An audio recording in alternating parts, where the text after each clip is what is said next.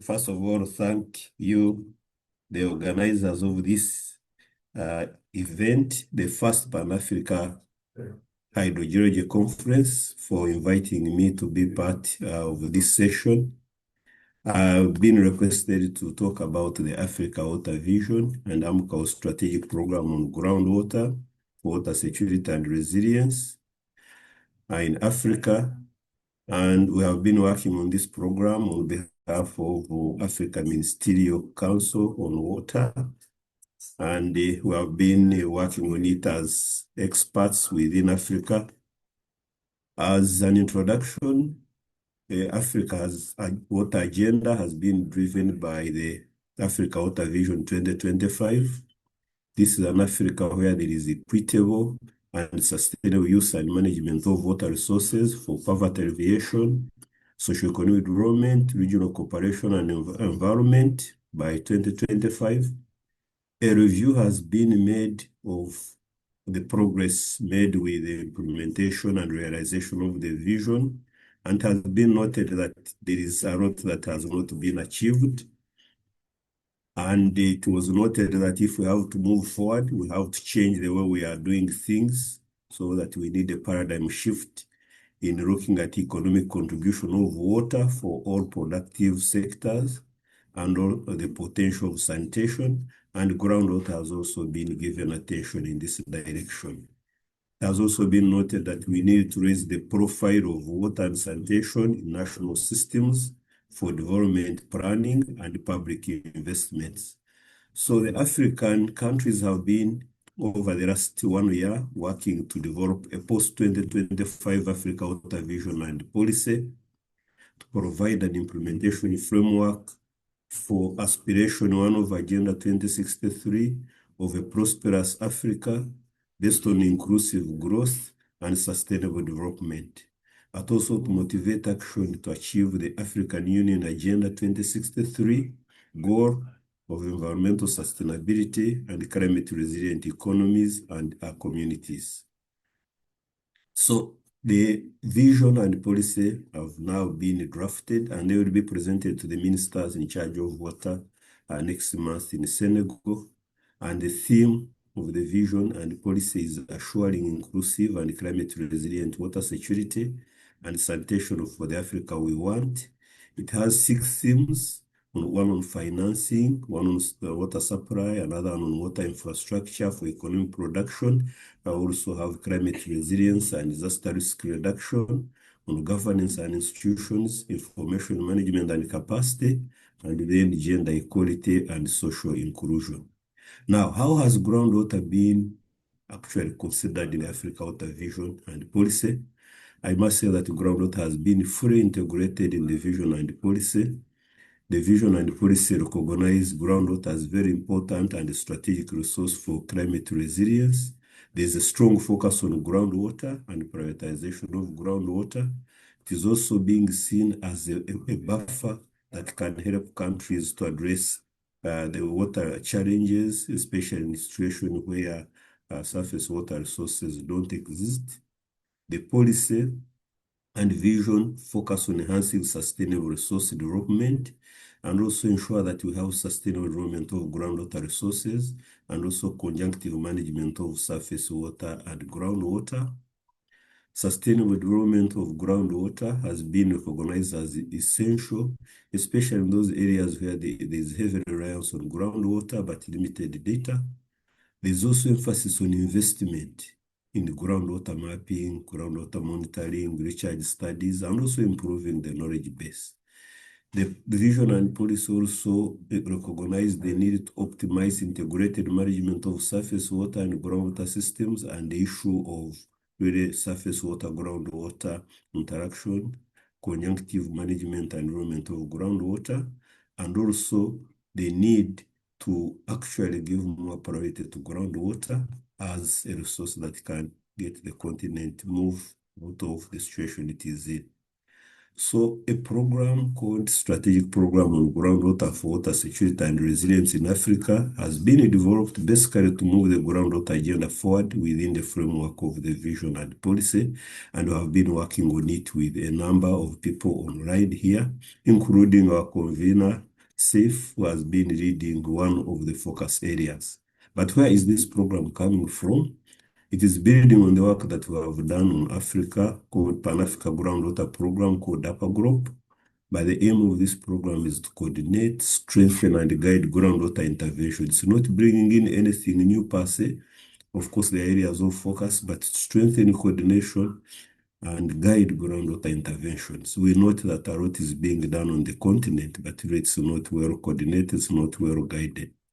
And the formulation of the program has been driven by the overarching objective to improve policy and practice and support capacity development, knowledge and information sharing in groundwater, including transboundary water management. And the program is targeted at accelerating sustainable management and utilization of groundwater resources for socio-economic development in support of Agenda 2063. It will bring in more coordinated approach that has really not been existing.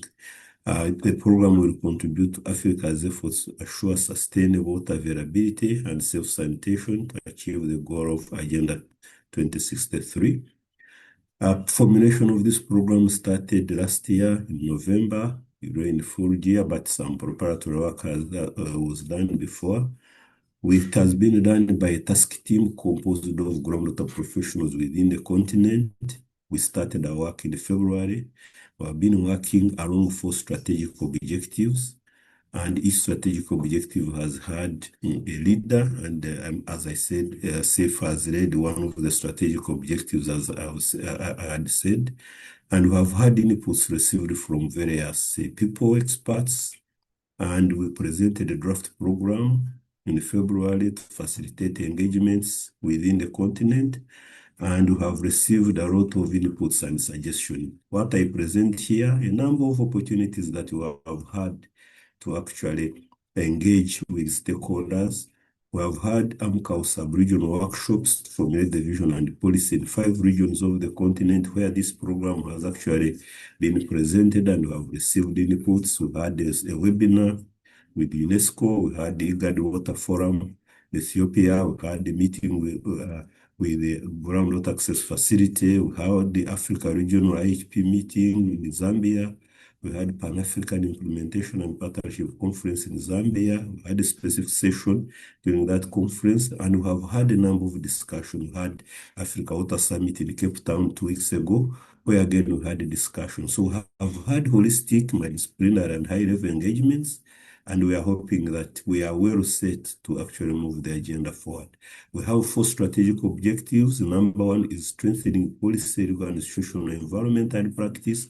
The second one is multi-level human and institutional groundwater management capacity. The third one is building a case to demonstrate the economic value and cross-sector benefits of groundwater. And the fourth one is to develop and operationalize tools to raise awareness and support evidence decision making. So the strategic objectives cover the whole scope of groundwater. What has been brought in strongly is strategic objective number 3, making a business case. And we do believe that by improving policies, strengthening institutions, building capacity, improving knowledge base, and promoting best practice, we shall be able to unlock the potential of groundwater to contribute significantly to water security, build resilience, climate change, and drive sustainable development. So under each strategic objectives, we have key result areas. For example, under number 1, we want to raise the profile of groundwater within the different agenda at the continent. We want to strengthen legal, policy, and social frameworks. We also want to have a compendium of laws, policies, and strategies and guidelines put together for use. Under capacity, we want to have continental cooperation arrangements so that we can build capacity at different levels. We want also to make sure that we have capacity in developing tools. We are talking about a knowledge incubator initiative. We're also talking about courses that are already being conducted at the continent. We make an inventory and take advantage of them. On building a business case, we want to focus on how we can leverage on existing funding to give more priority to groundwater. We want to make sure that we document best practices and studies that make a business case and demonstrate economic benefits of investing in groundwater, economic optimization of groundwater and its contribution to climate resilience, and also we want to improve access to local finance for groundwater. On tools, we want to make an inventory of existing guidelines and tools. We want to set up a continental groundwater implementation support mechanism so that countries can draw from that. We want to produce maps that can regularly guide the work, and also want to continue improving on the Africa groundwater terrace. And under here, that's where we want to ensure that all the tools that are available are optimized, including innovative tools. How is this program going to be implemented? We are going to implement it within a framework of Africa Vision 2063 and policy. We are looking at integrated phased approach synchronized with this agenda. We are looking at the first phase, which is running from 2026 to 2033, focusing on consolidating the gains, and subsequent phases will actually follow the agenda. We are hoping that as we continue integrating groundwater in this agenda, then we'll bring it high on the continent's priority list. How is it going to be coordinated at continental level? African Ministerial Council or Secretariat will be coordinating, working with African Union, Africa Development Bank, and many agencies. At the regional level, we want the regional economic communities working with other organizations, river basins take charge. At the national level, ministries responsible for water take charge, and the lower levels would expect the local level governments to take charge. So we are focusing on more coordination, more integration, and we want the mandated institutions to take charge of that. The success of the program is going to depend on creating strategic partnerships and collaboration among stakeholders. We want to leverage on existing resources, create synergies, avoid duplication, deliver consolidated program, and have a number of principles that are going to guide us, which really we hope that once implemented, we deliver a consolidated and strong program, and we shall be monitoring progress through African water and sanitation sector monitoring framework. In terms of financing, again, we have looked at how groundwater is currently being funded. We have noted that it is piecemeal funding, but we are looking at 4 sources: domestic public finance, domestic private finance, foreign public finance, and foreign private finance. And we do believe that from these sources, we'll be able to mobilize resources for groundwater. We are proposing that we mainstream groundwater into key development programs so that we can unlock its full potential. For example, integrate it in agriculture agenda, comprehensive Africa Groundwater Development Program, CADIP, on Africa Climate Resilience Strategy, on Africa Continental Free Trade Area, and all of these, that if we integrate groundwater in these ongoing programs, then we'll give it space to contribute, but also to get more priority. We have Africa Groundwater Access Facility that has been created basically as a multi-partner financing mechanism to address data and evidence and also investment. This is being led by UNDP, working with other partners, has started in IGAD region. It is going to Sahel region. We want to scale it up and we want to look at it as an implementation mechanism. And we also have Africa Water Investment Program, where countries are focusing on how to get investments for water, and we hope that groundwater will be integrated. We do hope that once all this is done, groundwater will be given more priority, and will contribute more to the development of the continent. And I want to call upon all of you to come forward and join. This work has been made possible by a number of organizations, AMCAL Secretariat, which has provided technical and secretarial support.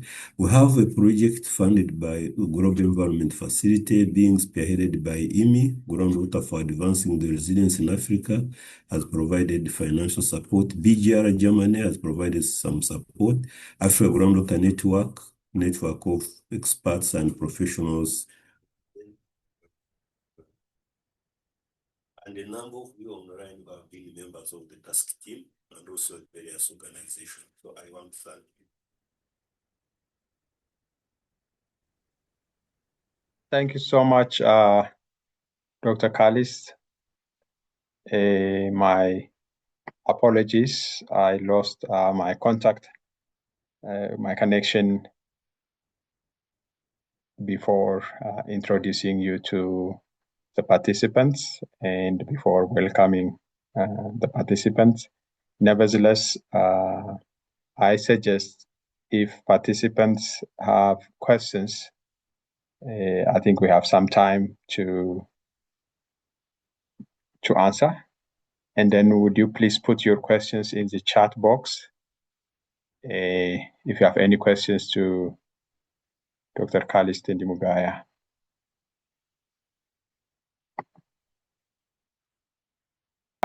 In the meantime, let me give a brief highlight about this conference webinar on behalf of the organizing committee. So the organizing committee has been drawn from nearly 11 African countries, and that this is the first of its kind, the first Pan-African IAH Hydrogeology Congress.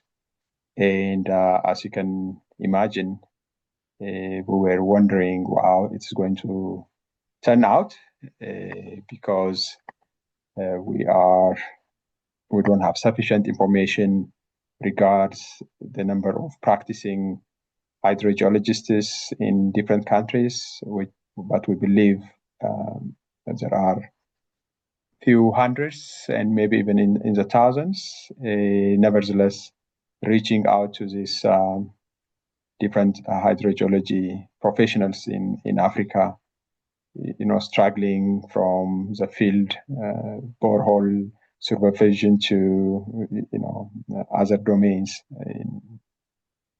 So reaching out to them would be one of the challenging tasks. But it merits to try it and to see how it is going to turn out. And this is because in Africa, we are at a critical juncture. And that critical juncture is that Africa has started to concretize, as you might have seen from the presentation by Dr. Callist, to concretize its effort in sustainable use of groundwater for socio-economic development. And one witness of that is a recent report by the World Bank on what access to groundwater would mean in terms of education, health outcome, poverty levels, etc. So access to, and then malnutrition, etc. So access to groundwater would greatly serve to achieve a number of SDG targets. Nevertheless, one can imagine the extent of capacity, human capacity required, or technical capacity required to convert the promises that groundwater has. A number of reports, recent research over the past decade has demonstrated the groundwater potential in Africa. But converting that into practice, in addition to or as part of the requirements to make use of it for socio-economic transformation, capacity is critical. So with this first workshop or first Congress, we aim to learn about what kind of research is happening, what kind of education programs exist in the country. So from these snapshots of presentations from different parts of Africa, we intend to learn about what is happening on the ground. And then, as you might have known, the IAH, International Association of Hydrogeologists, has Sub-Saharan Africa chapter, and we have around 400 members. And then the organizing committee, most of them are members of the IAH Sub-Saharan Africa. I chaired the members, and the members are drawn from 9 African countries, also the 10 African countries. Dr. Lydia Olaka from University of Nairobi, Kenya, Dr. Sainabou Cissé from University of Sheikh Anta Diop, Senegal, Dr. Bahailu Brhanu from Addis Ababa University, Ethiopia, Dr. Edward Bam from University of Hassan VI, Morocco, Dr. Cynthia Lar from Ghana Atomic Energy Commission, Professor Anthony Du from Ghana Association of Hydrogeologists, Udi from Department of Water and Sanitation, South Africa, Dr. Piet Kanabeto from University of Botswana, Dr. Maha Abdulramin from Sudan and Nile Basin Initiative, and Dr. Nawal Afra from Libya. So this gathering came at a critical juncture when also Africa is concretizing its vision and also supported by the groundwater programs that Dr. Callist has presented. So over the coming 3 days, we'll listen to learn from what's happening from different African countries, and there has been around 85 abstract submissions, of which we selected 36 based on merits as well as also regional representation. So I was meant to invite Dr. Callist, but Dr. Callist has already made his presentations and highlighted the African post-2025 African Groundwater Program. We have all learned what is aimed through its 4 pillars. And thank you, Dr. Callist, for your presentation. And I hope if there are some questions from the participants, please allow some more minutes for questions and answers. And thank you so much for joining. And then this is going to be an exciting 3 days. We have already nearly 100 participants. So I hope we maintain this number over the coming days. And then any question to Dr. Callist, please raise your hands or put that in the chat box. Thank you, Prof, for the briefing. Yes, there are some questions in the Q&A. So I will forward that to Dr. Callist. Augustine asked if the project are received by all African heads of states, and what has been their commitment to this strategy. This is by Augustine. I can see that Dr. Callist already responded to that question. The other is by Adum Yusuf from Chad. He said, how can we do the implementation of the strategic program in the local context for Chad specifically? I will add a couple of questions, and I will give the floor to Dr. Callist to respond. You also already responded to the question raised by Mohammed Lane from Radio Ethiopia. It's more a specific question, and I think he raised the challenge that they are facing in that particular location in terms of significant groundwater drawdown. You may, if you want, you can also add on that, but I can see that you have responded to that. In addition to that, I have seen some hands raised. Probably let's add a couple of questions. Then we'll give a floor to Dr. Callist. So those of you who raised your hands, please put on your mic and you can forward directly to Dr. Callist. Thank you.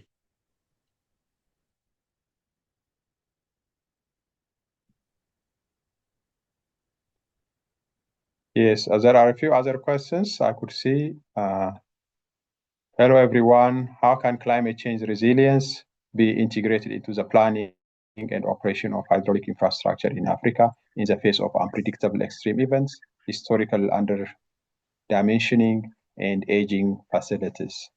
This question is from Ayub Madi. And then the other question, again, to Dr. Callist, is by Tadele Danye from Ethiopia. What is being taught about when it comes to data and monitoring platforms in Africa? So maybe Dr. Callist, if you could address these questions. Yes, thank you very much, Seifu, for that. Again, we have been indeed together. You have been leading strategic objective number 2, but also you have contributed to the others. I don't know the other colleagues, but I see a number of colleagues that have contributed this program, Professor Tani, Chibuike, and the rest of the team on the line. One of the things I think we are bringing in this program is coordination, partnerships, and collaboration. We do note that a lot of work is being done on the continent, but we really don't learn from each other, we don't work with each other.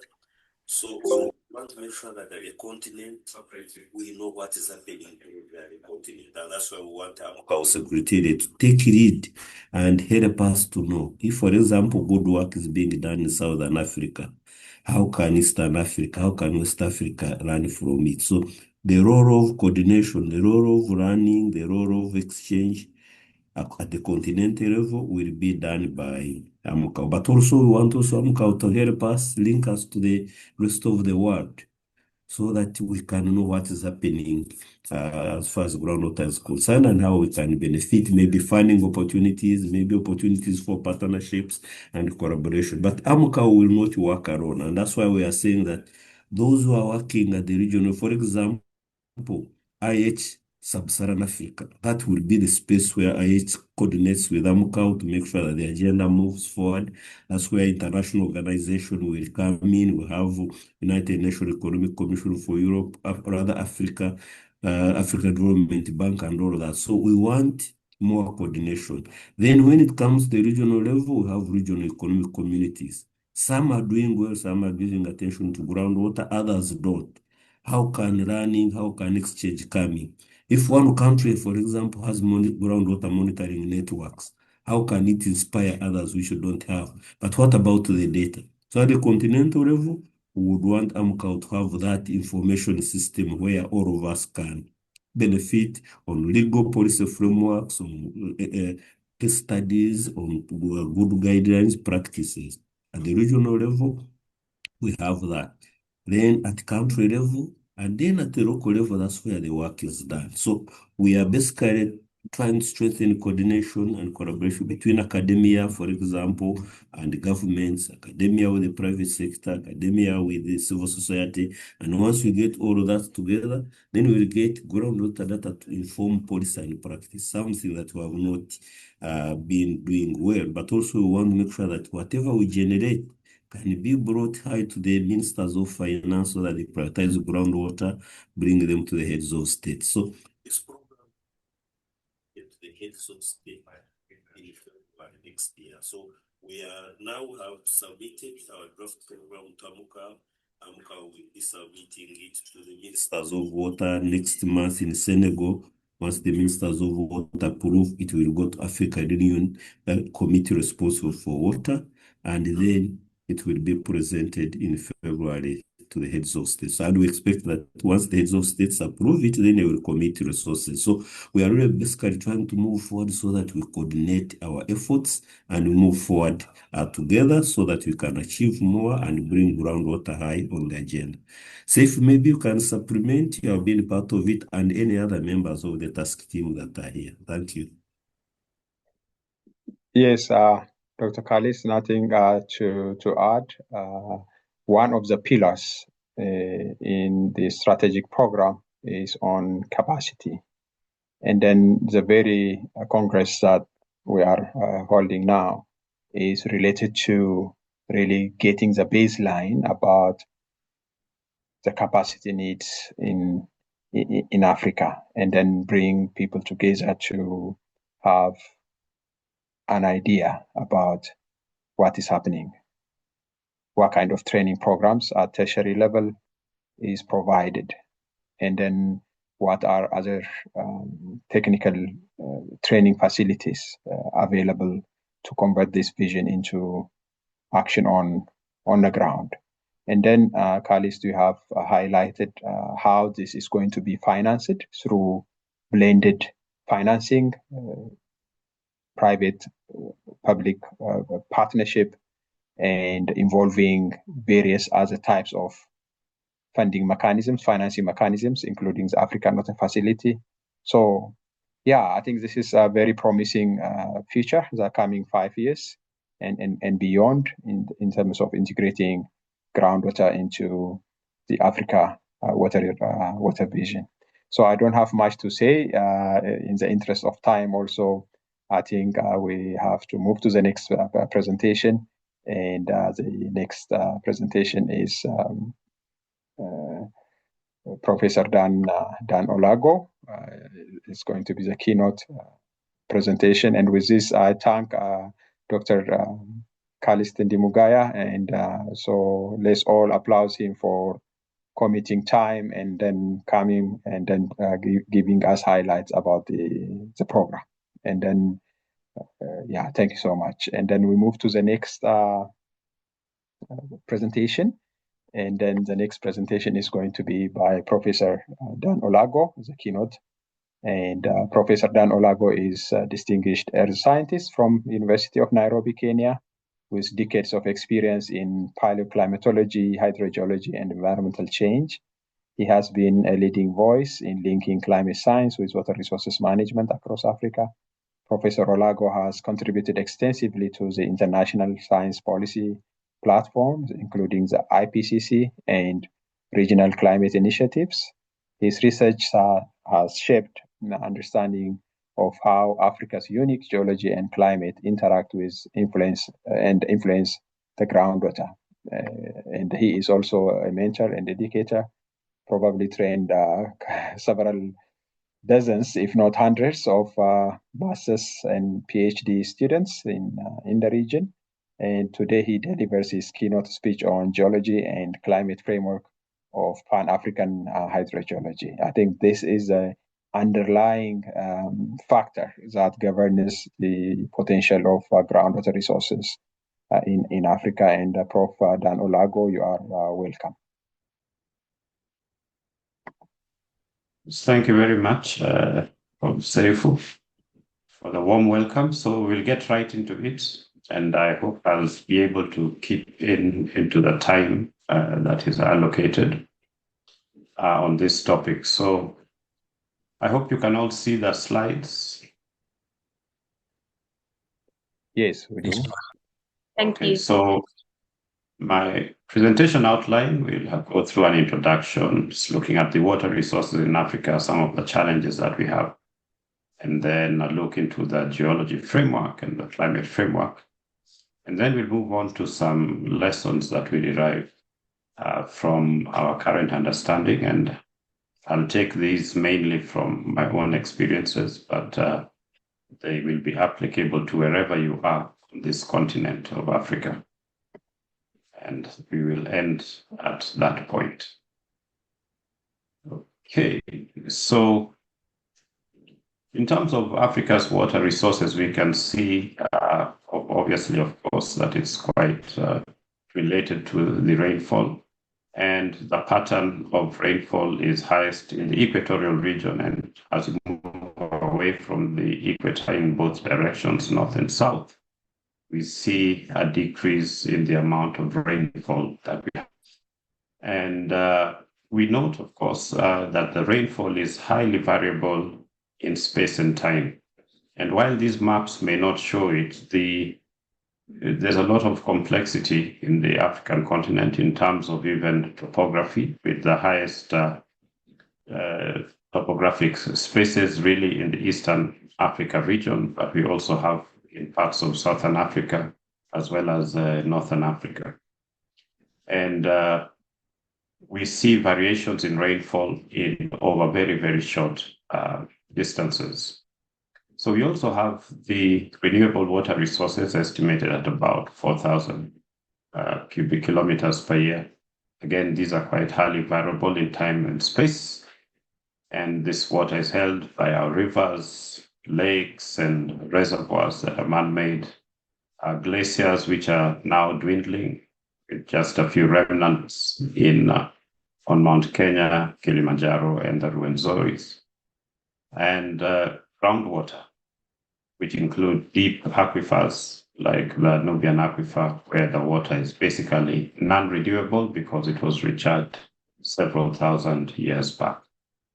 We're also moving into non-conventional water resources, including wastewater recycling, as well as desalination.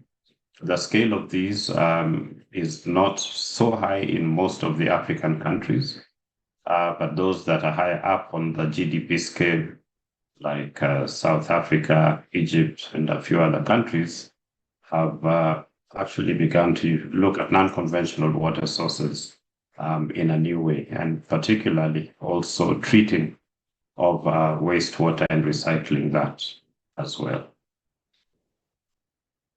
So this African continent has at least 63 international river basins. And we also have the East African Great Lakes region with the major lakes like Turkana, Victoria, Malawi, Tanganyika, Edward, and others, as well as 106 transboundary aquifers. Now, this really tells us that the water resource really lies at the interface between countries.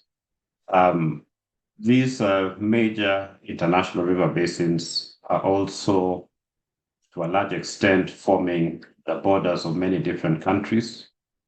Similarly, so for the East African Great Lakes, for example, Lake Victoria is shared by 3 countries, Kenya, Uganda, and Tanzania.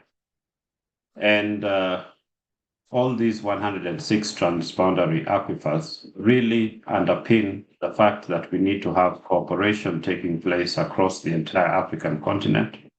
And I'm happy to note that it is a major focus of the Africa Water Vision post-25 going forward. So that is really key, but this also introduces some of the complexity in terms of managing the water resources. So some of our current challenges on the continent, we note that more than 300 million people living on this continent do not have access to safe drinking water. And secondly, is that there's a large percentage of 35 countries where people have access to less than 50 liters per person per day. Most of these countries located in Africa. And again, a good number of our countries are under the stress of acute water shortage. And we also note that water demand over the past century has increased 6-fold. And with nested in that increase are rising competing demands. Irrigation agriculture is being scaled up. We know that there are land leases are also taking place, mega land leases to other countries who have interest in products for their own agricultural products for their own consumption. Commercial activities are increasing and are becoming increasingly dispersed within the continent as many countries are moving into kind of would call non-centralized governance systems, so allowing a lot more activities to move into previously very rural and pristine areas. The extractive industry is also growing in leaps and bounds. We've had major oil discoveries within the region since the 2000s, new virgin territories like in Eastern Africa, for example. Of course, they are facing the challenge of fossil fuels vis-a-vis climate change, but the mitigation of climate changes is also bringing in another new dimension, which is the demand for minerals that can be used for generation of clean energy, lithium, copper, and others. So the extractive industry in that regard, we are seeing a lot more research coming in and a lot more work being done to discover these new mineral resources. And of course, we know that the link between minerals and mineral extraction and groundwater is generally one that is kind of mutually exclusive, okay, because of the pollution that normally happens to our groundwater systems. The other bit is that much of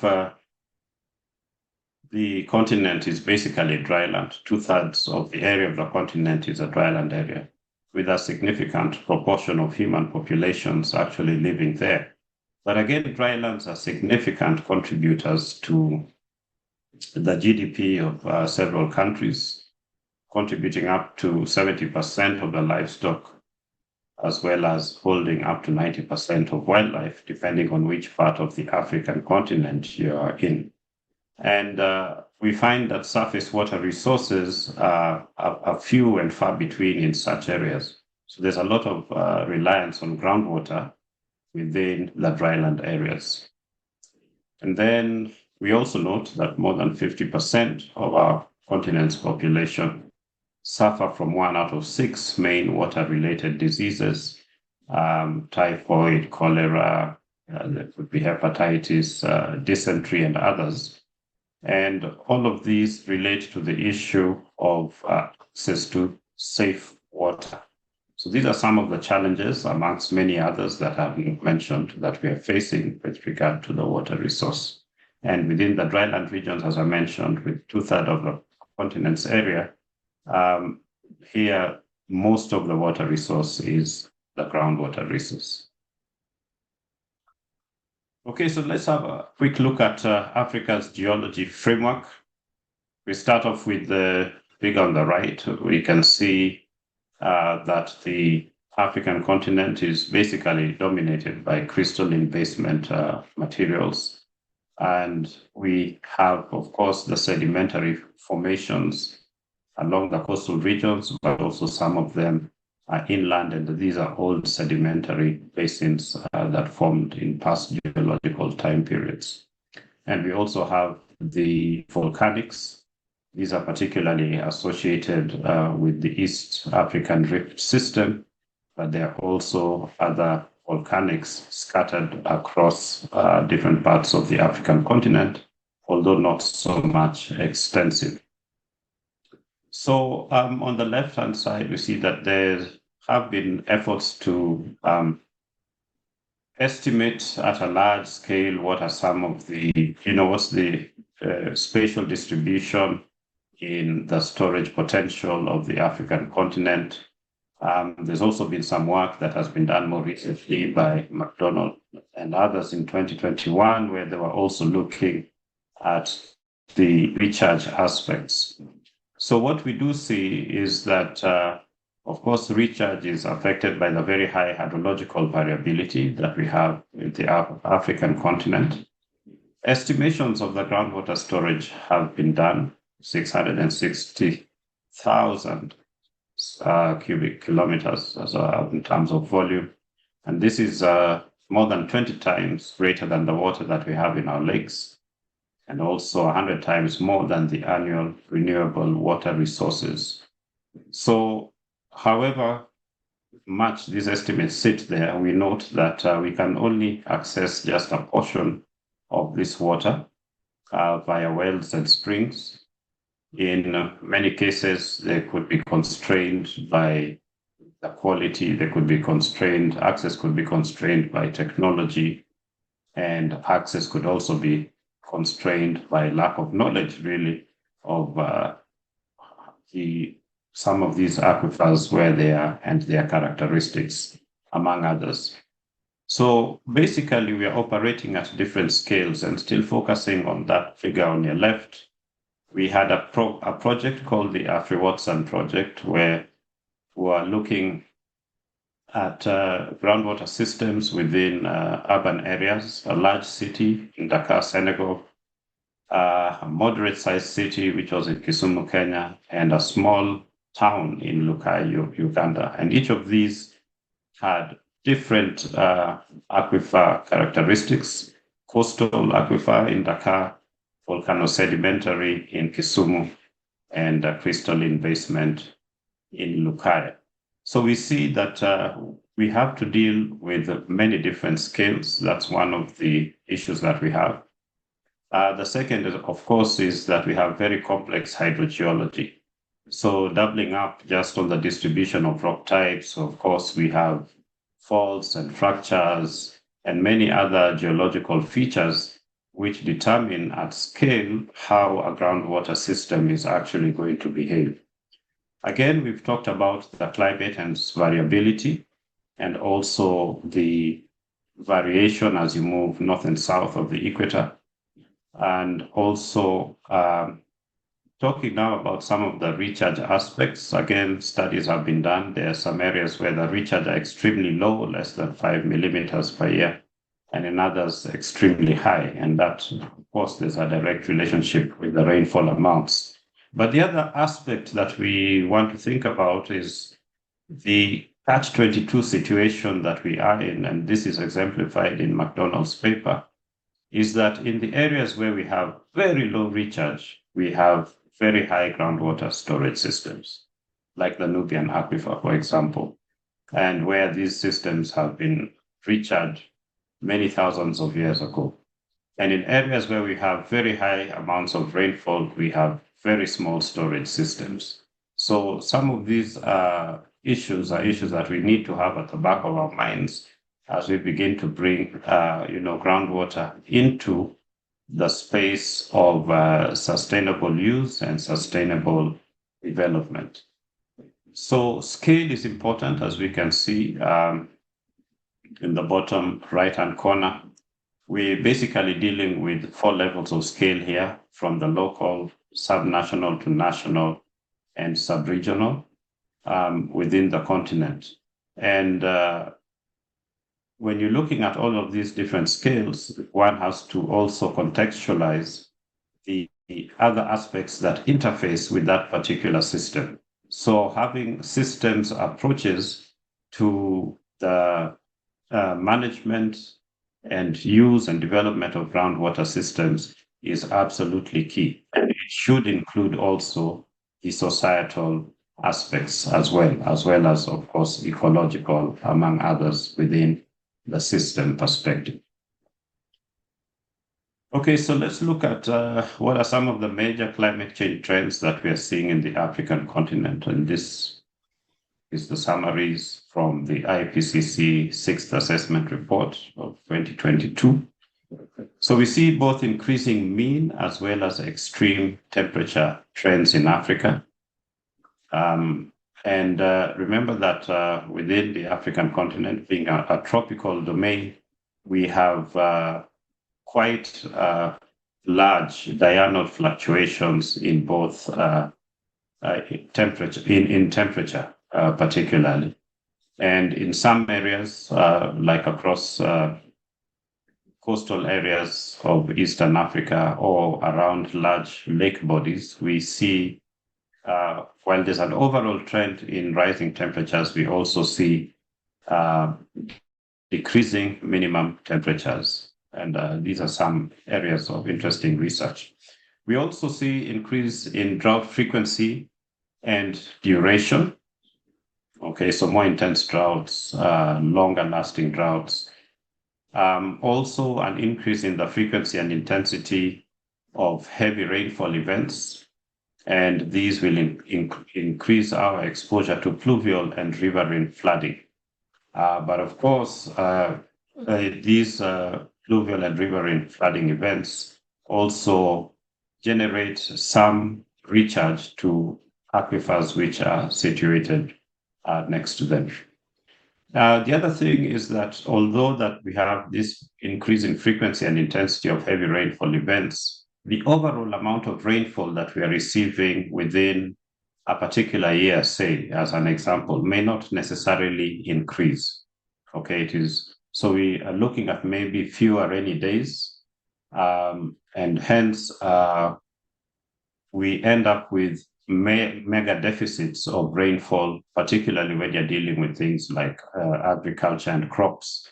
So while overall in a year you might have the same amount of rainfall that you've been having over the past 50 years, you now have rainfall falling, all of it falling within 3 days, and it's not well distributed through a season.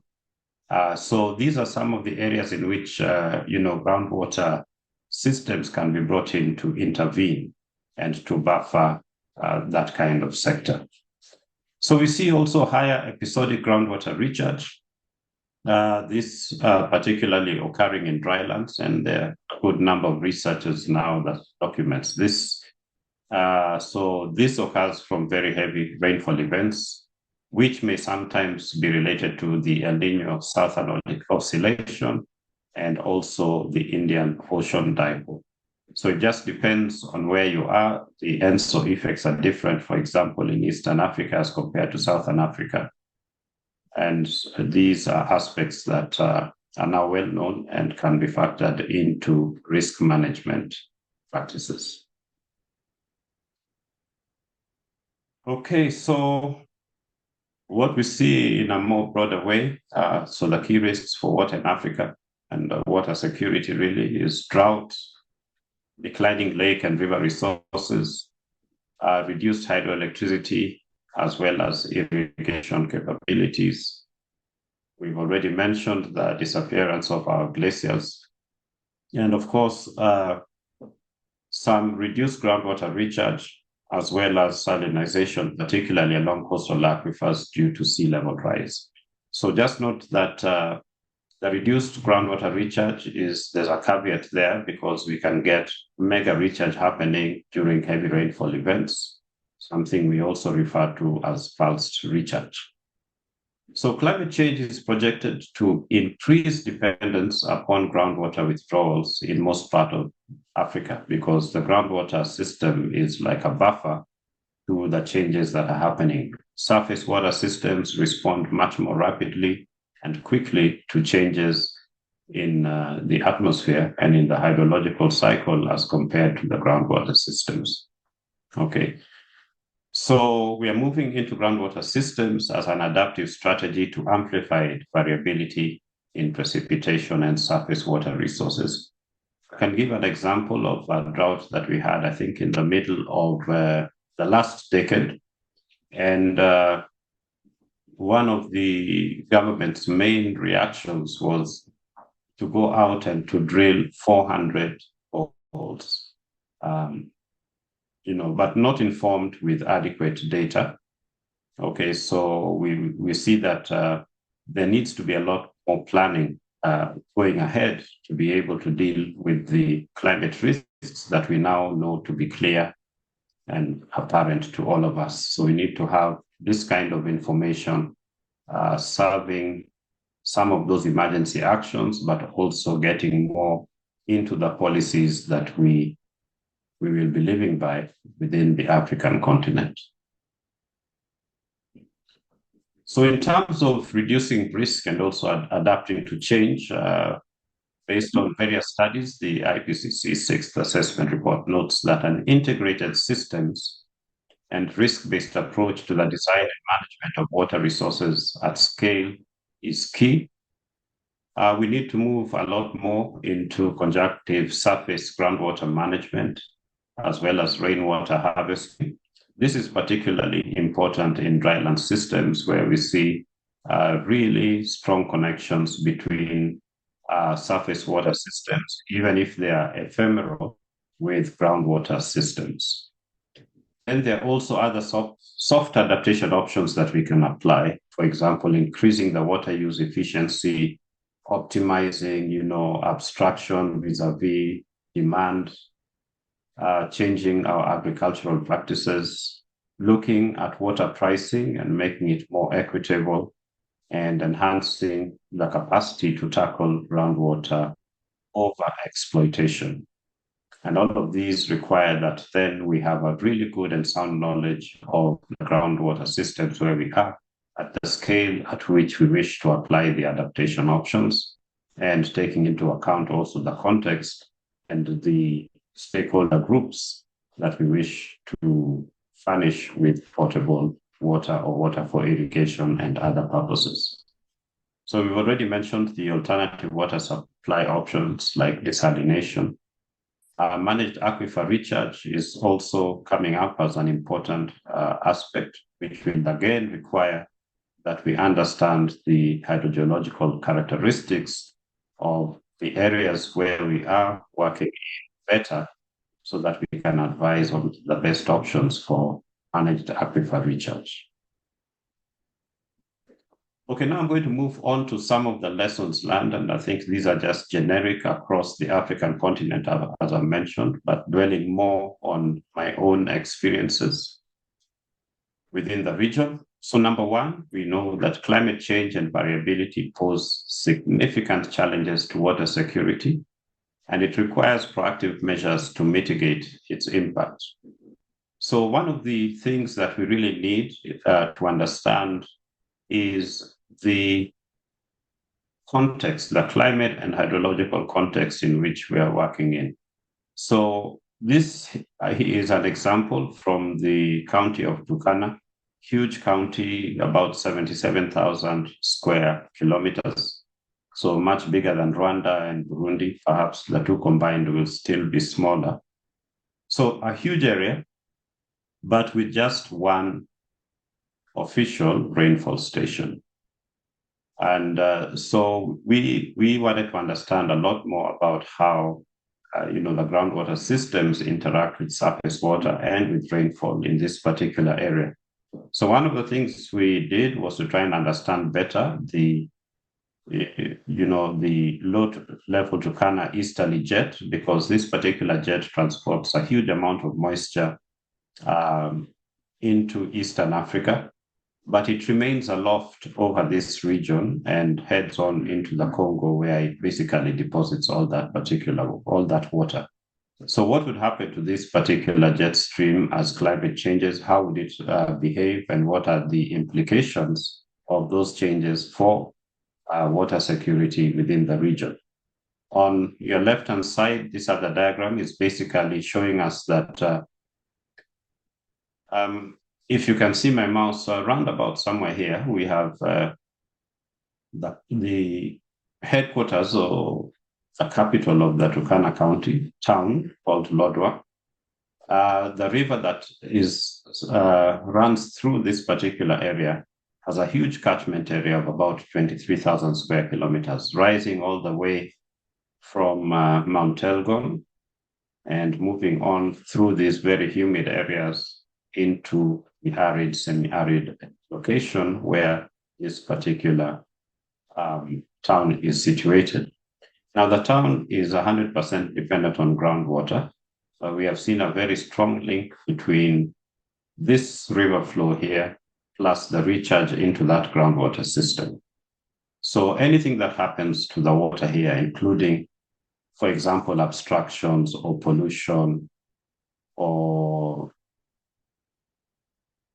holding up the water for other purposes, is going to affect the water supplies which are going into this town. So in essence, even though you might be in a very small area, it's important to be able to understand the different facets that can affect that system, as well as at what scale that system will be affected, so that we can define who are the key stakeholders that we need to interact in the protection and management of such a system.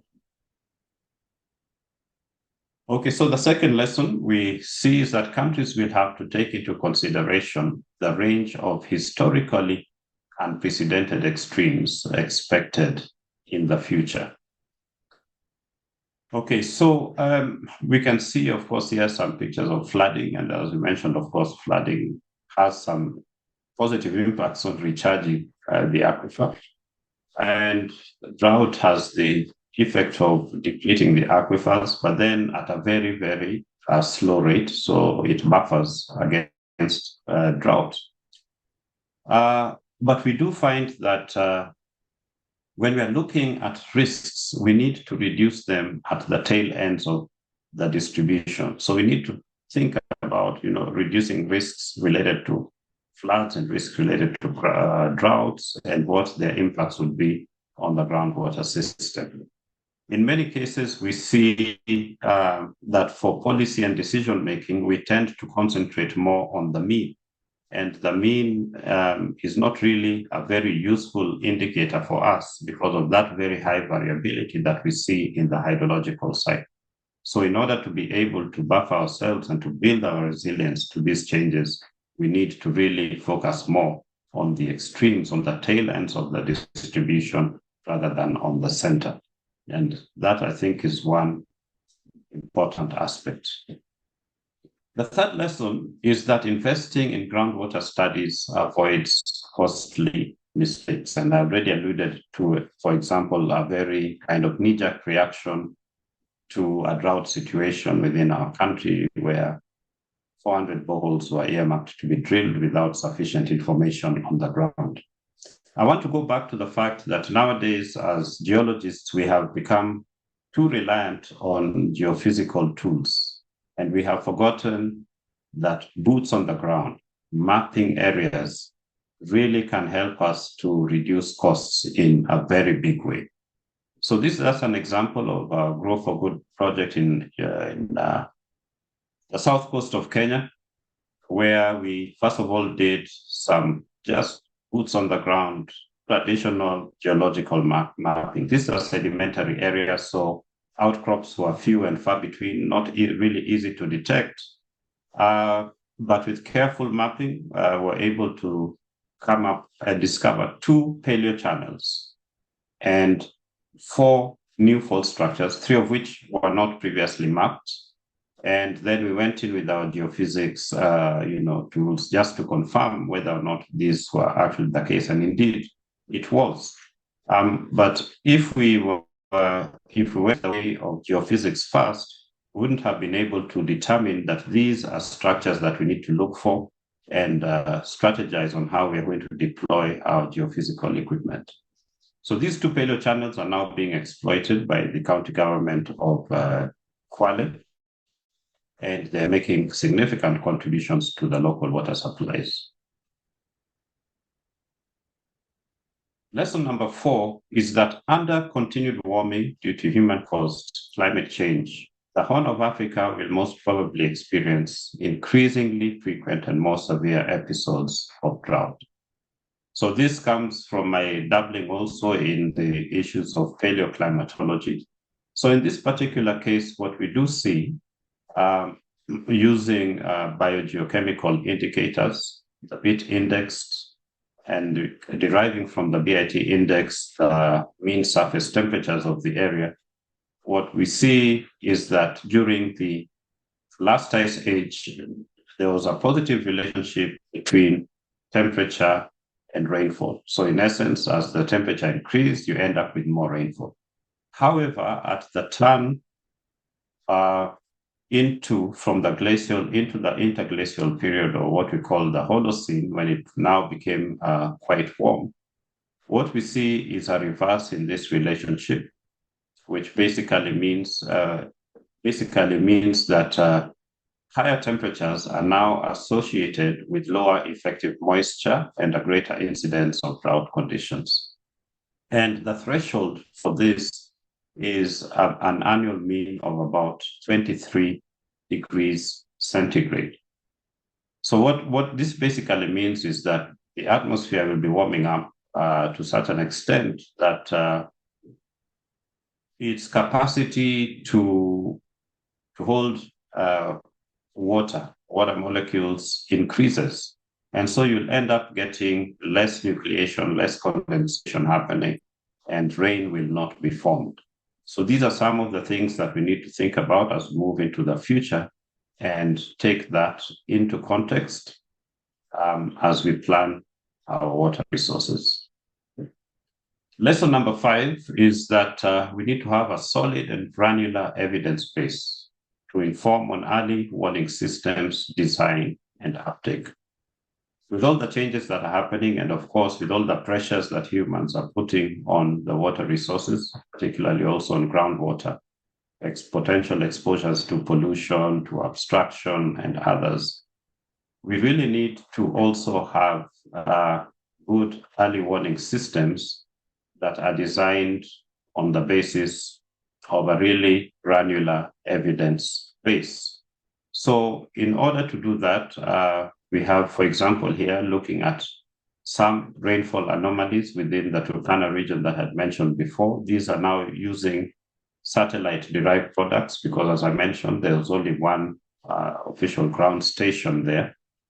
But it helps us to look at the seasonal rainfall distribution within this particular county. Now, why was that important?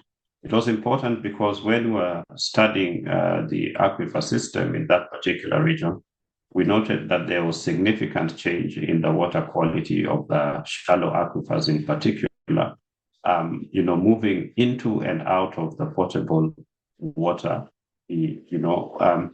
range over the different seasons. And that had implications for how the water utility company had to readjust its planning in terms of abstraction as well as in terms of treatment of the water. So that was very important. And here we are launching a balloon really just to get a better understanding of the dynamics of the atmosphere, though not in this particular region, but it would give us a lot more information on how the weather systems behave in the country. Lesson number 5 is that we need integrated scenarios, as these are very important to guide water uses and allocations. So this is in the context of decision-making systems, which are, of course, extremely important. So this particular study was looking at that large catchment area that I had mentioned and looking at how it would affect, various demands under different climate scenarios would affect the groundwater resource itself. And with this kind of information, we are better able to make decisions that will work and decisions that can be sustained over the long term. So integrated scenarios as part of decision making is extremely important. Lesson number 6 is that risk-based, interdisciplinary, and participatory approaches offer the best solutions to water security issues at scale. So we run a 10-year project called the REACH program. And in Kenya, we had 2 observatories, Turkana and Kitui. We also had another 2 observatories in Ethiopia and 3 observatories in Bangladesh. And so with this approach, we had certain targets that we wanted. And in this particular case was to improve water quality management, to strengthen institutions for water security, to reduce inequalities in water security, and to build capacity for climate resilience. So you can see that everybody was working together. The foci of the work was multifaceted and also interdisciplinary.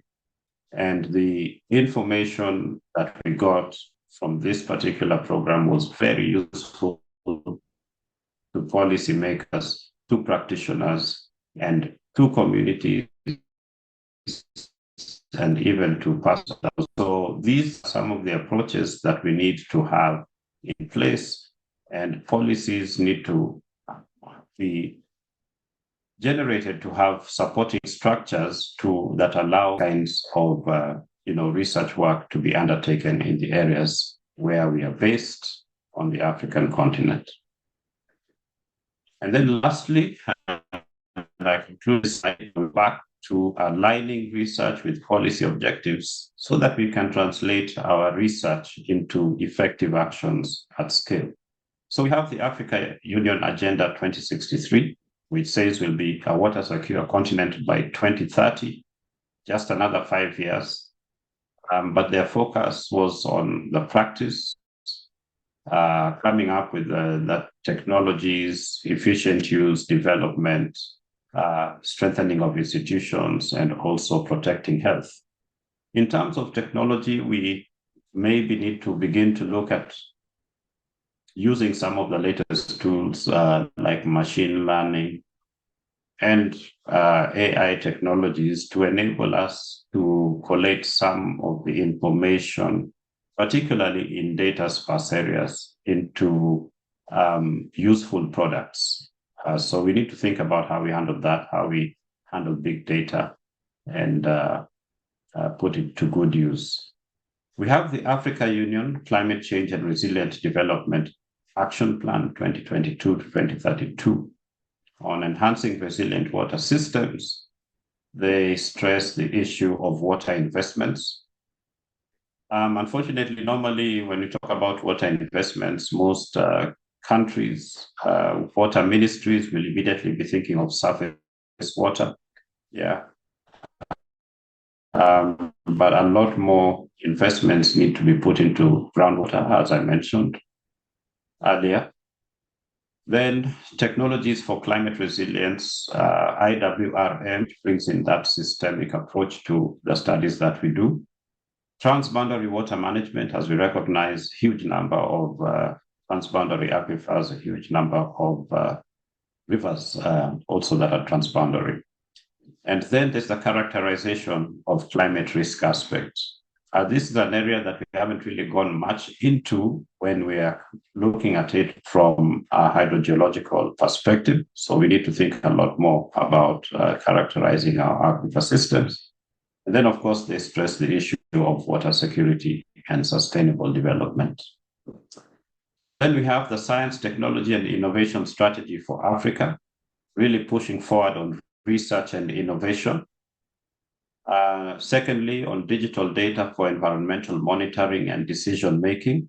And I think this is an area where we also need to have a huge cooperation between all the countries within the continent to be able to put our data into such a system so that we can make decisions at scale.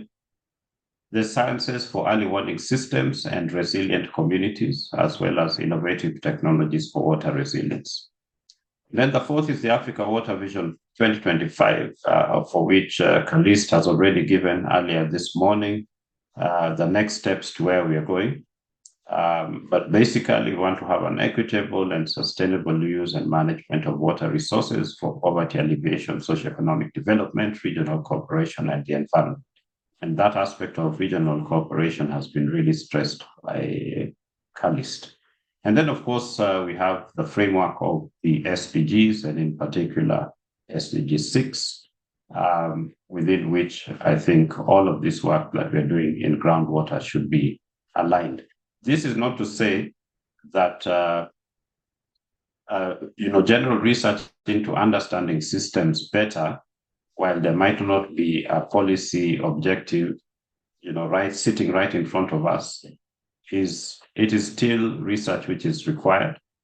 And again, if we're going to inform policy, then we need to really understand the systems that we have and how they behave. And as long as we remain with inadequate information and inadequate data, then we're not going to have a mega positive influence on policy.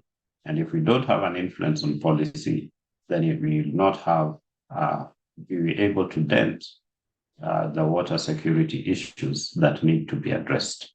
So thank you very much. That's the end of my presentation. Okay, thank you so much, Prof. Olago, for such enlightening and very rich presentation. And you have touched up on so many interesting, extremely relevant issues, from setting out and highlighting the frameworks, geologic frameworks, and climate settings and climate frameworks, and then different lessons you have drawn from the research you have been doing. And so I'll not be summarizing them. It's too tough to summarize what you have highlighted. Very clear presentation. And so I'll leave maybe the next 5 minutes for Q&A. And then colleagues, if you have any question to Prof. Olago, please raise them in the chat box or raise your hands. So one question from Anonymous says, can groundwater guarantee Africa's water security? My thesis, the overdependence on the assurance of the availability is self-limiting, causing us not to think creatively and consider building more permanent solutions like water engineering systems to guarantee our water security. Household boreholes, water tanks, and water pumps will keep us permanently water poor. So any reflection on that? Yes, absolutely, absolutely. Like I mentioned, all solutions must be appropriately done at the scale where they are the most effective. So saying that groundwater will, in a blanket statement, will basically answer all our water security needs and issues, I don't think is a correct thing to say.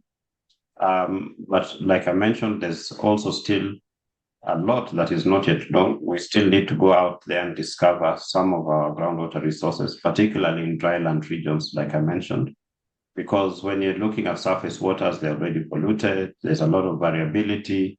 How do you generate the supplies? Alternative water sources like desalination are really expensive. Wastewater treatment, much, much more expensive. So the space for innovation is there. The space for bringing in even efficiencies in how we use the water that we have already is also key. So I think this is a problem that will be tackled where there is a concerted effort and also intersectoral effort that also includes society, so that we can come up with positive outcomes that can be maintained and sustained over the long term. Thank you. Yeah, maybe this is a similar question, a follow-up, and given the fact that sea level is rising or are rising, and we are advocating the less dependence on groundwater for our needs, could desalination of seawater be a solution to consider? Yes, yeah. So the issue of the sea level rising is really a project that even goes beyond the groundwater system, because there's a pushback. Nature is pushing back on coastal cities, for example. So if you lose your entire coastal city, there'll be no people and there'll be no exploitation. No one will worry about the groundwater there being saline. But remember that there's always a head between freshwater, pressure head between the freshwater and saline water systems. So these could just basically also be retreating systems. And yeah, so it's an interesting question, but I think the bigger impacts would have to be looked at in a systemic way rather than from the single point of view of groundwater protection. Yeah, thank you so much, Prof. And then you have also highlighted the importance of scale and appropriate data and information gathered at that scale to tackle those problems than, quickly rushing into key jerk kind of, and then the role of the hydrogeologist in getting this data out and using that kind of information for successful groundwater development or monitoring. And then, yeah, Prof, in the interest of time, I think we'll have to move to the next presentation. I think this presentation record will be available on YouTube and through the IH webpage, and then participants, we can re-listen to this later. And thank you so much, Prof. Olago, for your rich presentation. So in the interest of time, we'll move to the next agenda item. Now I'll hand over to my colleagues, the other organizing committee, Edward, Bahailu, and Lydia, to lead us through the next process. Emmanuel? Yes. The floor is yours now. Okay. Good morning, everyone. I am Emmanuel from the Institute of Groundwater Management at TU Dresden, Germany. So I will be presenting our research where we are working on ways of enhancing global groundwater models using local and regional modeling sites. We'll talk also about the challenges and opportunities. So I will be starting with the introduction and motivation for the work, and then with the discussion and conclusion that we are grounded in methodology and the results. So these 4 questions are going to guide our presentations and our reason for the work. The first two set of questions are relating to distribution and sustainability of global groundwater. And the first question is how much groundwater actually exists and how fast is this groundwater changing globally? And then the second question will be how will the groundwater exceed demand even if we have an efficiency increase in the use? The last two set of questions will be related to climate change impact, and it's asking on which groundwater basins will become the climate hotspots in the coming decades, and how will global warming affect the recharge, base flow, and water security in general. In order to get answers to the above questions, we have to use some robust ways, and this guy here is promising some good answers to the questions, and he's saying, I am Mr. GGM, will be here to help only if you treat me better. So Mr. GGM is Mr. Global Groundwater Modeling, and treating him better means giving the model the right input and the right parameterization to be able to answer the questions in a very reliable and efficient way. Like I mentioned earlier, the global models are very promising in managing the global water resources. However, the way they are laden with a lot of uncertainties, and these uncertainties, as you can see from the map here, by work done by Robert Reinig, where he made an ensemble study of water table depth. You can see the uncertainties are tied to topography, for example, the Western, North and South America, and also in terms of climate, the arid regions of North Africa and South Europe. And also you can see the topography, also the Himalayas. And you can see the uncertainties is very high in the range of 100 meters and above. This is the size of a football field, so probably this is not acceptable, and you cannot make an informed decision based on this. So he further went to attribute this uncertainty to poor system conceptualization. Basically, different modelers view the systems differently, and also the variability in data set that these modelers use enforcing the model. So in our work, we are adopting a very simple fix, basically to optimize the foundation of these models, basically their conceptual understanding using local insights from different hydrological landscapes. So basically, we are trying to learn from the local and regional model and transferring this knowledge to global models. Our methodology is basically a bottom-up knowledge transfer, like I mentioned, learning from the local and regional, and seeing how we can incorporate these models to these insights to the global model. So the first aspect of our methodology is global landscape classification.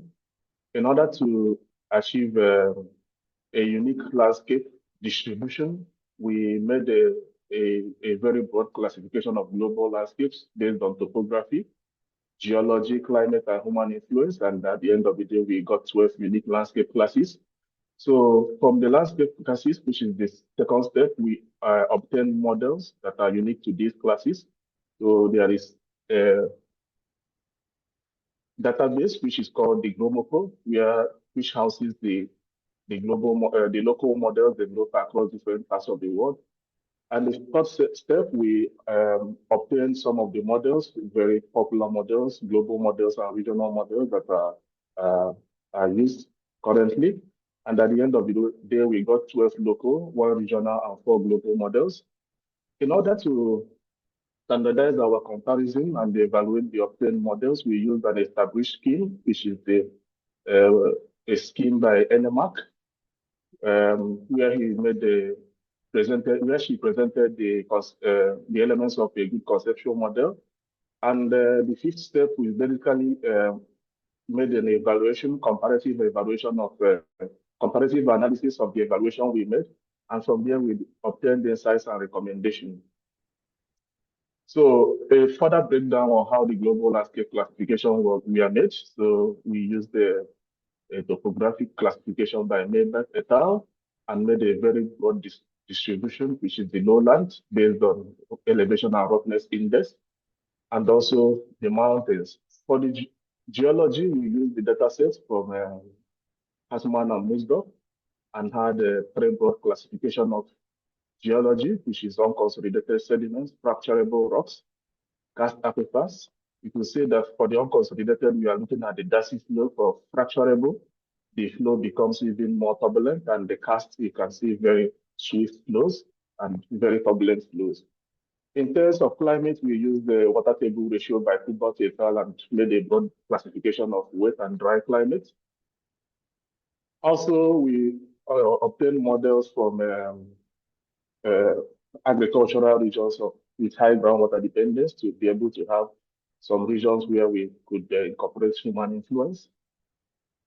At the end of the day, these are the models we obtained based on a clear conceptual schematic, because we want to see how the modelers visualize the system, which is very important to our work, and also obtain models that fall within single landscape subdivision. And also we try to have as much as possible geospatial representation of the models, not just centered maybe in one particular region of the world. We try to get models as much as possible from different locations. So this is the NMR team, where she presented the elements of a conceptual model, and she has 17 conceptual model components with 3 broad classifications of physical structure, process structure, and spatial variability structure. So we use this NMR scheme to make some checklist of model components. This is basically what each of the obtained models contain. As you can see, we have 12 local models, 1 regional and 4 global models. If you look at the compaction, the section of local models, you can see you have more groups than you have in this area. But in general, you can see that not even the local model implemented all the 17 model components. And these models are landscape specific and are adapted to local hydrological process. This is opposed to global models that use one conceptualization to simulate everything globally. So this is part of our foundation for this study. And also based on our evaluation, we made a normalized presence. We normalized the presence of the model components across the 12 local and 4 global models. So basically the green is the global and the orange is the local models. Overall, like expected, we noticed that the local models has a much more representation of processes and structures compared to global models. However, it is striking to note that the global models misses the aquifers, the faults, the impermeable layers, the spring discharge, and the groundwater saline groundwater interface. So basically, portions of this portion are mostly missing. And also we can see the spatial variability is poorly represented in these regions with about 25%. However, there are key things that are well represented. Everything is not actually negative, like the recharge is well represented, the groundwater surface water interaction, evaporation, aquifer, KV, vertical and horizontal conductivity. In this note, the global models, the way they currently are meant to contain all these whole processes. So these processes, if they are not present in the local model, it is forgivable because they are adapted to a particular location. However, the global models have a wide coverage, so they might not be forgivable to global models because they currently, one conceptualization is used to model the entire globe. So this is what we are trying to solve in this study, one of the aspects. We also see how made a deficiency plot to see how this model varies across different landscapes. We evaluated the deficiency based on the number of components present in the local model but missing in global models, divided by the number of components found only in the local models. So you can see that even the global models, all of them have minimum deficiency of at least 20%. However, there are models such as the path flow, which is the regional model, understandable, and ECR globe in the deficiency range of 20 to 40%. They have the lowest deficiency at the core of the circle here. However, the geotrium, the water gap at V2 class has the highest deficiency. Also, we noticed that most of the lowest deficiency are found in lowland and mountain unconsolidated regions, which are the lowland regions and the unconsolidated mountain. Also, we try to put some missing features in global models compared to local scale applications. Basically, if you use these 4 global models to model any of this landscape, what could be missing or what will not be captured by any of these models? And in general, we could say that the karst landscapes, which are these in polygons, they have more missing model components. And also faults and usually the associated springs are most prominent in fractured, which are never incorporated in any of the global models and also in karst landscapes. However, the layering structure, the aquitard and the impermeable layers are more prominent in unconsolidated sediments, preferably in lowland areas. So we try to look at the possible omissions, what these omissions in global models, for example, the aquitars and the impermeable layer, what their omissions could lead to in the global models. And we could say that when you omit the aquitard, you are exaggerating the vertical connectivity, and the recharge tend to percolate into deeper layers at unrealistic rates. At the end of the day, you will have overly deep water tables. Also, for the faults and discontinuities, it depends on the role of the fault. Sometimes the faults can impede flow or compartmentalize flow, or sometimes they can as well channelize flow. So depending on the role of the fault, including or not including the fault can lead to bias in recharge, flow path and storage estimation errors. In terms of spring discharges, for example, in the karst regions where you normally have a very quick discharge, and the local flow paths where water comes in and goes through interflows very fast. When you omit the spring discharges, you try to route all the flows to regional flow pathways, thereby overestimation that the base flow that is contributing to the rivers in these karst regions. At the end of the day, you will have bias in discharge distribution and flow path realism.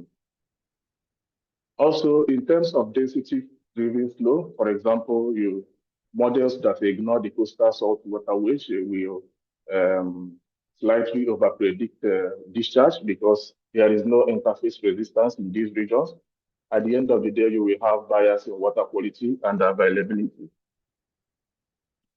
So in conclusion, like I mentioned, the global groundwater models have very high deficiencies, depending on the model, ranging from 20 to 80% across different landscapes. And they also omit these key structures, aquitars and faults. These gaps, however, might lead to bias in water level, storage estimation, flows, and connectivity. Also, these omissions are very prominent in landscape. These omissions are landscape dependent and they are worse in karst and fracture. However, they are much less pronounced in unconsolidated sediment. The future directions, because currently the way the global models are and the global modelers, some of the conceptualizations behind these models are not really well known and they don't have this documentation. So we are suggesting for an open source global scale conceptual model development and refinement database, whereby the global modelers can go to this database to see some of the most relevant features in each of the landscapes they are trying to simulate. And also we prioritize data collection in underrepresented regions. This also includes the downscaling of the already existing global data so that we can have some of the important data to be able to build this model. At the end of the day, which is currently in progress, we are developing some framework whereby, just like we have a land surface model that switch on snow routines, only where snow is needed, for example, in the Alps or in the mountains, global models can as well benefit from this kind of modular design, whereby the modelers can activate only landscape drilling processes collinear, and more adaptable solutions. So basically, in most regions where some of the features are not important, the modelers will exclude them from the model. And where they are very important, they can switch on these features so that they can have a more accurate and well-representative results for each of the locations they are trying to model. And this figure here is what would be the possible conceptual models for groundwater in different regions. For example, you see the carbonate regions, you have the cave, but for the unconsolidated regions or alluvial plains, you don't need the cave. Also, we could include this density-driven flow in mountain, in coastal regions, so that you can capture the processes in this region. Yeah, this is actually what we are currently working on, and it's still in progress. And that's all from my side. And thank you very much for listening.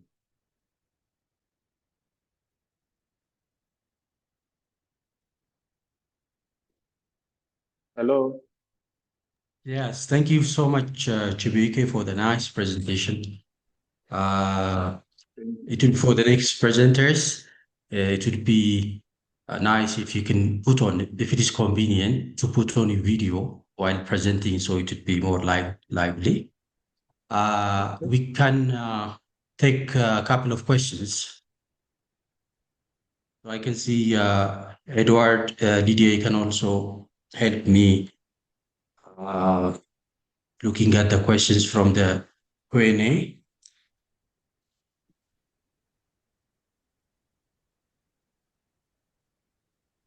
One question from Anonymous is, did you carry out modeling on PC or HPC?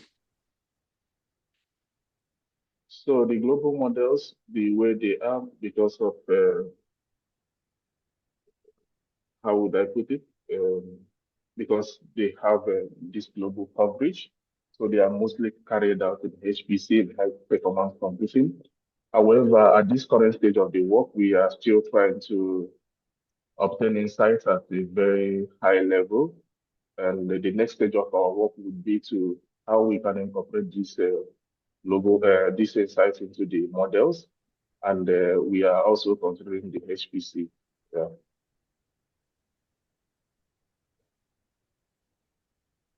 Those of you who are raising your hands, you can put on your mic and you can raise the question. Yes, Bailu. One question about the importance of identifying regional coherent regions, like the basement region in Africa, and then having some idea about the vertical variation in hydraulic conductivities, and maybe also the volcanics and vertical variation in hydraulic conductivities.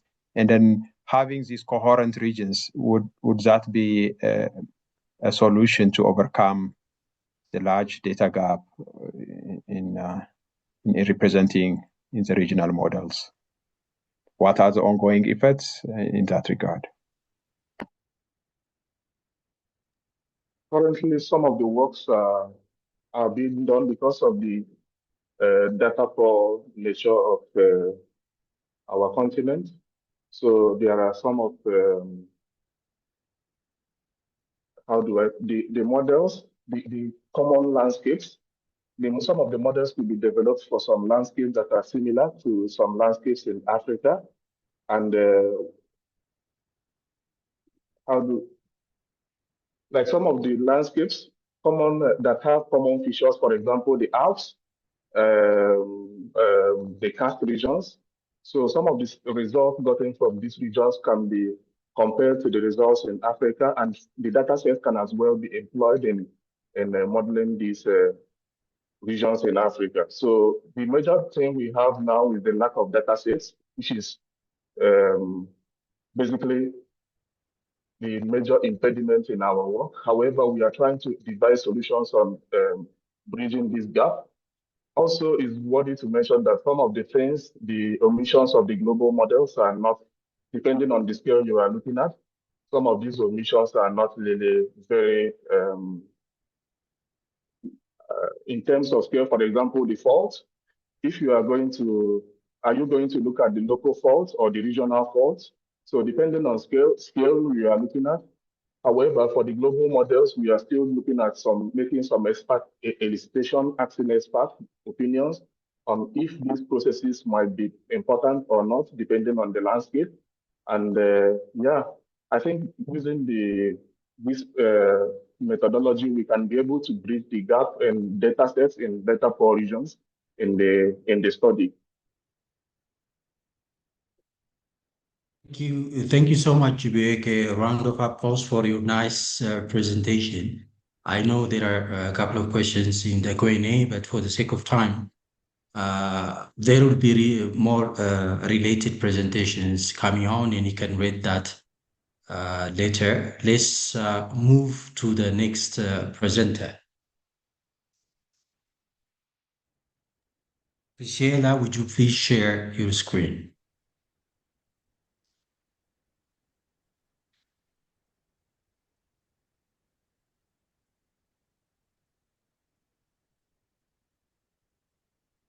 Can you hear me, please? Yeah, so our next presenter is Priscilla Lartsey. She will be presenting on tracing groundwater contribution to surface water with radon 22, stable isotopes of water, and geochemical indicators. So Priscilla, the floor is yours. Hello, everyone. So as mentioned, I'll be presenting on tracing groundwater contributions to surface water using radon 222 stable isotopes of water and geochemical indicators. Below are the authors of my presentation, beginning with myself, the main author, and my co-authors from the institutions stated below here.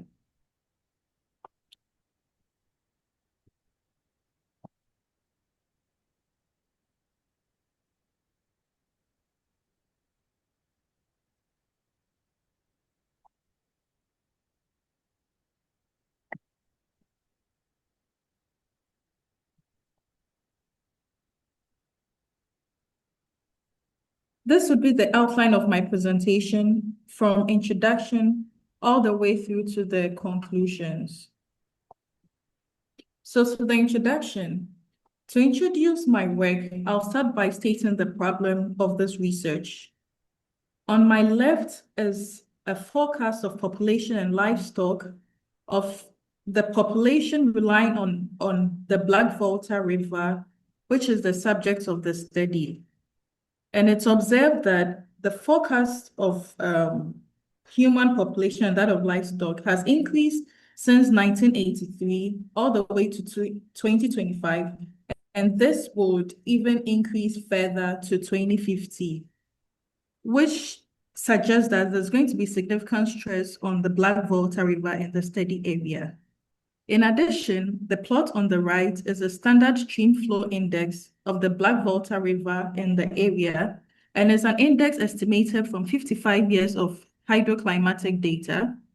The positive indices indicate the flood seasons, and the negative indices indicate the drought seasons. And as is observed in the plot, we have significant droughts from 1970 to about 2010 of the Black Volta River, indicating that human population or livestock and even climate has had a significant effect on the Black Volta River over the years. Okay, so still introducing, so why is the Black Volta River important to study for groundwater surface water interaction? As we know, no river exists in isolation. It's interconnected with different ecosystems. And the figure here is the Black Volta River in my study area.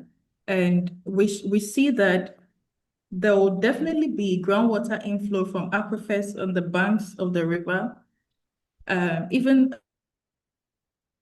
mixing in the hyporheic zone, which requires investigation and study. And while several methods have been used to do this to investigate groundwater surface water interaction or groundwater discharge into the river, radon has never been used. And so my research question is radon isotope a reliable tool in deciphering groundwater surface water interaction? To answer this question, I set the aim of the research as investigating groundwater surface water interaction using these indicators. And then the objectives are preliminary investigation of groundwater surface water interaction using radon isotopes, stable isotopes of water, and certain geochemical indicators. Also, I would explore the use of Darcy's law to quantify the Black Volta River discharge and also quantify the groundwater discharge into the Black Volta River using the radon mass balance.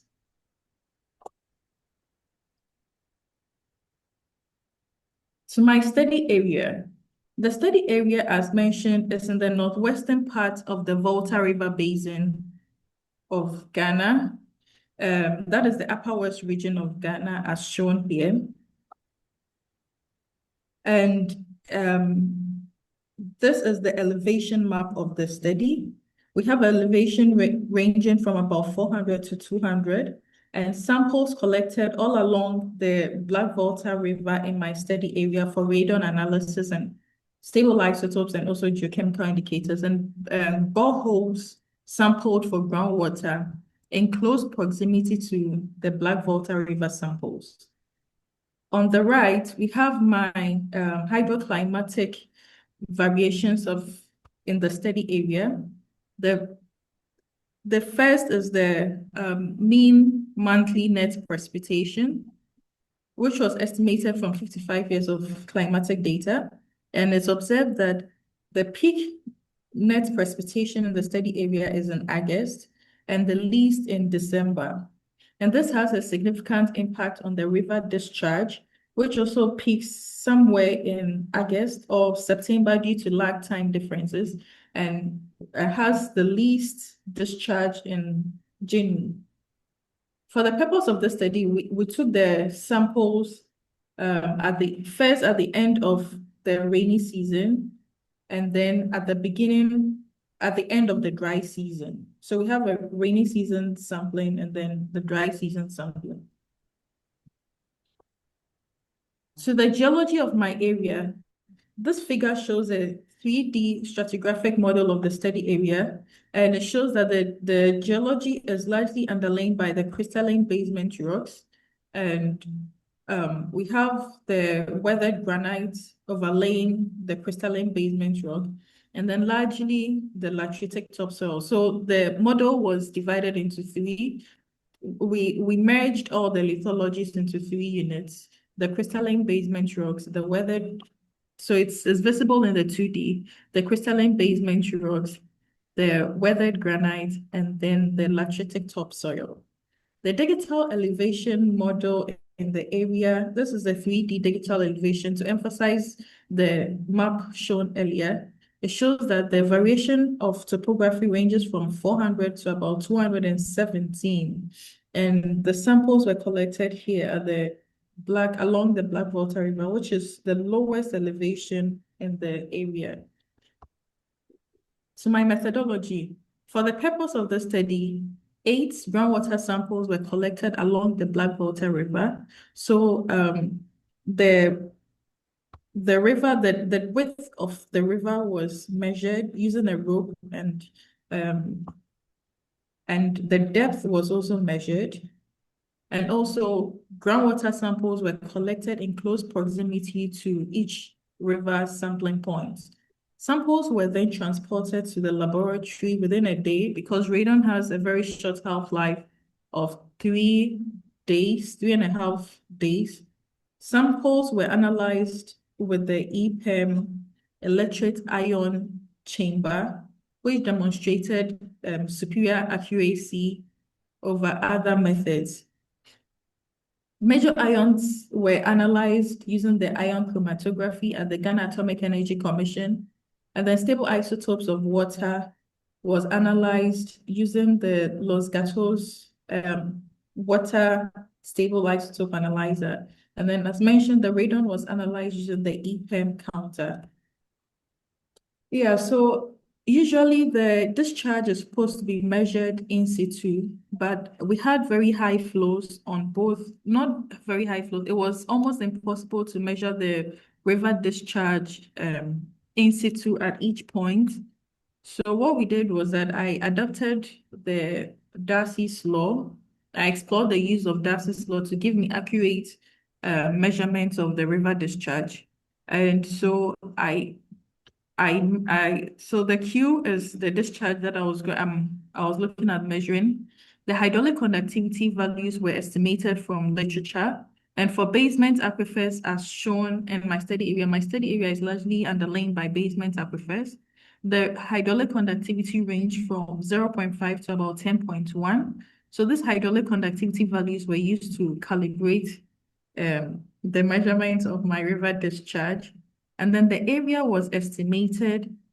I mentioned that the width of the river was measured. So the area was estimated by multiplying the width of the river by the depth.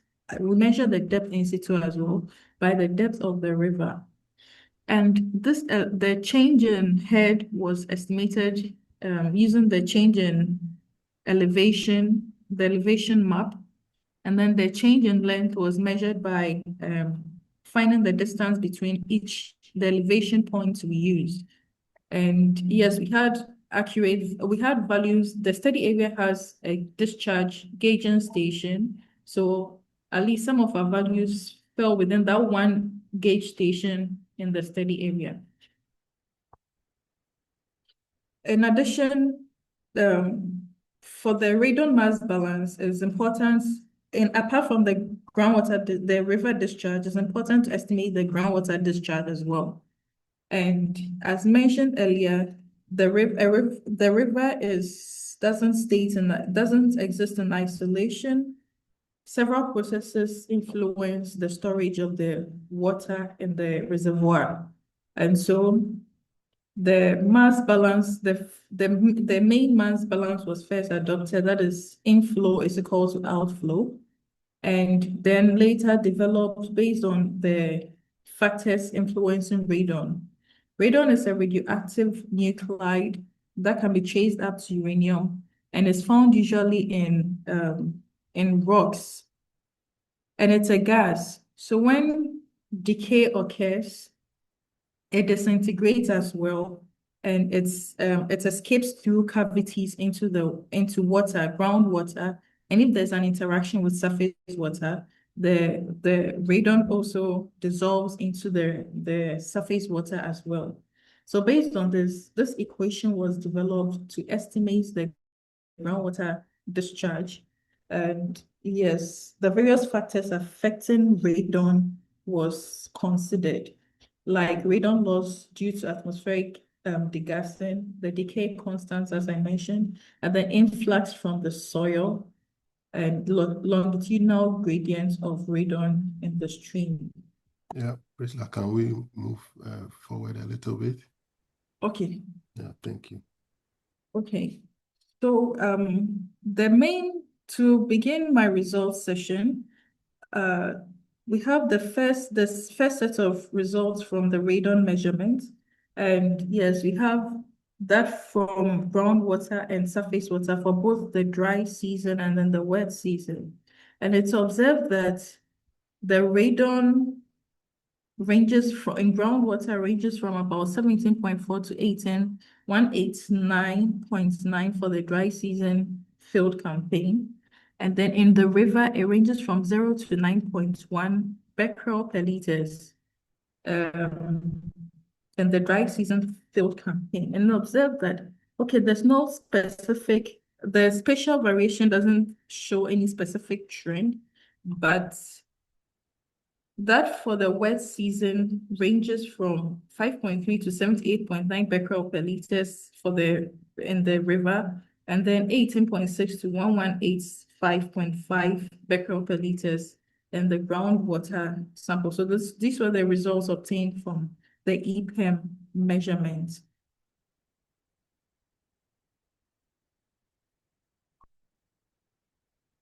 a more visual and a clearer results from the radon is plotted here. The longitudinal profile of radon and alkalinity from upstream to downstream. Okay, so the main aim here was to compare geochemical traces to radon to ascertain the fact that radon variation in surface water is indeed as a result of groundwater surface water interaction, or as a result of groundwater inflow into the Black Volta River. So we see that the variation, radon increases from about 35 to about 40 becquerel per liters. About 5 becquerel per liters, so about 10 becquerel per liters. And then the alkalinity increases from about 35 to 40 becquerel per milligram per liters. And the alkalinity has a similar variation as that of radon, indicating that, okay, so radon is indeed a trace of groundwater inflow into the river. Alkalinity is a byproduct of weathering of rocks, which is found in higher concentrations in groundwater. So if we have high concentrations of alkalinity, which has a similar variation with radon in the Black Volta River, then it means that alkalinity can also be used as a geochemical indicator for groundwater surface water interaction. The wet season field campaign also shows some variations, similarity in variations of alkalinity and then radon, indicating that indeed groundwater surface water interaction can be studied using radon and then alkalinity. The next geochemical indicator used along with radon was temperature. And the figure on the figure A shows the plot of radon along the Black Volta River, and then that of temperature plotted with it for both dry and wet season. And it's observed that there's similarity in variations of temperature and then that of radon. So temperature is also more stable in groundwater. So if there's a similarity in variation of temperature and then radon in surface water, then it means that there's groundwater inflow into the river, which needs to be quantified. So radon and these geochemical indicators can be used for groundwater surface water interaction. The other tool used to ascertain the use of radon for groundwater surface water interaction is stable isotopes of water. So the figure A is the plot of delta oxygen-18, delta deuterium against delta oxygen-18 for all groundwater samples, and then the Black Volta River in the study area for dry season and then the wet season field campaign. And it's observed that these plots, the 4 sampling points here, which has close proximity to the mixing, which shows mixing with the groundwater, are these ones here, which have high radon activities. And these samples plotting away from the groundwater samples, the green samples are the Black Volta River samples. So these 2 Black Volta River samples plotting away from the groundwater samples have relatively lower radon, as shown here, indicating that radon can also be used as a complementary to with stable isotopes of water for groundwater surface water interaction.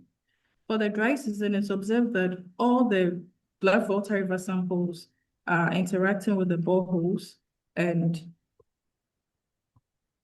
also shows here that the radon all the samples have similarity in radon activities.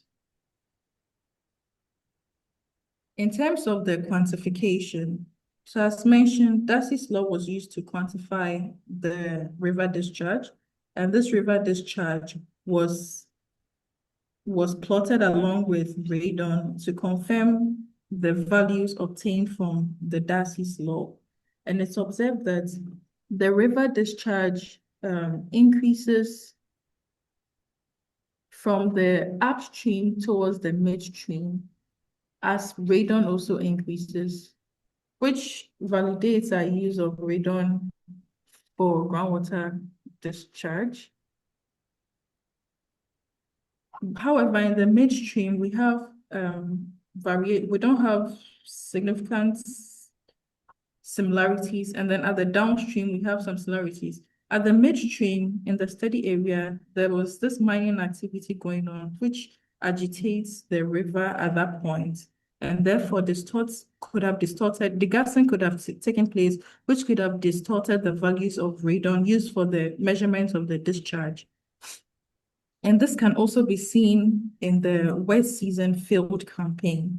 So the groundwater discharge ranges from the groundwater discharge estimated, the river discharge estimated from the Darcy's law ranges from about 10. 1 more minute to wrap up, please. 10 meter cube per second to about 50 meter cube per second, while that of the wet season ranges from about 10 meter cube per second also to about 50 meter cube per second. And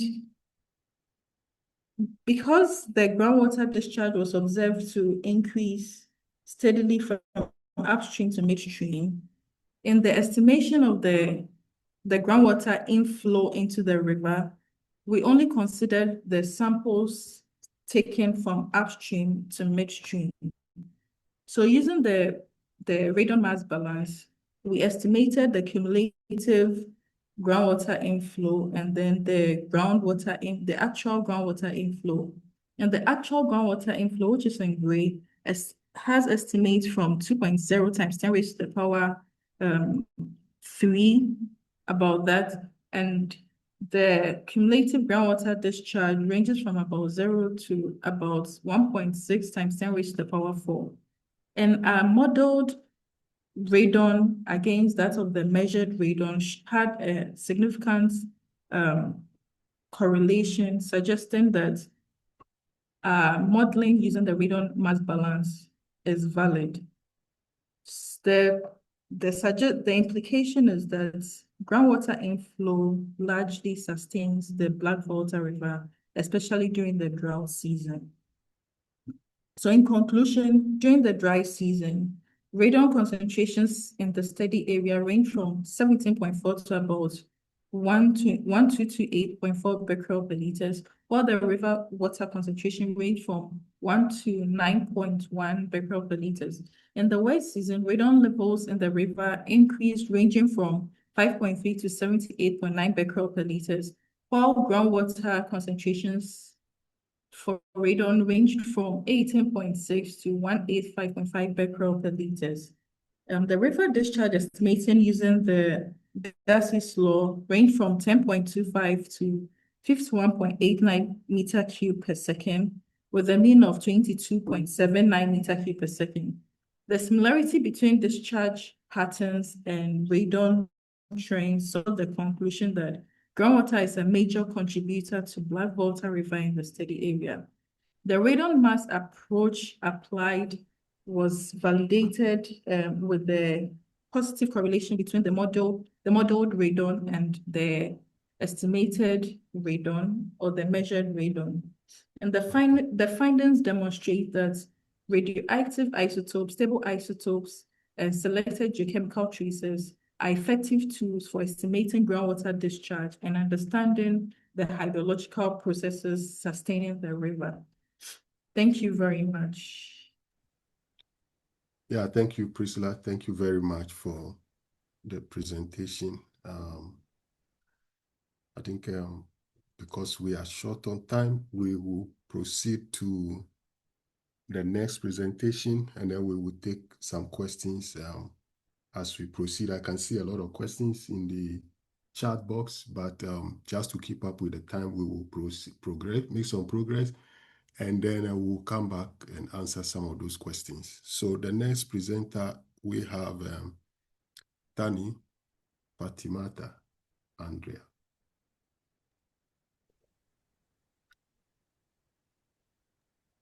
While Tani is sharing his screen, so as much as we want to listen to your presentations, but please understand that we're constrained by time, and please try your best to finish within 15 minutes so that we will also allow participants to ask questions. So I would like to underline that keeping time would be very crucial to also engage participants for questions. Yes. Thank you. Yeah. Okay, Tani, the floor is yours. Okay, thank you to the floor. Can you see my slides? Yes, please. Okay, great. Hello, everyone. I am Andrea Kulidiati. I have the honor of presenting our work on groundwater vulnerability in the Sub-Basin, Burkina Faso, a critical review of hydrogeological knowledge. Our presentation will be structured around the following points: an introduction, the methodology and synthesis of the main results, the conclusion and perspective. Globally, fresh water is a scarce resource, representing only 2.7% of all water on Earth. Within this, groundwater is critical importance, constituting 22% of fresh water and supporting economic development worldwide. In the Sahel region, hydroclimatic challenges such as high rainfall variability, rising temperatures, and intense anthropogenic activities are worsening water scarcity and reducing groundwater recharge, thereby increasing its vulnerability in both quantity and quality. This situation is even more pronounced in Burkina Faso, where physical and climatic conditions are quite unfavorable for the renewal of water resources. Furthermore, this vulnerability can be exacerbated by various anthropogenic activity, notably agriculture, where the use of pesticides can contaminate the aquifers. This is particularly true in the Sub-Basin of Burkina Faso. This region exclusively relies on groundwater for the drinking water supply of Bobo-Dioulasso, the country's second largest city. However, we are observing a concerning drop in the water table and a decrease in spring flows. The objective of our study was therefore to synthesize existing knowledge on this vulnerability, which has historically been limited by insufficient data and differing methodological opinions. Let us now look at the Sub-Basin. It is in the Ouémé province and covers an area on 1,823 square kilometers. The national census in 2019 records a population of over 1.5 million inhabitants here. The climate is the Southern type, with an annual rainfall that varies between 600 and 1,500 millimeters. The physical setting is a sandstone plateau with relatively low gradients. Furthermore, the land is occupied by by some forest, natural vegetation, cool river, agricultural areas, and expanding urban areas. The Sub-Basin is the part of the Volta Basin, which is transboundary basin Kale-Taudeni sedimentary basins. It comprises sandstone, fine sandstone, granular sandstones, siltstones, argillate, and carbonate, and finally pink fine sandstones. Hydrogeologically, the basin contains a stratified aquifer system with a generally flow direction from southwest to northwest. And this system can be classified into three main aquifer types based on porosity: discontinuous, semi-continuous, and continuous aquifers. Our methodology, our review is based on systematic analysis of literature. We research national and international digital databases of studies published between 1990 and 2024. We use keywords such as cool aquifer, vulnerability, and risk accompanied by the Boolean operators. Thus, several documents were selected based on title and content to retain the most relevant publications.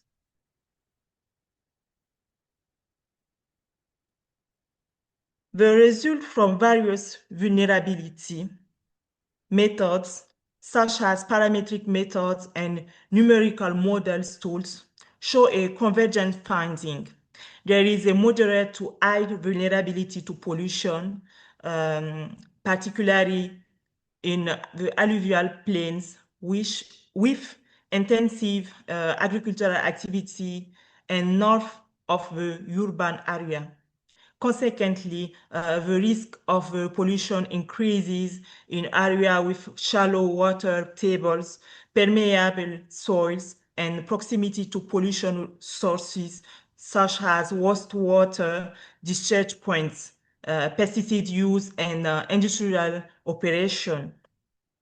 Hydrochemical analysis confirm that while the dominant phase type is calcium-magnesium bicarbonate, indicating generally good quality, but we found localized pollution with elevated levels of nitrates, iron, potassium, and electrical conductivity near urban and agricultural zones. This result suggests anthropogenic contamination. Isotopic signature result suggesting meteoric origin with minimal evaporation prior to recharge. We can distinguish three hydrogeological compartments: one, a superficial fast circulating system with young water; two, an intermediate aquifer showing moderate mineralization and mixed isotopic signals; and three, a deep, slow flow system with older, highly mineralized water. Furthermore, a residence time varying between 25,000 and 42,000 years was found. This result implying that vulnerability to pollution of a superficial origin varies considerably with depth and location.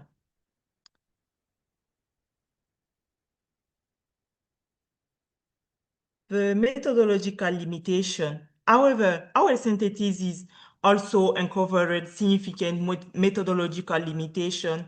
The diversity of approaches make studies hard to compare, and many models were not calibrated for local Sahelian conditions. Most assessments are static, ignoring dynamic pressures like urbanization. Furthermore, there is a notable neglect of uncertainty analysis and a critical gap in addressing socio-economic and institutional factors that influence vulnerability. Isotopic studies are occasional and are not subject to long-term monitoring. Finally, the lack of reliable, high-resolution hydrogeological data limits models calibration, resulting in highly variable research, estimate 0 to more than 350 millimeters per year, complicating their interpretation. In conclusion, 3 decades of research reveal a complex stratified aquifer that is increasingly vulnerability to pollution and overexploitation. While the deep aquifers contain ancient water, the shallow ones show signs of recent recharge and contamination. A major finding is the extreme instantly in research estimated highly the limitation of current models. In perspective, looking to the future, we propose the several key priorities. We must enhance research estimation by integrating multiple methods. We need to develop dynamic vulnerability models that can simulate climate change scenarios. It is crucial to improve subsurface characterization through high-resolution geophysics and drilling. Finally, and most importantly, we must strengthen groundwater governance through coordinated action to implement protective regulation and sustainable land use planning. This concludes our presentation. Thank you for kind attention. We are available for any question. Thanks. Thank you, Tani, and thanks so much for keeping to the time. That's way under 11 minutes, so that's really good. I think I have one question, and probably panelists have. I was thinking I'll see a conceptual, maybe framework summarizing what you found in this synthesis, but I didn't see anything. Do you have any plan of doing something like that? Actually, I do a PhD and I work to improve the knowledge in geological information, and in my location, in my zone for study, I do a drilling in the deep.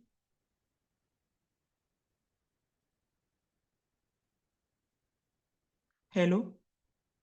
Yeah, I can hear you. We can hear you. Okay. Yeah. Okay, so my question was, do you have any plan of summarizing what you found in a conceptual framework? Let's say you give us a conceptual model. I hope you are going to publish this, right?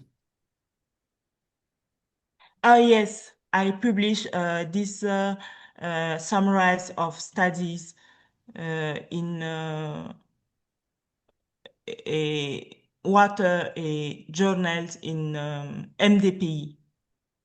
Okay, thank you. Yes. I think there are some other questions, Balu, if you want to help in Yeah, that. Kenan, you raised your hand. Would you please forward the question?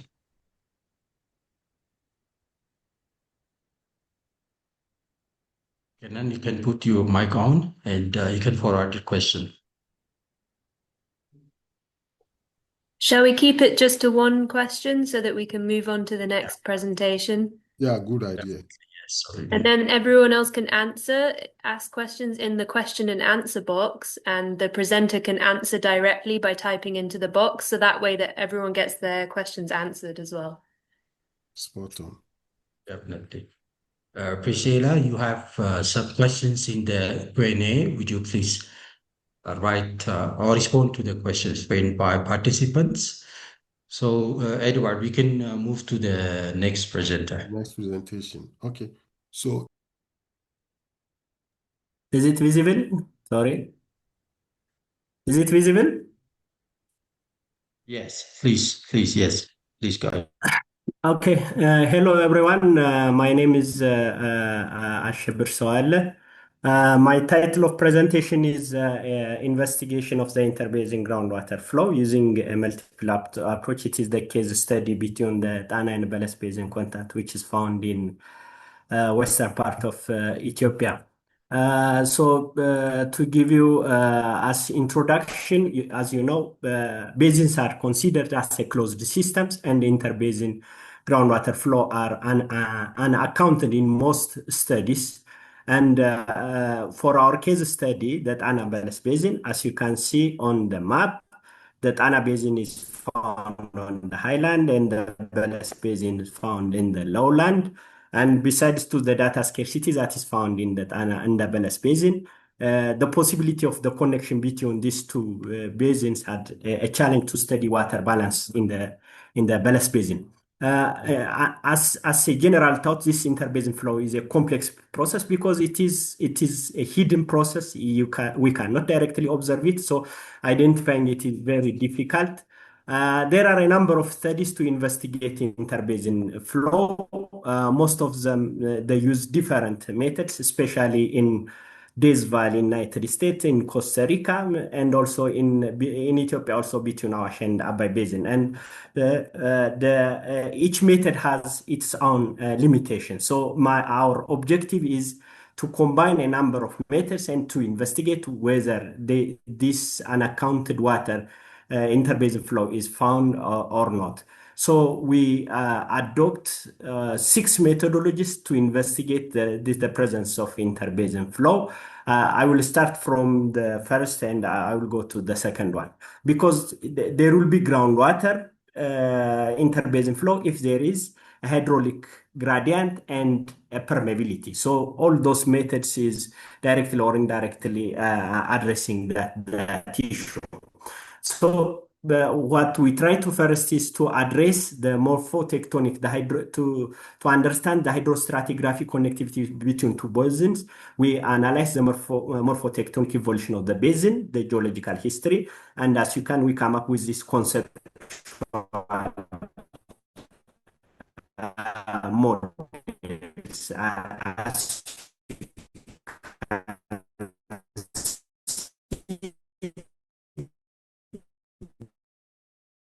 the is connected between the two basins, the lowland, the Beles Basin, and the Tana Basin, originally in morphology. And you can boundaries. So generally, lithological features there are extensional tectonic features. We also analyze the lithostratigraphy and geologic structures, and we found the geology. We create 3 cross-sectional lines, as you can see. This is based on the core log data that has been done for the hydro. There is a tunnel, as you can see, from Lake Tana. There is a tunnel for hydropower. So for that hydropower construction, there have been a number of core log data. Based on that core log data, we come up with this also. Okay, based on the hillshed, we identify also a lineament density between the two basins, also to see the deep geological structures, whether there is these fractures are connected at depth. We analyze also based on satellite gravity data. And from the satellite gravity data, we found also the connectivity of these geological structures between the two basins with at an angle to the basin contact. and that also gives some information. Also, the hydraulic gradient, we analyzed based on the water level of the wells and the springs. We found that there is a steep hydraulic gradient between the two basins, and based on the borehole data, as you can see, there is a regional groundwater flow direction from the Tana-Beles basin based on the hydraulic gradient. And also, there are the high discharge springs are indicators of regional groundwater discharges, regional flow discharges. We found more than springs having more than 200 liters per second near to the basin content. So we consider this as an evidence that this springs does not came from recharge with this short upstream catchment area. So it could come from regionally from another basin. So these are the location of the at the base hill, but lower down we found these high discharge springs that could indicate regional flows. We also use as evidence the hydrochemistry and isotope. So the hydrochemistry and the isotopes does not show a clear evidence. Because most of them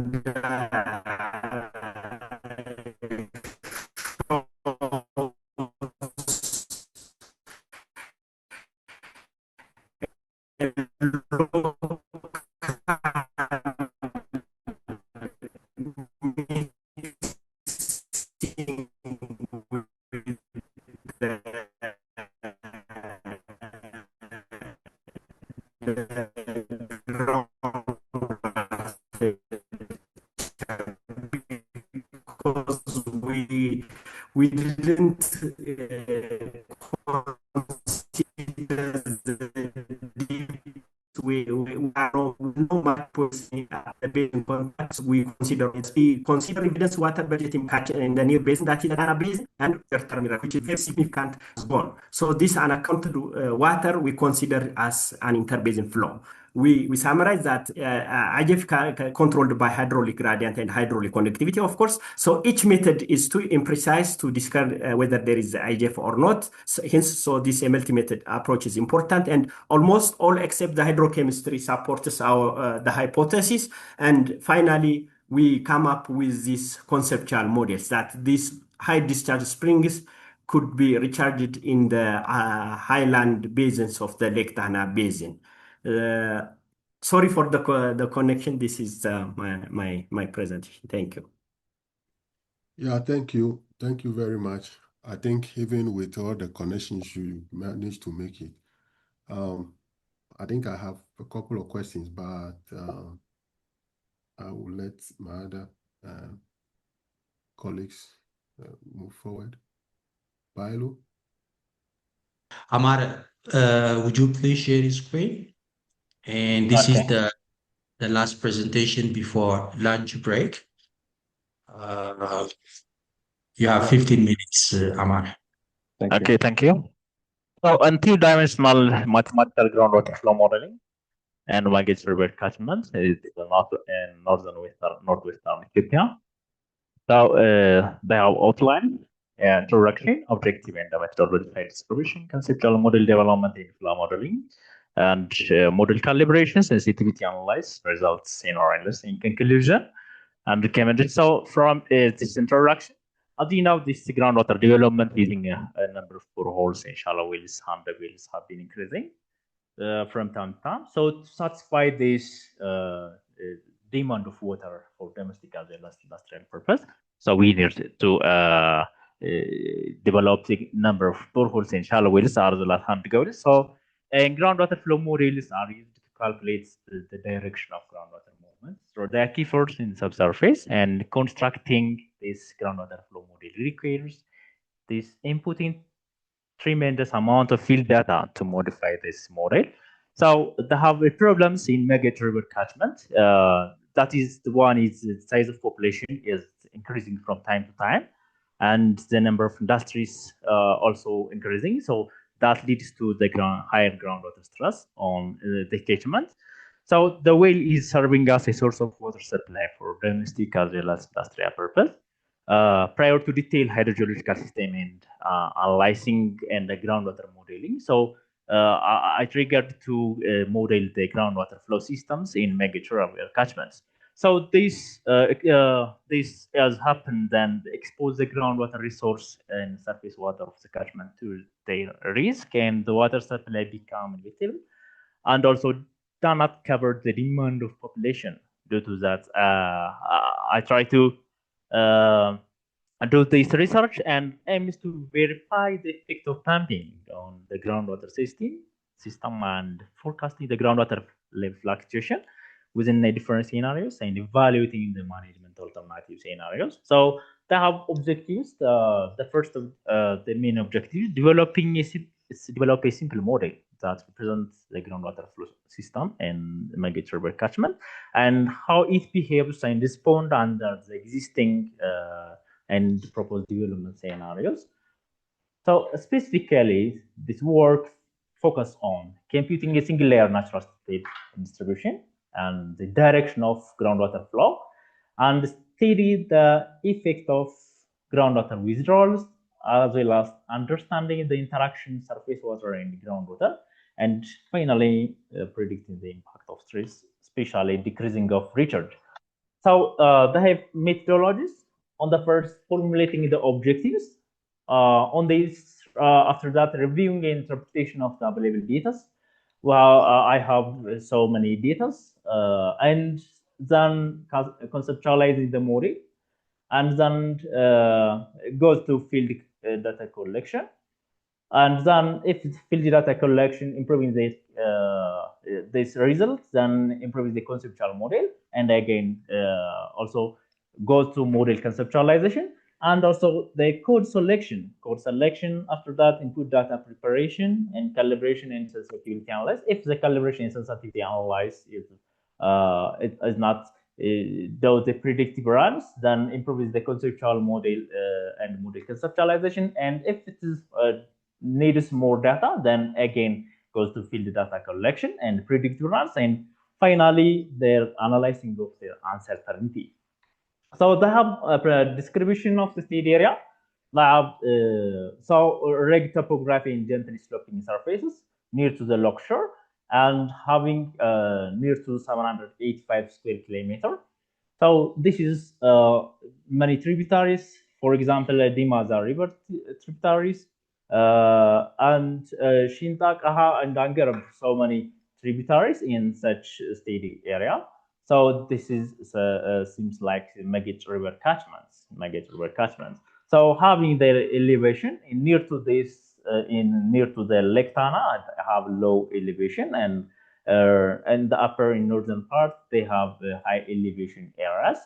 So this is topographic elevated and lowland areas integrated on the MI study, and the other is conceptual model development.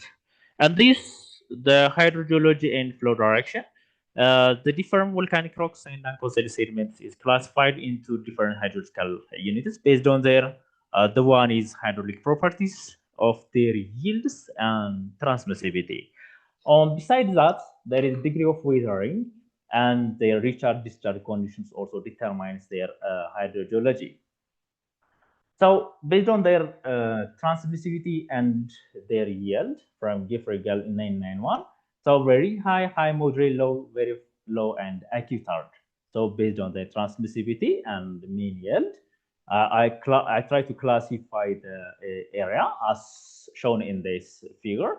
So the bill and near to the Lake Tana, there is lacustrine sediments, and on such northwestern and northeastern part of my study area, there is middle basalts, upper basalts, and in typically near to the town of Gondar, this is middle basalts.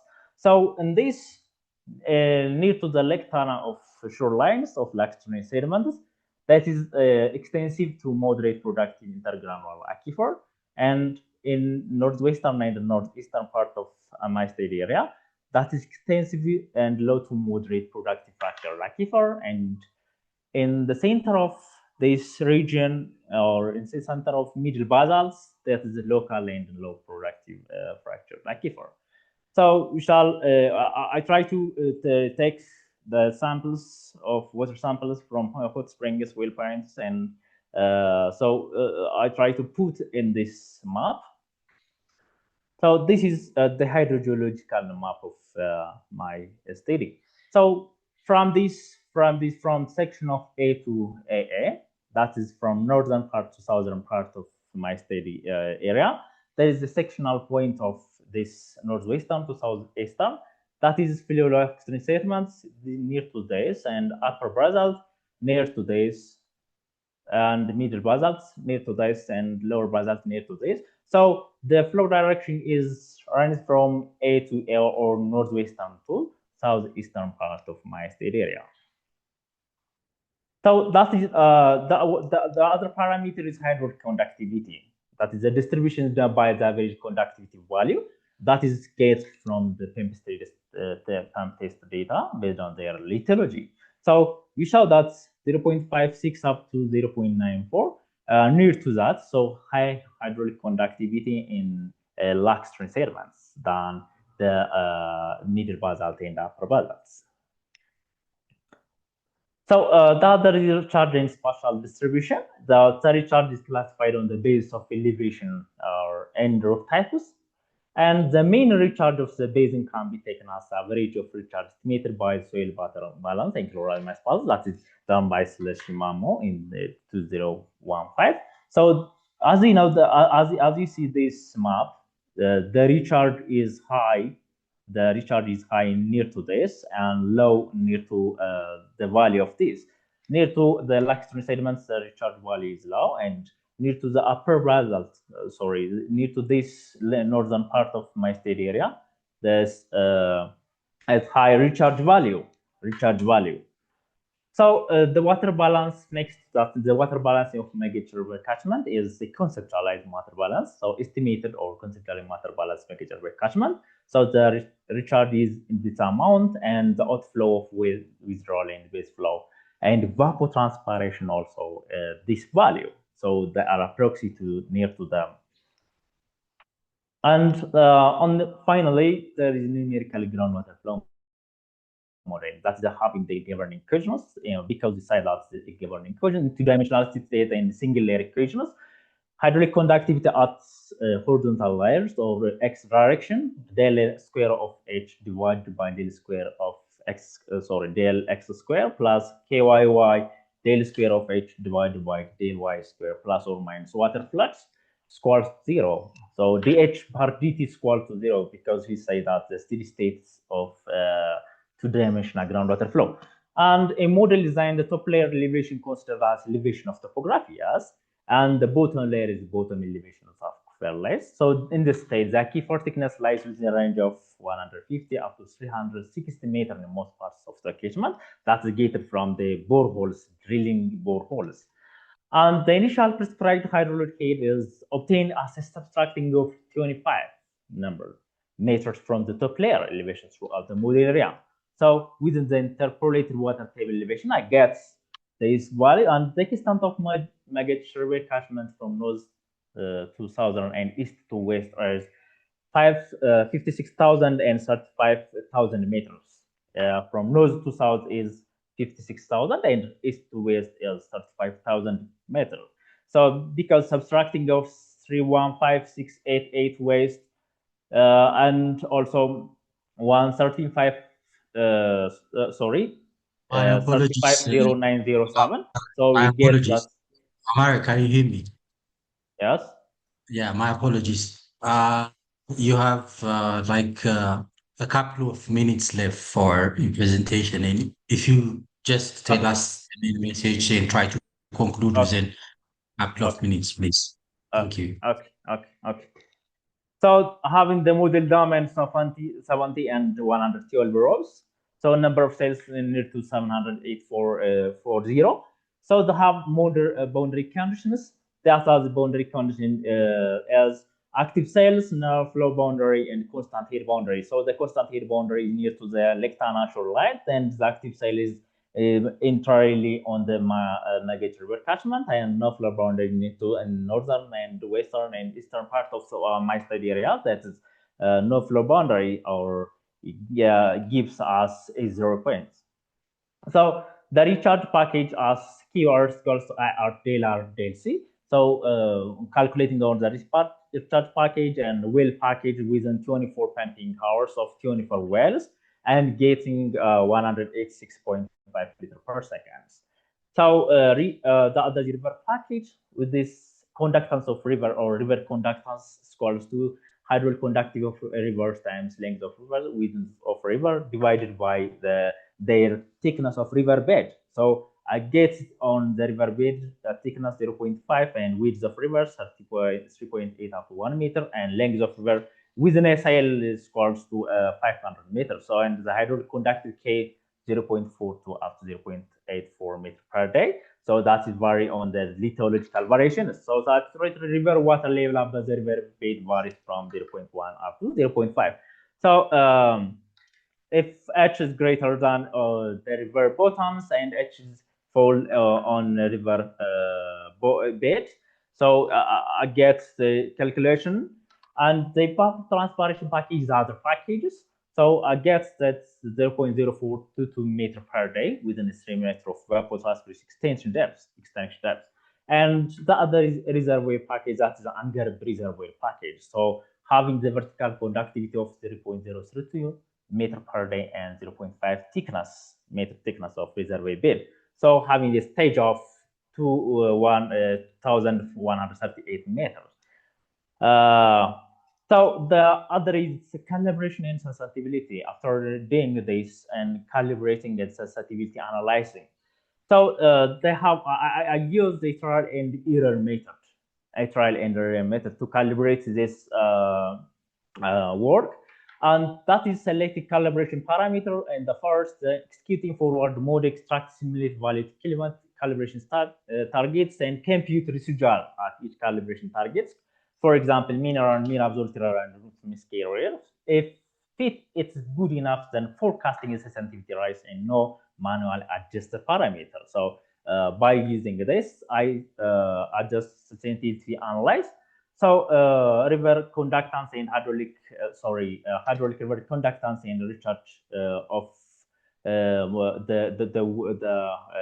lithologies or recharge packages are decreasing and increasing by the percentage of decrease by 0.5 or 75% decreasing, 50% decreasing, 25% decreasing. So what else the river conductance and the recharge and also the hydraulic conductivity. So I get the 3 parameters based on their increasing and decreasing of the percentage of by 75%, 50%, and 25%. So I get the value of theirs. So yes, finally, sorry, in the interest of time, would you please go to your conclusion? With huge apologies. People are sitting in a conference from Western Africa and Eastern Africa, so the time is really very sensitive, time sensitive, because lunch time in some places. Okay. And we don't want to miss that. The conclusion. Excellent. So on the conclusion, groundwater flow modeling of Megech River catchment made under steady state condition in single layer aquifer system. So the simulator of groundwater content is nearly similar and observed one and groundwater flow direction is directly related to the topography. So the general trend from north to south and southwest to southeast towards the Megech outlets. So the model calibration accounts the matching of 19 observation points with simulated head and permissive residual head. So the model was calibrated with mean error of this and absolute mean error of and square mean error of 6.83 meters. So that is below 10 meters. So that's acceptable. So this is all about. Thank you. Thank you. Thank you very much. And I think from my side, I leave the rest to the other panelists.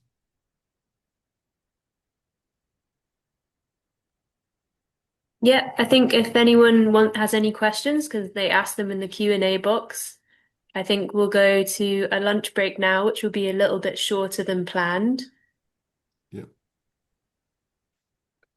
And then we'll So come. is it that the lunch break is 40 minutes and we get Yes. back in 40 minutes and then start off with the remaining part of the Yes. presentations? Okay. Yeah, we'll come back exactly. We'll start the next presentation exactly the next hour. So, yeah. Thank you. Okay, so we'll see you all. From my end, that will be 1 p.m. But from other sides, I think it will be 2 p.m. or 3 p.m. or 12 p.m. The next hour will start the next presenter. And the next presenter will be Bio. We have Bio, we have Nima, we have Sheriff, and then we'll take the survey, and then we'll take some messages from the regional blogs. So that is the next agenda. So we'll see you at the next hour. Thank you. Okay, so if you are ready, I can see the next presenter is here, Chabi. Okay. Chabi, can you begin to share your slides now? Yes, just a moment. Okay, all right. So good afternoon once again. We're back in the second section, the afternoon, and hopefully we're going to have a good time. Like we did in the morning, Chabi is ready. And Chabi, you have 15 minutes to do your presentation. So I give the floor to you. Okay. Can you see my screen? Yes, please. But it's not in the PowerPoint mode yet. Is it okay now? Yes, please. You can go ahead. Okay, thank you very much. Good morning, everyone.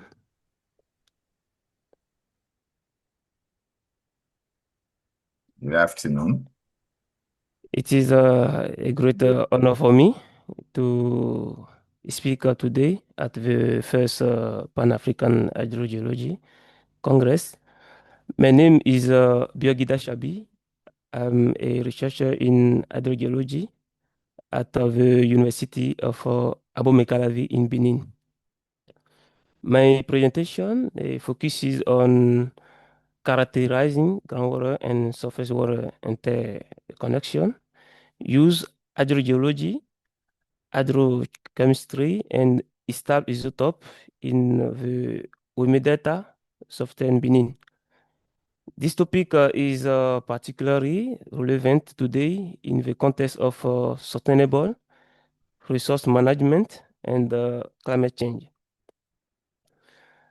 My talk is organized into 4 main parts. First, the introduction, where I set the context and research question. Second, the methods, where I describe the approach we use. Third, the key results, highlighting the most important finding. And finally, the conclusion, where I summarize the main insight and perspective. Dear participant, our research is located in South Benin, West Africa. It is a part of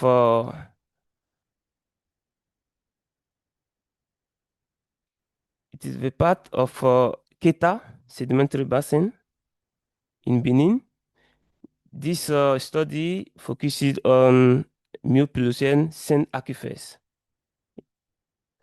So it is the most exploitation aquifers for water supply in Benin. Our study area represents 3% of country's area and more than 36% of the country's population. So population explosion is putting increasing pressure on quantitative and the qualitative aspect of the groundwater resource. Daily withdrawals are estimated at over 100,000 cubic meters per day for only 4 pumping field without consider manual drawing that we can see here the white point. So it is an aquifers which are facing over exploitation, salinization, and groundwater pollution. Because surface water can constitute a significant source of pollution. So to prevent this groundwater, it is important to understand the dynamic of exchange between groundwater and surface water in this region.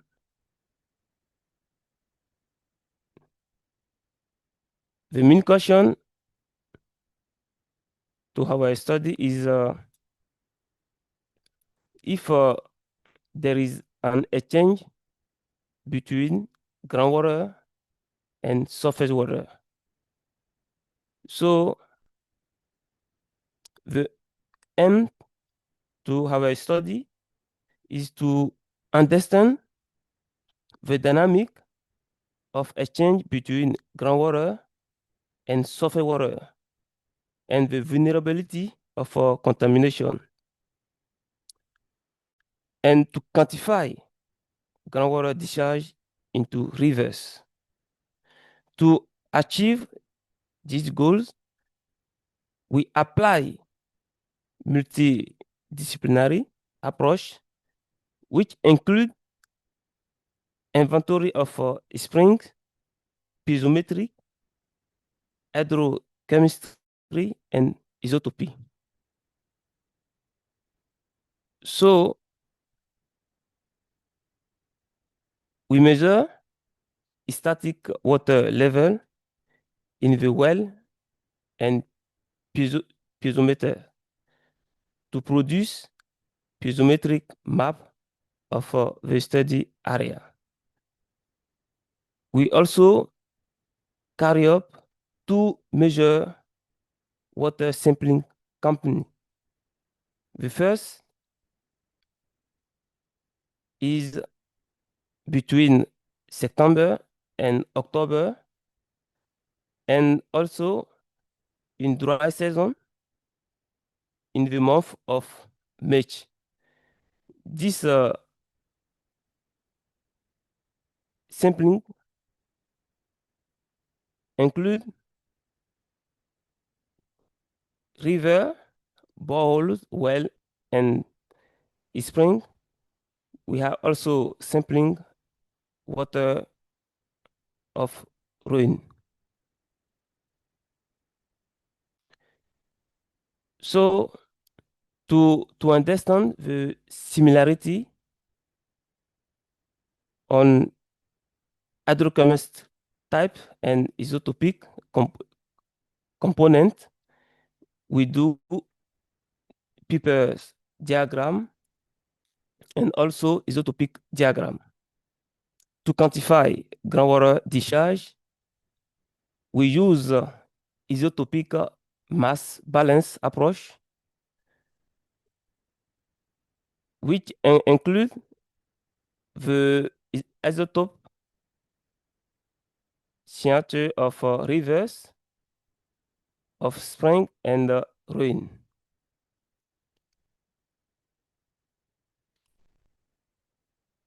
Now we are going to move to the result of this study. We have here the map of piezometric. And before to present this map, we can see the yellow point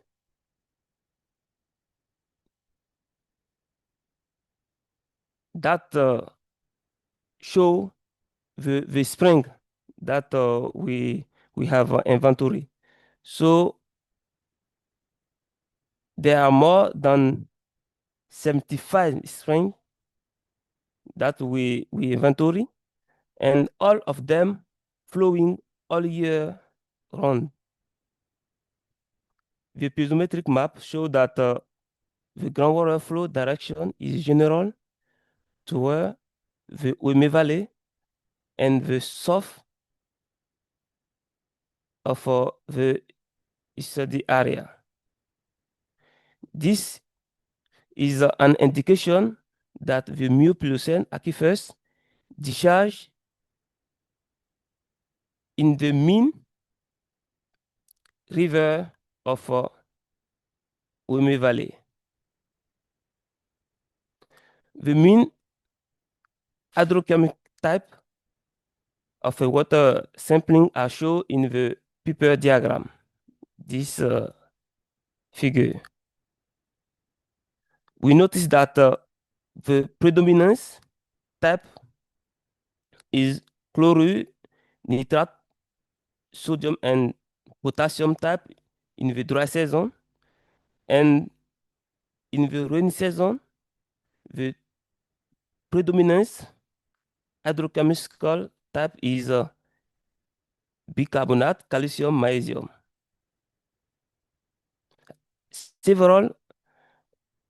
We can see groundwater and surface water sampling show similar hydrotype in rainy season and dry season.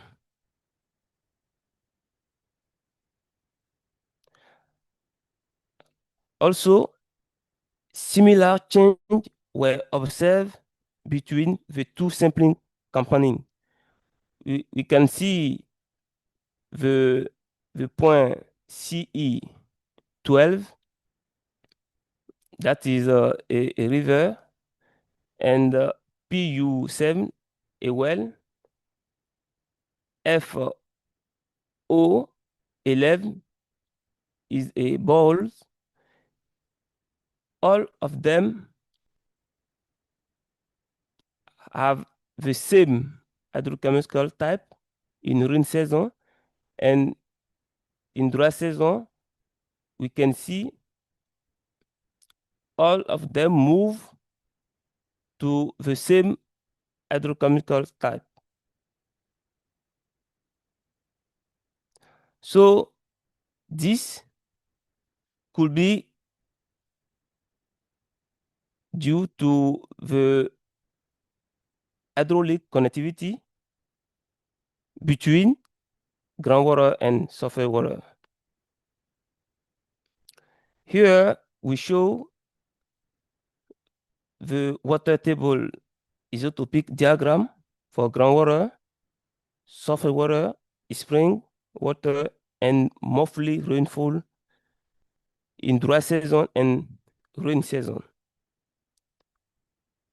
In dry season, evaporation from water body from surface water is most intense. So we can see here the group 1 is the surface water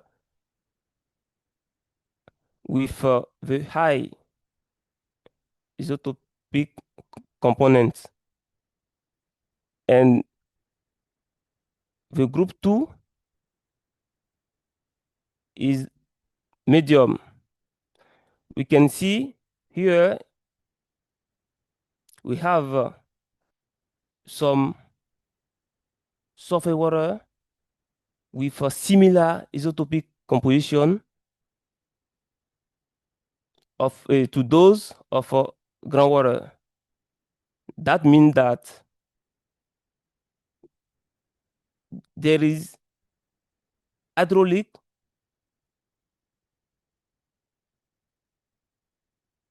exchange between groundwater and surface water in dry season. In rain season, we have here the surface water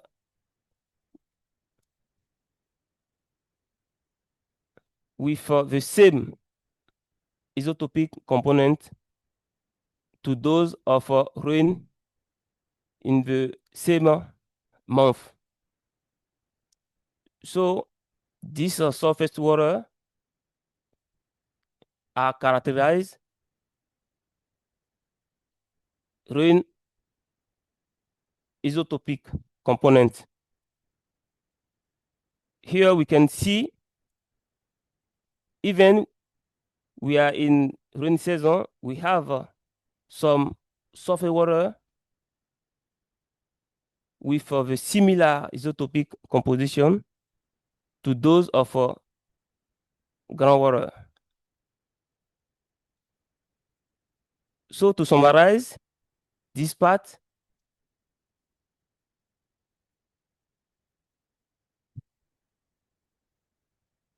we can keep that groundwater discharge a lot of water into surface water in these regions. So we quantify groundwater discharge in... Chabi, please try and hurry up because you have eaten into 15 minutes. Okay, thank you. So we quantify groundwater discharge into surface water, shown in table 1. In dry season, we are assumed that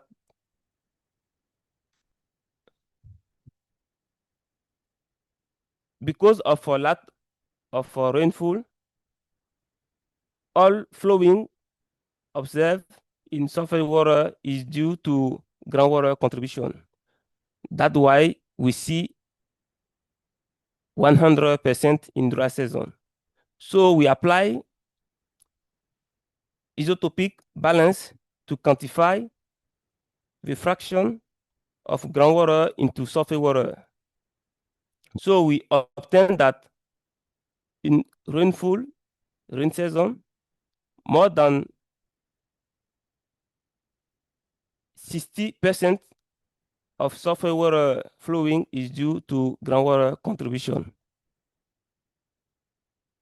To conclude, our study has demonstrated that a multidisciplinary approach research has large potential to study spatial and temporal interaction between groundwater and surface water. We see that the piezometric map indicates groundwater flow direction toward the Ouémé Valley, as well as toward the coastal lagoon and brooks. Groundwater and surface water show similar hydrochemic type and isotopic signature both in the dry and rainy season. The fraction of groundwater in the surface water is more than 16% in the brooks. So we project to use radon to confirm the funding of this study. Thank you for your attention.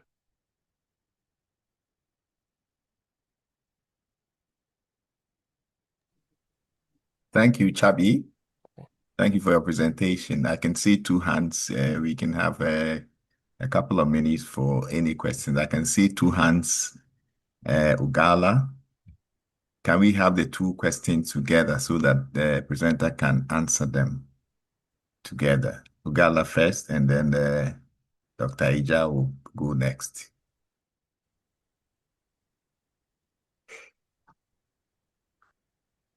Ugala is off. Okay, Dr. Ija, do you have a question, please?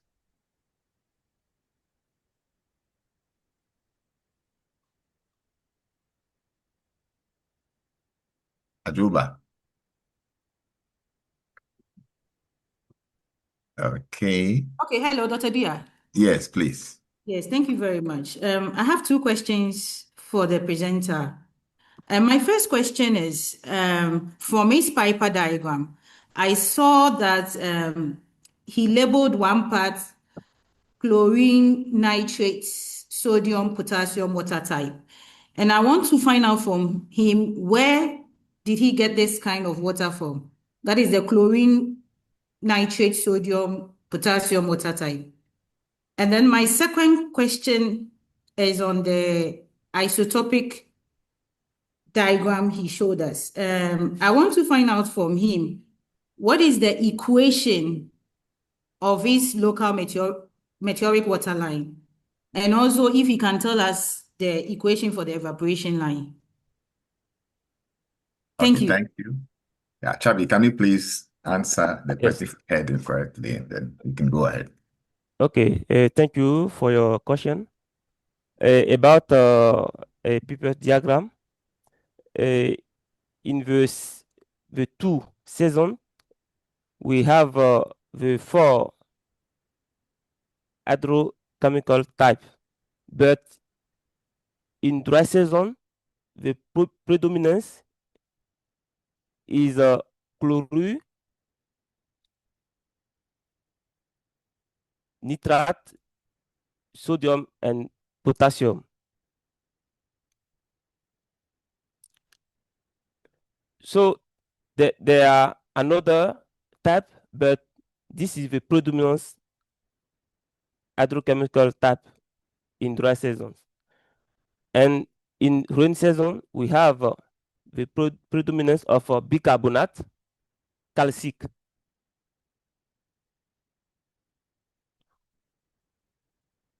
So here about isotopic equation.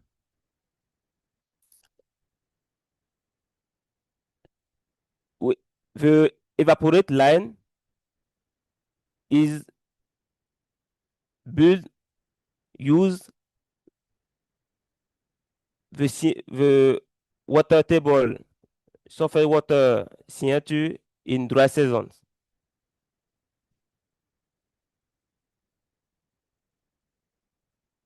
I don't know. I don't know if it is clear for you.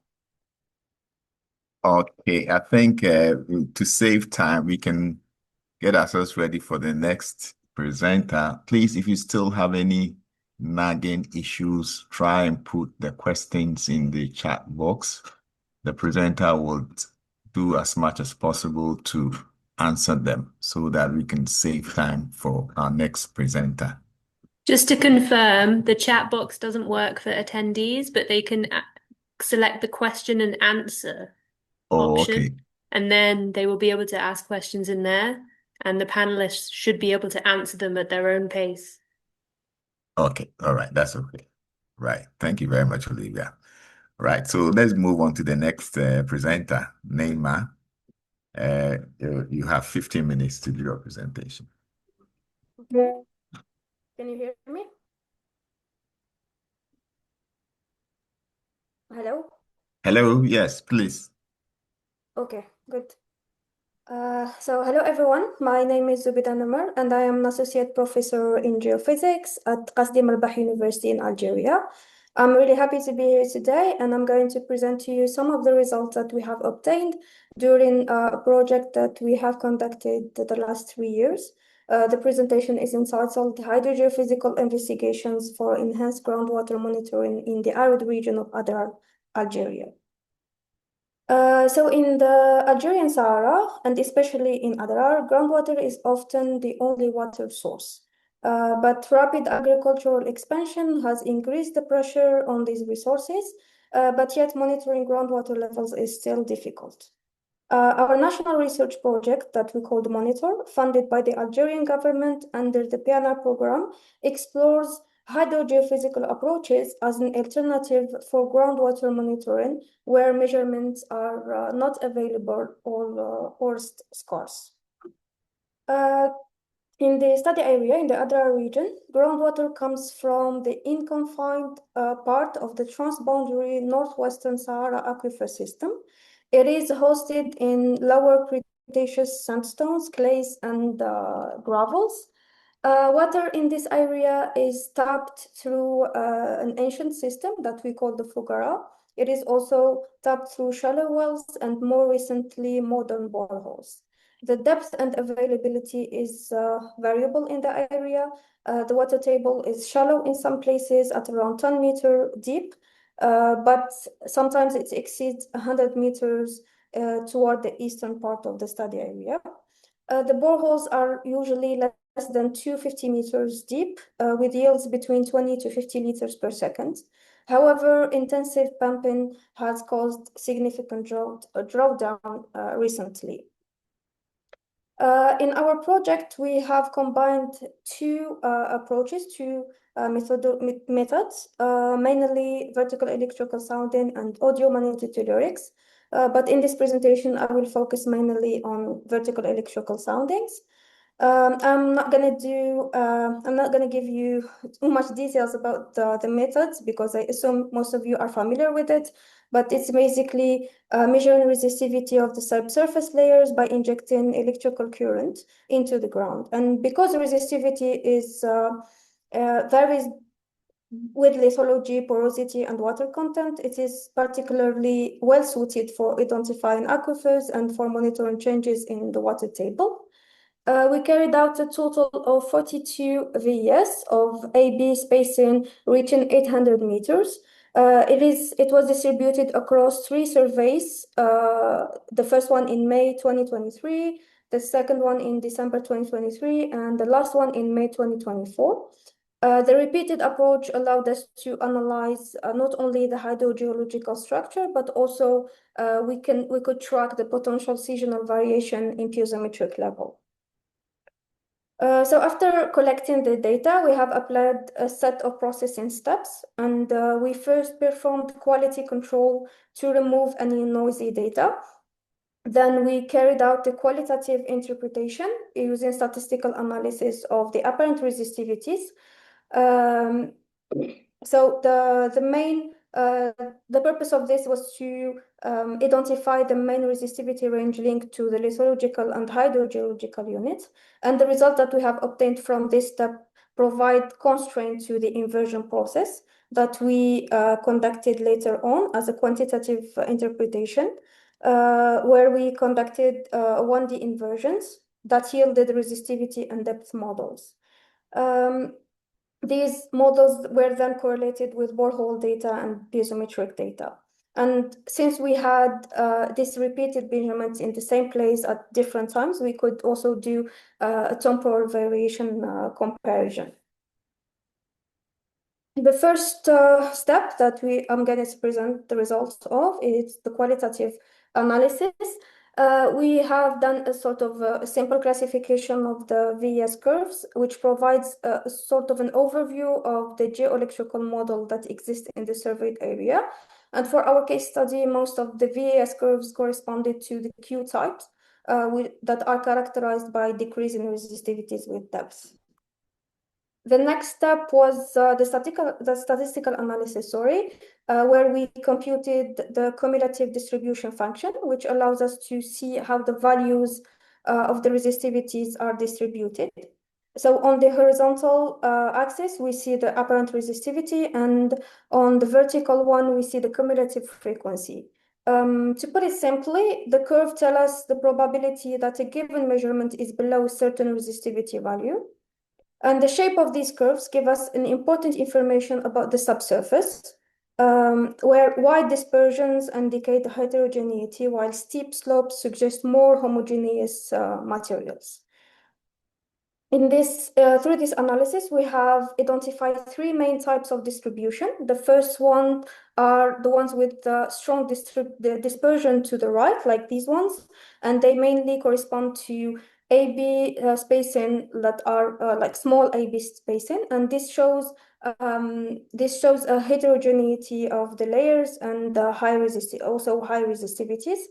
The second type of curves are these ones, the ones that correspond to large AB spacing, and also they are steep and they correspond to homogeneous layers with relatively low resistivities. And the ones in between, these are curves that show the transition between the surface layers that are heterogeneous and the subsurface ones that are more conductive.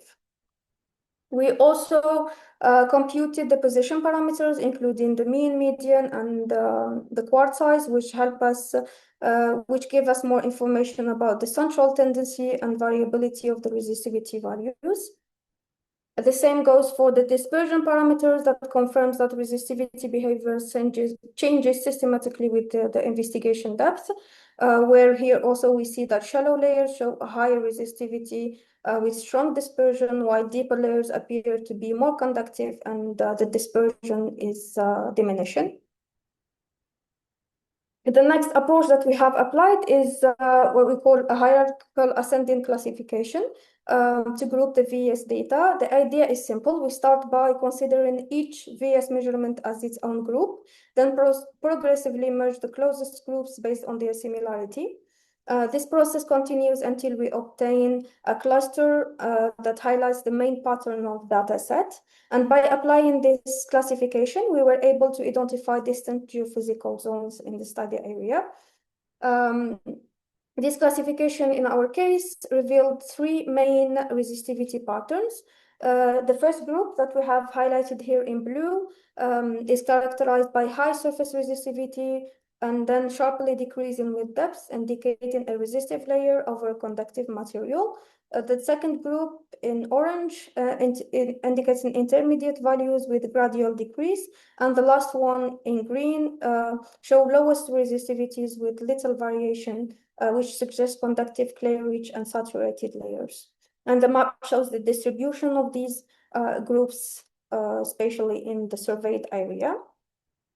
That was for the qualitative analysis, and then we moved on to the quantitative one, where we have applied a 1D inversion using constraint from the resistivities and the thicknesses that we have derived from the statistical analysis that we have done previously.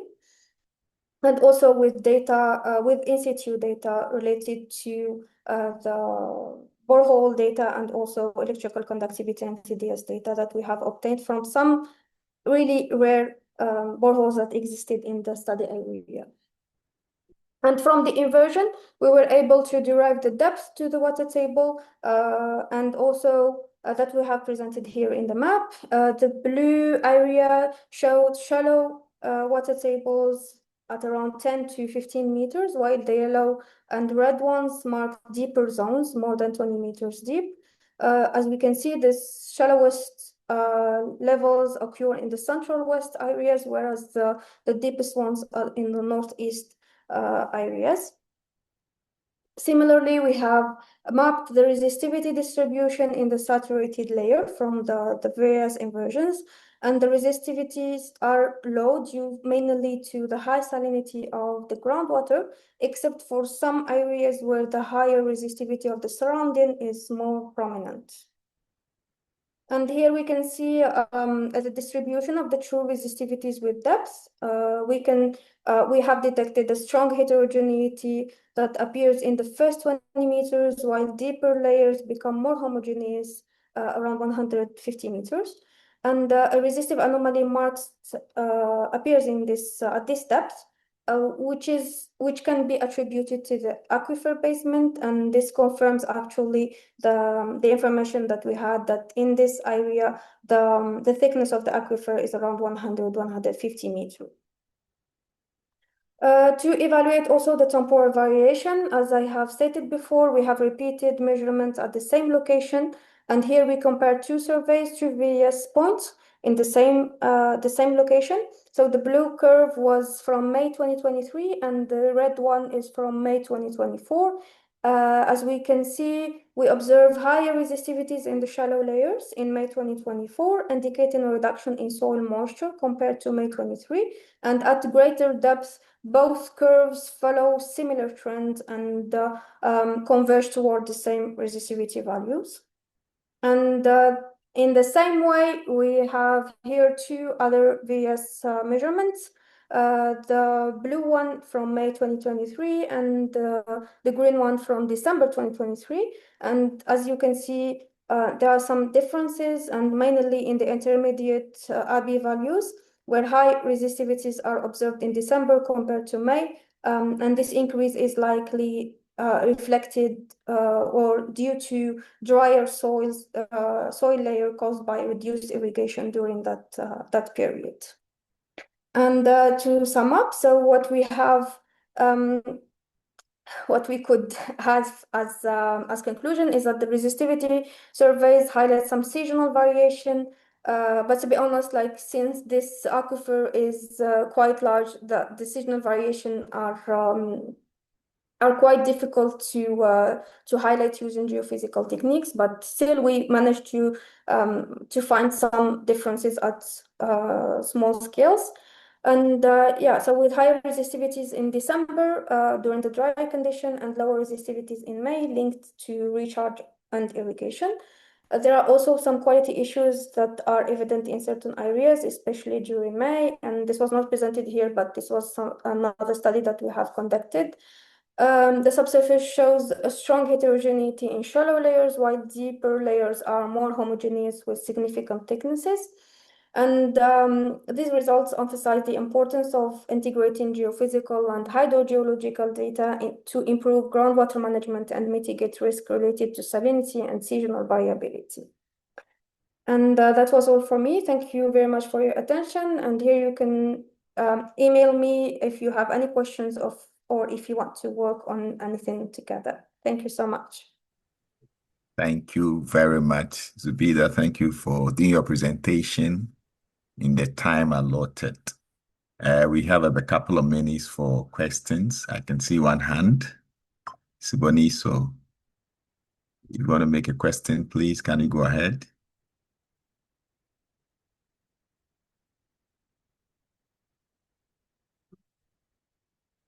Ketani, you want to ask a question? Your hand is up. No response. Zubida, if I may ask a question myself, I'm wondering. Yeah. Sorry. Yeah, I'm asking a question. I'm wondering, you are doing the resistivity VES over a distance of 800 meters. And I wanted to find out the obstacles involved with that because it's quite a huge distance.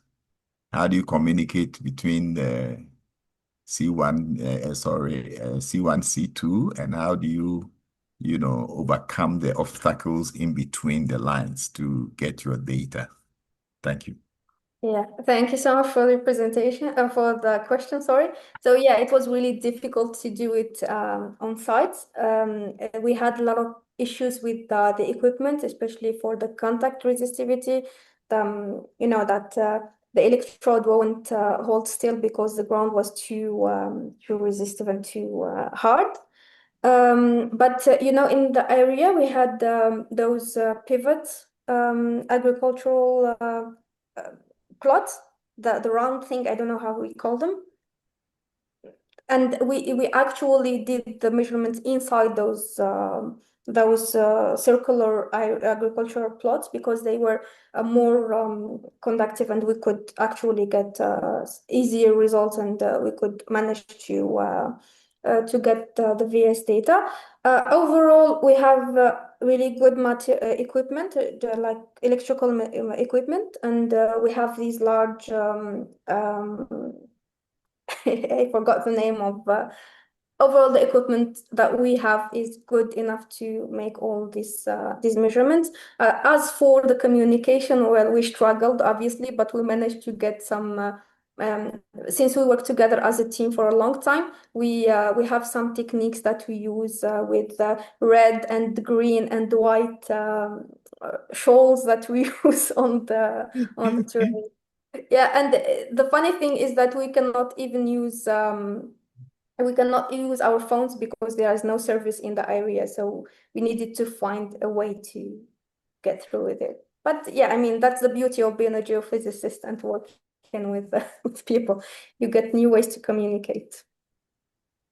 Okay, thank you very much. That's okay. Thank you so much for your presentation. Can we move on to the next one? If we have the next presenter, if you are ready, Baba, it's Baba Musami. If you are ready, can you begin your presentation for us, please? Thank you.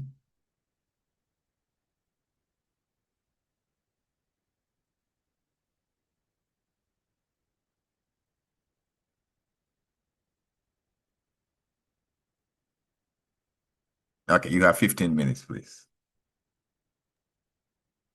Okay, thank you. Can you see the screen? Yes, please. Okay, thank you. Good afternoon, all. I'm Baba Musami Sheriff by name from University of Maiduguri, Nigeria.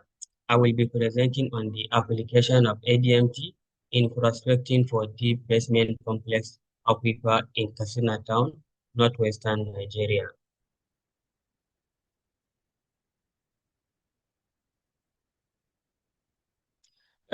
This is showing my presentation outline. I will be starting with the introduction and then the study area, methodology, result and discussion, and then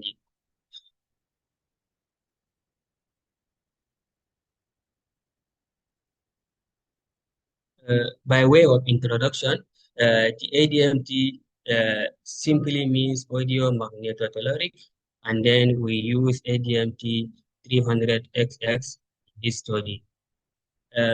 This method is applies principle of electric and magnetic field to investigate the subsurface hydrology, which is progressively used to delineate aquifer system in many regions. The use of this ADMT has gained acceptance, especially here in Nigeria, which has been used in many regions, which include the Northeast, North Central, Northwest, and then the Southeast. This is largely because of its ability to delineate deep fracture aquifers. And also, the use of this ADMT has been reported internationally, which include the UAE, Indonesia, and then India also. The advantage of using this ADMT is being rapid and then it's cost effective, and then it has the ability to delineate the deep fracture basement complex aquifers in these regions, which is very useful to delineate these deep basement aquifers and then supporting groundwater development.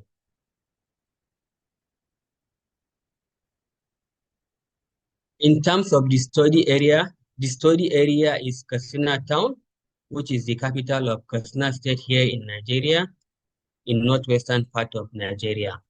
This state has population of about 5.8 million, and then the Katsina Town has about 550 individuals.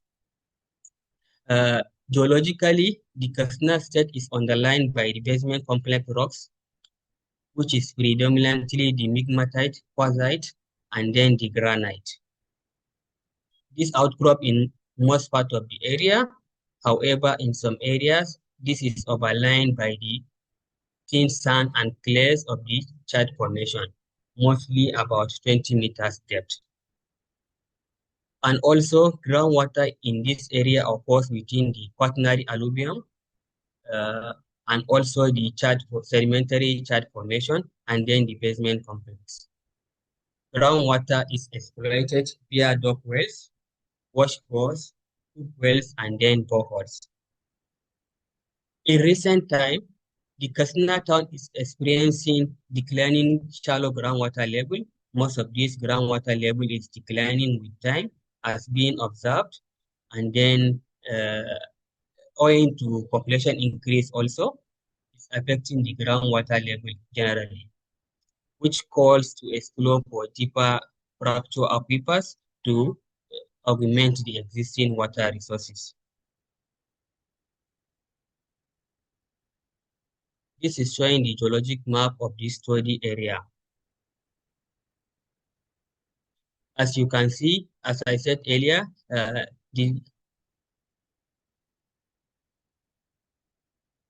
top right is showing the geologic map of Nigeria, and then the one at the bottom is showing the Katsina state, which is basically the basement and then the chart formation. This box is showing the study area. You can see a little bit larger scale. We have 3 geophysical points conducted. 2 are within the basement complex, and then 1 is between the sedimentary. We have point 1, 2, and 3, which are the Maji area, Sardauna Estate, and then the ring road. This is showing the typical borehole log obtained at one of the location, which is the location 3 or point 3 in the previous map, and also showing a cross-section of how the subsurface look like in this study area. Despite that the point is within the sedimentary in the previous geologic map at the surface, this is underlain by the basement complex. This sedimentary thickness is about 20 meters, mostly 18 to 20 meters in this study area. And then we have the weathered basement, followed by the fracture and then the fresh basement. Most of the boreholes in this study area are either tapping the shallow alluvial or the weathered basement and then the fractured basement complex rocks. Most of the boreholes are shallow, ranging less than 45 meters. Only few exceeded these 45 meters, reaching 65 meters depth. In terms of the methodology, as I said earlier, we use the ADMT 300XX equipment for this study. This instrument measures the electrical field strength and then the magnetic intensity in millivolts and then in nanotesla respectively. These are then used to compute the apparent resistivity of the subsurface. The formula you can see in the right hand is used to convert the result obtained into apparent resistivity of this study area.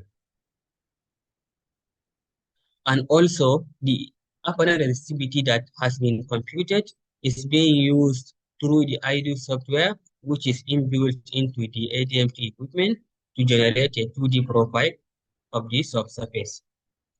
This profile depicts the lateral and then the vertical variation in the subsurface resistivity, and then can enable the identification of fractures, lithological contacts, voids down to the several hundred depths or the total depth of investigation.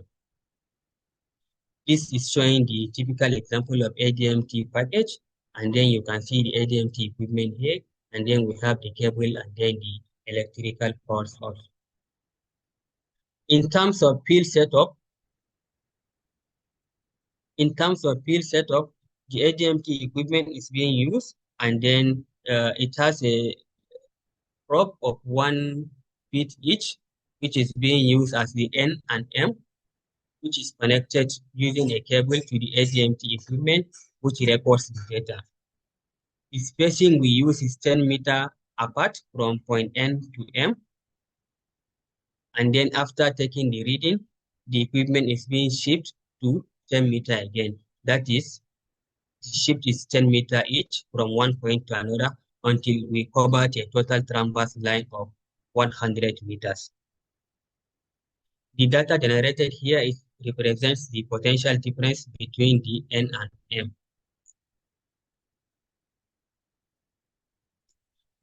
In terms of the study area, as I said, we have used 3 points, which are point 1, 2, and 3. The reason why we selected these 3 points is because of existence challenges in groundwater exploitation and exploration. Point 1 and point 3 have similar issues. There are existing shallow boreholes of less than 40 meters. However, these have a relatively low yield. While point 2 have no existing shallow boreholes in this area. There are several borehole drills, but they are unsuccessful and proved to be abortive. So this calls to explore for deeper aquifer system in these locations. This is showing the result obtained at point 1, which is the margin area. As you can see here, this is showing the result obtained, which is converted into 2D using the IDO software. Here, the y-axis is showing the total depth of investigation, which is 300 meters, and then the x-axis is showing the transverse line from 1 to 10, which is 100 meters that we have covered. The ADMT software, the ADMT result is color-coded. As you can see here, we have the bluish color, which is mostly unconsolidated or weathered material that is typically have some moisture content, which is being interpreted as groundwater bearing zones. And then we have the intermediate one, which is ranging from green to yellow, which are unconsolidated sediments and then lacks groundwater potentials. And then we have the orange to reddish part, which is mostly drier to fresh basement. This result shows that the profile 1, 2, and 3 are mostly drier sediment, which have no potential for groundwater. However, from point 4 up to point 10 have shown a shallow groundwater potentials. As you can see here, they have the resistivity of less than 0.2 ohm meters. This is good and then typical groundwater bearing formation, which has been depicted by this ADMT software. And then in terms of the deep fracture aquifers, profile 8 to 10 shows a good potential around 165 to 195 meters, which is showing in blue here. And then this white are showing the potential or recommended borehole drilling site in this area. However, this site can be shifted to any of these locations that is being colored blue. One good thing here is the ADMT was able to pick this in black, showing an existing hand-formed borehole, which is drilled to 30 meters. And then this ADMT equipment was able to pick this shallow borehole, which is good addition. And then the potential that the deeper interpretation will also be good and then accepted. This is showing the site 2 of the study area, which is the Sardona estate, where we have existing shallow water challenges. As you can see here, in less than 45 meters, there are no good potential groundwater bearing formation, maybe which will be the contributing factor for unsuccessful shallow borehole drill in these locations. However, in terms of the deep, from 45 up to 300 meters, there is large potential of groundwater bearing zones, which is colored blue here, as you can see here, around profile 1, 2, 4, 7, 9, and 10. And then profile 3, 5, 6, and 8 shows a little higher resistive component, which is showing more drier locations in this region. And also in terms of the location 3, which is the ring road, from less than 65 meters, most of the formation are dry, although pockets of aquifers or groundwater bearing formation is being observed around 45 meters and then around 135 meters. And also full of potential groundwater bearing zone is being observed from point 2 to 5, and then another one from 7 to 10. This is good and potential groundwater or recommended borehole drilling site. These two are showing the recommended borehole drilling site, but this can be shifted across the profile 2 to 4 or 7 to 9 also. And one good thing is we have existing borehole here tapping about 42 to 44 meters, which is also being shown in this profile, which shows additional value for interpretation of this data. In terms of conclusion, 3 locations with shallow groundwater challenges were selected for this study, and then were explored for deeper aquifer system. Interpretation of this result identified and delineated deep fracture aquifers and recommended drilling point across the 3 locations that is being studied.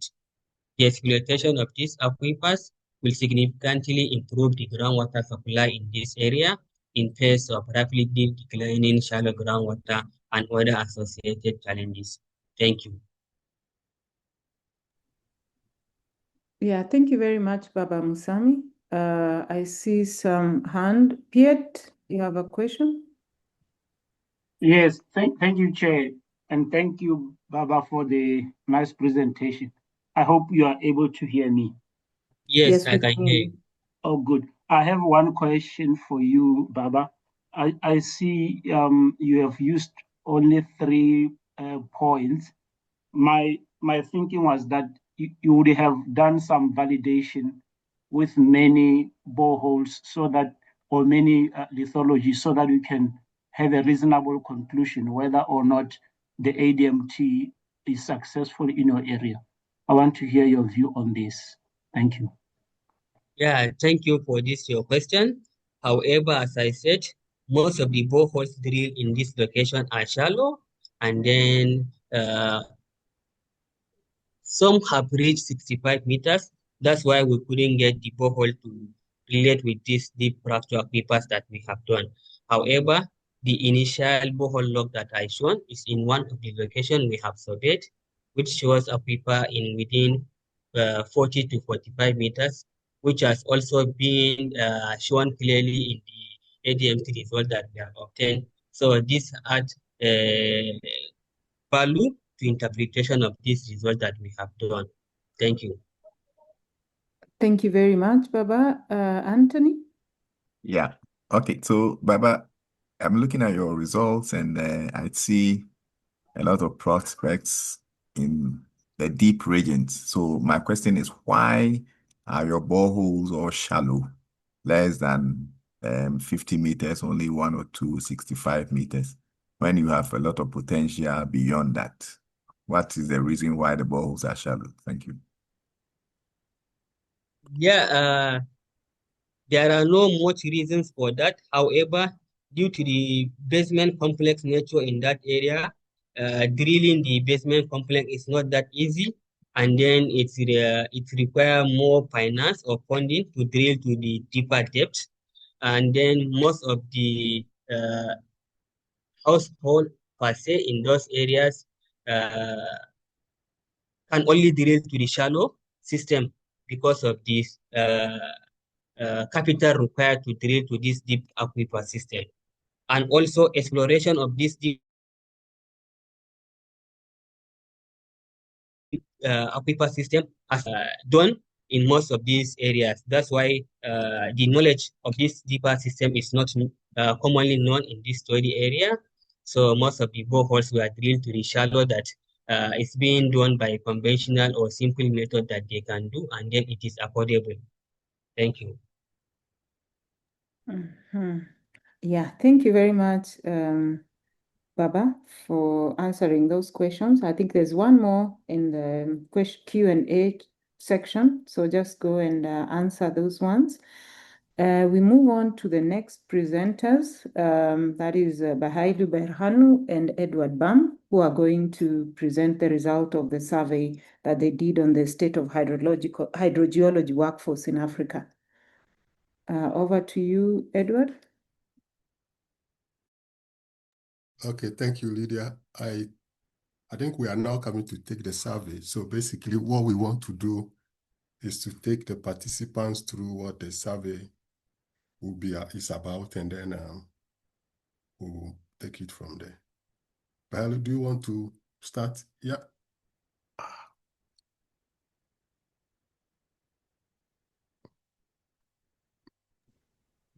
Bahalo, do you want to take Yes, over? yes. Thank you, Lydia. I would like to, actually, we are not going to present the result of this survey will be expected to be published later, but today what we want is to conduct a survey, and and Edward will briefly introduce what the survey is about. And Olivia later on will share us the link so that all of us will be part of the survey.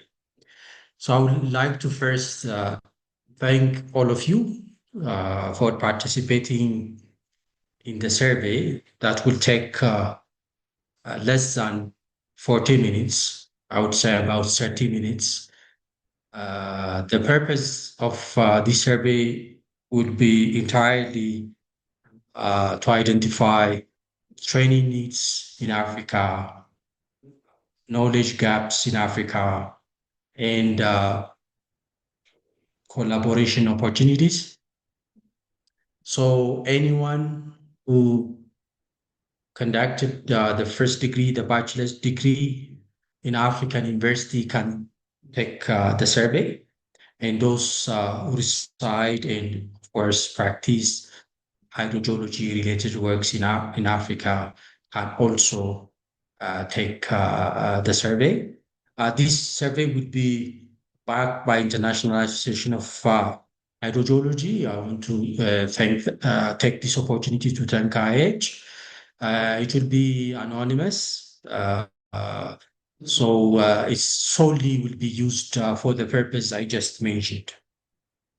So the plan is to publish the survey result together with other additional exercise that we would do later after the conference.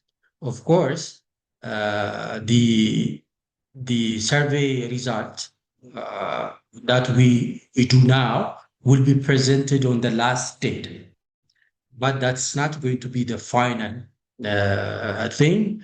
So there are things that we do after the conference, and that including the survey and all the planned things that we are going to do will be published later on. There are about 9 category questions. Most of them are relevant for all of us, but there could be a few questions which may not be relevant. Let's say there are questions related to those who are working in the academia, in the universities.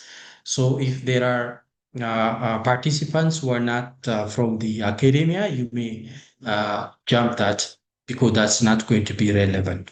Otherwise, most of the questions are relevant for us. If there are any clarity questions, then Edward and myself will be here. And of course, Olivia will also, if there are any technical difficulties, Olivia will be supporting us. So if there is anything that I have missed, Edward, to you. Thank you, Balu. I think you touched on every aspect. So basically, the idea is to collect data on our capacity as a continent on hydrogeology, and then see how we can tailor our training and then needs, basically, and then also develop some collaborations as we move forward in order to achieve the Africa vision for the 2035, 2063, and whatever. So basically, that's it. So we have the survey question. I think Olivia has shared the link already, and I think that each and every one of you should have it now. These are not personal, like it's not anything about you per se, aside the training of hydrogeology, where you were trained, the years that you have worked and all of that. So they are basic questions to answer just for us to have a fair idea of what kind of capacity we have on a continent and how we can build on that.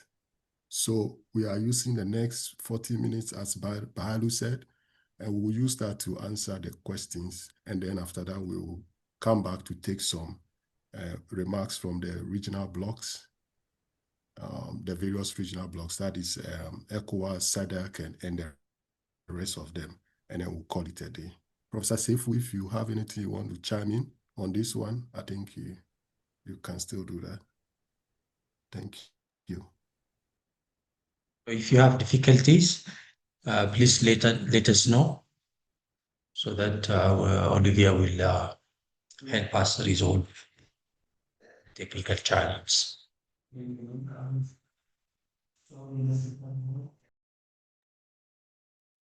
Okay, I can see that we've got about 9 responses to the survey so far. So while people are just filling in the survey, I'm going to take a moment just to speak a little bit about IAH, the International Association of Hydrogeologists. We are a scientific and educational charitable organization for scientists, engineers, water managers, and other professionals working in the fields of groundwater resource planning, management, and protection.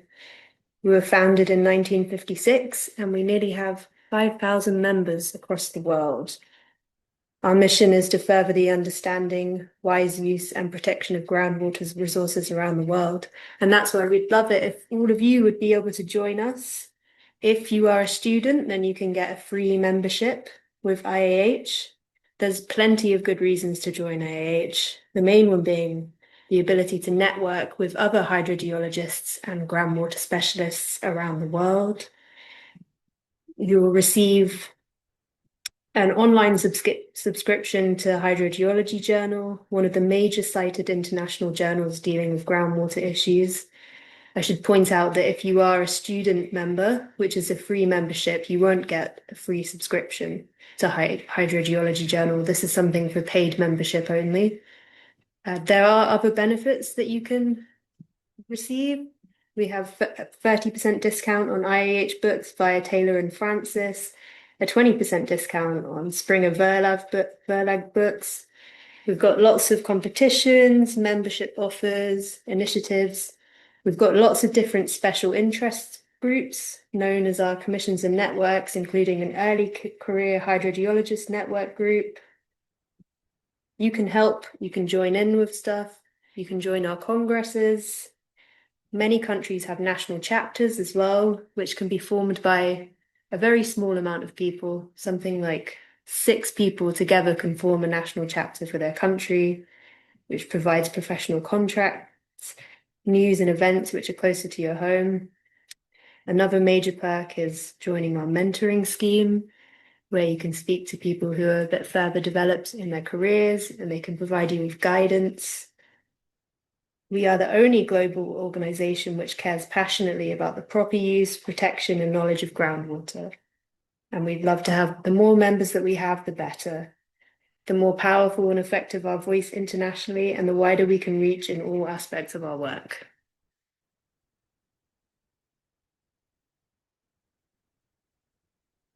So the next session is going to be regional highlights. A lot is happening in the region via the regional economic commissions, like the SADC GMI, very well established institution in Southern Africa, facilitating and supporting regional groundwater initiatives transboundary mainly. And then similar structure has also been recently started in Western Africa and Eastern Africa. In Eastern Africa, we have IGAD, Intergovernmental Agency for Drought and Development. And we'll hear from them. And also representing river basin organizations, we have Maha, Dr. Maha from Nile Basin Initiative in Sudan. I'm not sure if she has joined already. Do we have Mr. James Sauramba? Maybe they are also tied up in the World Water Week, in Stockholm World Water Week. So let's give them some minutes until they join us. So James Sauramba from SADC, Dr. Ibrahim Mohammed from IGAD, and Maha, Dr. Maha Abdurrahman from Nile Basin Initiative in Sudan. So will be joining us hopefully soon. So I we'll start. can see that Ibrahim has joined, so I've just promoted him Excellent. to panelist as well. So Excellent. So I'll welcome him. In the meantime, are we going to present the data now, or we just make the survey and then make the presentation on Saturday?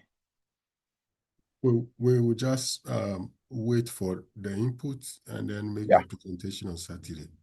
Okay, very good. Yeah.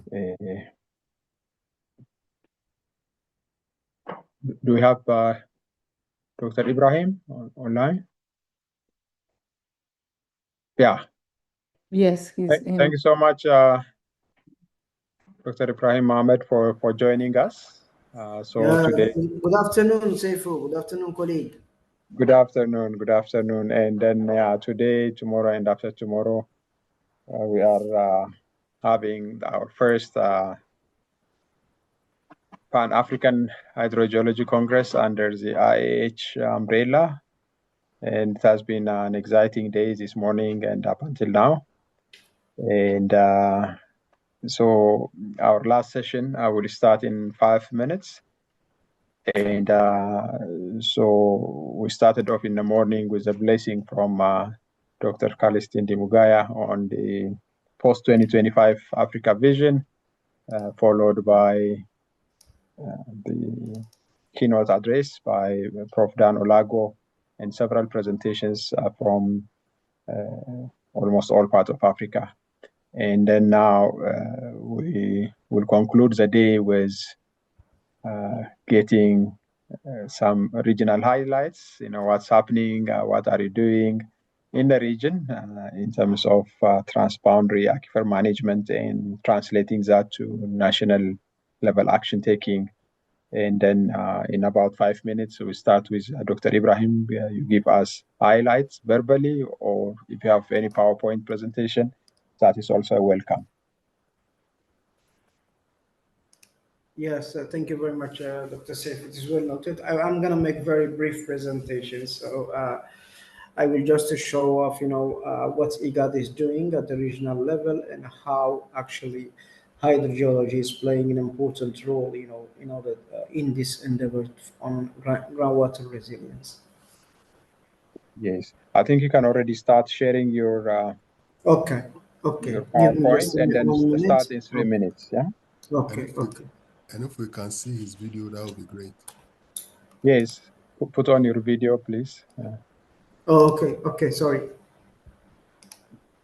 So, Dr. Ibrahim Mohammed is from IGAD and currently leading on the World Bank supported Groundwater for Resilience program.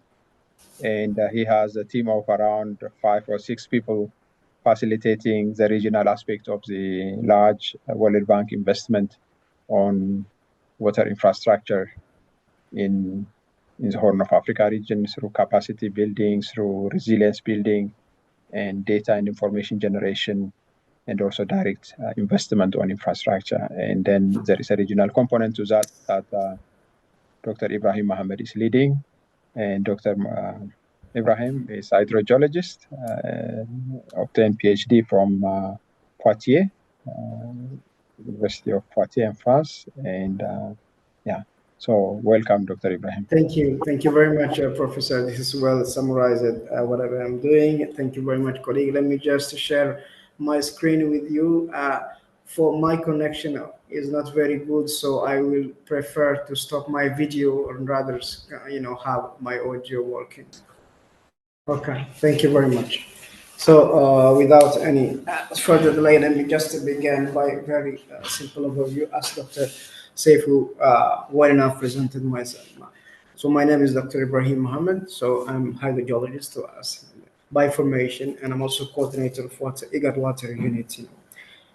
So we are working on Groundwater for Resilience program, which is a World Bank funded program for Eastern African part, particularly IGAD region. So as you know, most of you, IGAD region It's spread over 5.2 million kilometers square with more than 240 million inhabitants. Mostly, the region is arid to semi-arid, with the average precipitation never exceed 500 millimeters per year. And what we have noticed is that, after several, studies and also, survey and so on, despite, some surface water existing, in this region, Yes, more than Ibrahim, 60. with apologies, would you please make it a slide mode, and then the slides are not moving? Okay. Thank you. Is it, this is, I was in a slide mode. Yes. Let me Click. try it again. Is that okay? Not really. Yeah, no, it's not on a slide mode, but nevertheless, we can see if you just go, make sure that you click on the smaller, was it on the left hand side? Yeah. Yeah.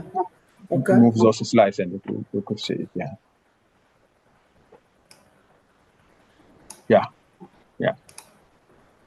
That's okay? Yeah. It's okay. Yeah. Okay, sorry. So I was saying that, despite surface water, existing in this region, more than 60% of the region really depend on groundwater. This is how important is, groundwater for this region. And there are also some studies showing that, this is very, interesting.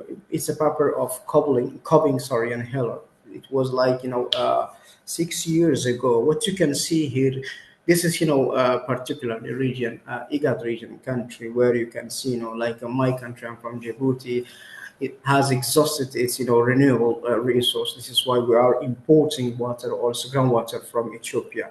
And as you can see, most of this groundwater are mostly, except for Eritrea and Kenya, never exceed actually the proportion of renewable groundwater, never exceed 20%. And we are blessed to have more than 13 transboundary aquifer in this region. And we barely know, as you can see, this maps has been produced by INSAR UNESCO's effort. And we barely know actually even the boundary of this aquifer. As you can see, some of the transboundary like Juba, Shabelle, it's just a circle, because of lack of knowledge, because of lack of data on this important resource. And yet these resources are exploited by country, particularly at the border level. There are a lot of trade, there are a lot of transhumance, there is a lot of activity at the border level, and most of these transboundary aquifer are very useful for agriculture and also livestock activity. Sorry. IGAD is actually dealing with this challenge for several years now. Particularly, one of the most important activity began in 2007. It was like mapping and assessment of management transboundary water resources in the IGAD region. This activity has been done by OSS. And, there are some reports showing that, despite, some knowledge that has been gathered, it was not enough to depict, really, the boundary and also, the delineation of the aquifer.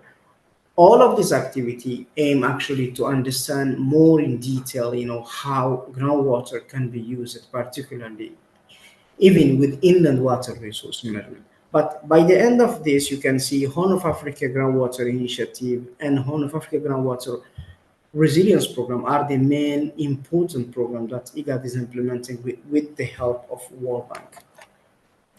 This program that I was talking about is actually a Groundwater for Resilience program. The objective is very simple and clear. For IGAD as regional entity, the objective is to increase sustainable access and management of groundwater in the Horn of Africa as key contribution to strengthen the climate resilience.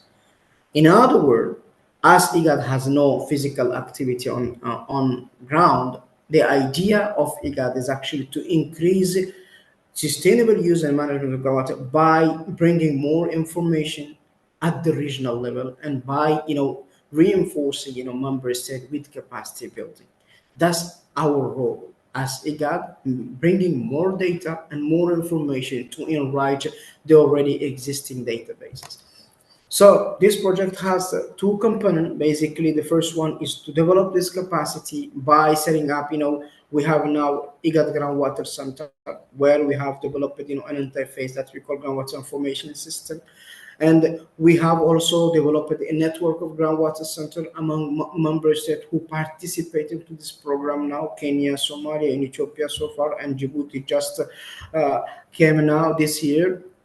And the idea actually is to help to collaborate with member states to build a trust, to work together and build, solid at the regional level databases. That was the original idea. And within this collaboration, we have created groundwater focal group, which is, experts from the country that participate into this program. We are monthly meeting with the group when we talk basically about the regional aspect of the project and how, IGAD can enhance, enrichment of this information database that we have created at the regional basis.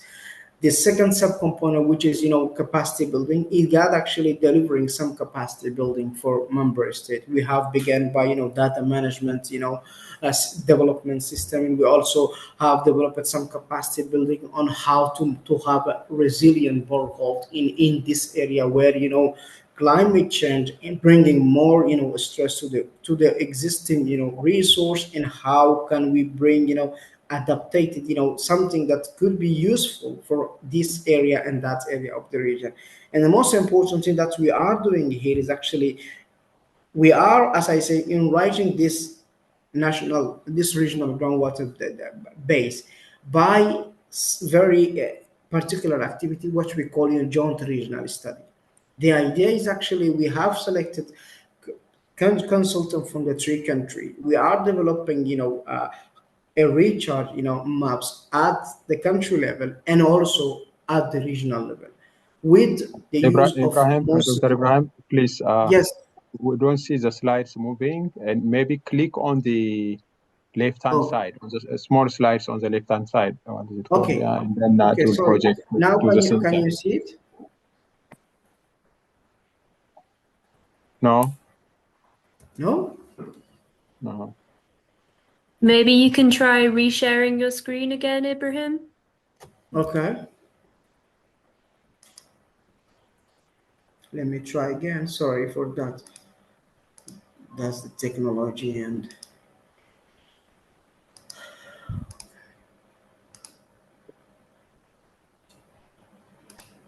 can you see it? Yes. We can see the screen. Can we just check that you're able to move between the slides? Okay. We can. Which one are you seeing right now? We can see slide number 9. Number 9, which is component 1, strengthening regional capacity. Increased groundwater information shared at regional level. Yeah. Project Yes. outputs. Yeah. No. Okay. So it's not moving. So it's not moving because I was there actually. Moving. And now? Yes. Yeah. Maybe you use those slides. When you click on the smaller slides, the central one would move. Not in presentation mode. Don't put that on presentation mode. Okay. Just put it on a slide mode, and then, yeah. Okay. So can you see now my screen? Yes. Okay. Okay. So I was discussing the joint regional study, which is most important study for us, where we have 3 consultants from the 3 countries. They are coming together to build at the regional level recharge map. As you know, as hydrogeologists, recharge is the most intricate and most complex parameter to evaluate, and yet the most important one. And now what we have done is actually by using remote sensing mostly, and also existing data from the 3 countries, we built some maps that I will show you that will actually be updated based on remote sensing information and data that we are collecting through open source information, and particularly our ICPAC institution. And can you see now the second component? Yes. Okay.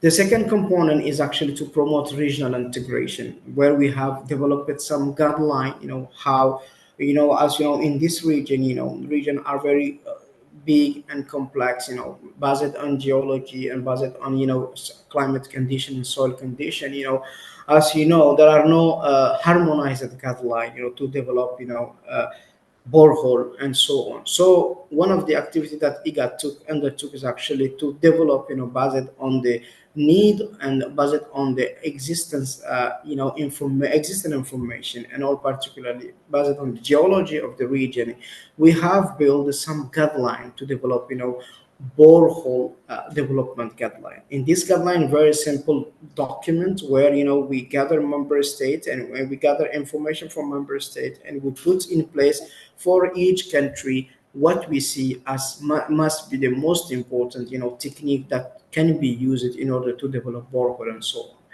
Most important subcomponent of this component is actually the development of feasibility study. One of the main things that IGAD is doing in this project is actually developing feasibility and assessment of potentiality of some transboundary aquifer. We have, as I say, more than 13 transboundary aquifer, and we have selected with member states, within our national focal group, some of the transboundary aquifer. And in this study, we have three actually feasibility study. One in Dawa, one in Shabelle, and last one in Northern Basement Aquifer. So the idea is actually to assess the potential, target, the pilots at the coast border, and then, propose aquifer management plan and decision support system for the country. And all of this will be the beneficiary of all our study and all our finding is actually member states. So one of the main outputs of this study is actually groundwater information system. We have developed, as I say, a database, and this database so far, have open source data. We have collected more than 45,000 wells, springs, and dam combined, and with climate information and remote sensing information in one place. Member states can have access, immediately in one place.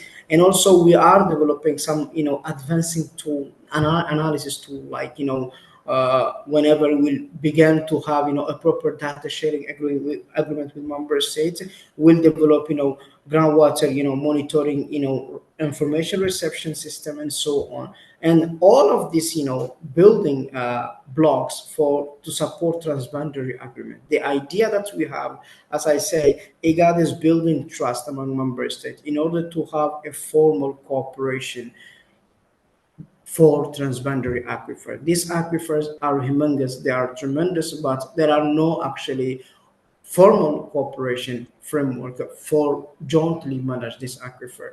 This is how IGAD is one of the pillars that IGAD is doing, is collecting information, providing this information to member states, and particularly pushing member states to establish this joint management as they are doing. For instance, now we are at the last stage of development an MOU, Memorandum of Understanding, for Merti Aquifer, which is between Somalia and Kenya. And these two countries came together to build actually with IGAD the most important thing, which is, how we can develop a joint committee to jointly manage this aquifer. Because in this project, they have in Merti Aquifer from Kenya and from Somalia, some development, infrastructure development like borehole and dam and so on. So they want to take advantage of this project to build actually an MOU, and so to build cooperation among, themselves. So this is one of the important outcomes of our project. And the next one, as I said, is to develop a joint regional study, recharge estimation at the regional level. So far, we have done for 3 countries, and now the last part will be that we need to develop it now at the regional level, at the IGAD level. So this is ongoing work. Whenever we'll have this, maps at the regional level, this map will be published openly in our system, and everyone can take advantage. Everyone can take data from these maps.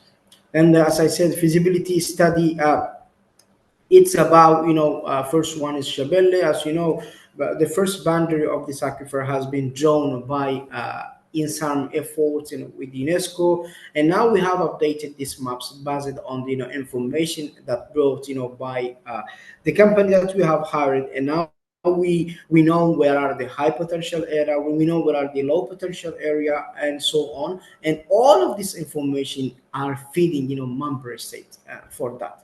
So we have also, as I said, other feasibility study like Sewale and also Northern Basement Aquifer. They're not moving because we just began this year. So by the end of this month, we'll have at least the desk study, and we'll have the delineated boundary and all of this information required to build decision support system and also aquifer management plan. Well, Dr. Seifu, let me stop here, and thank you very much, colleague, for your attention.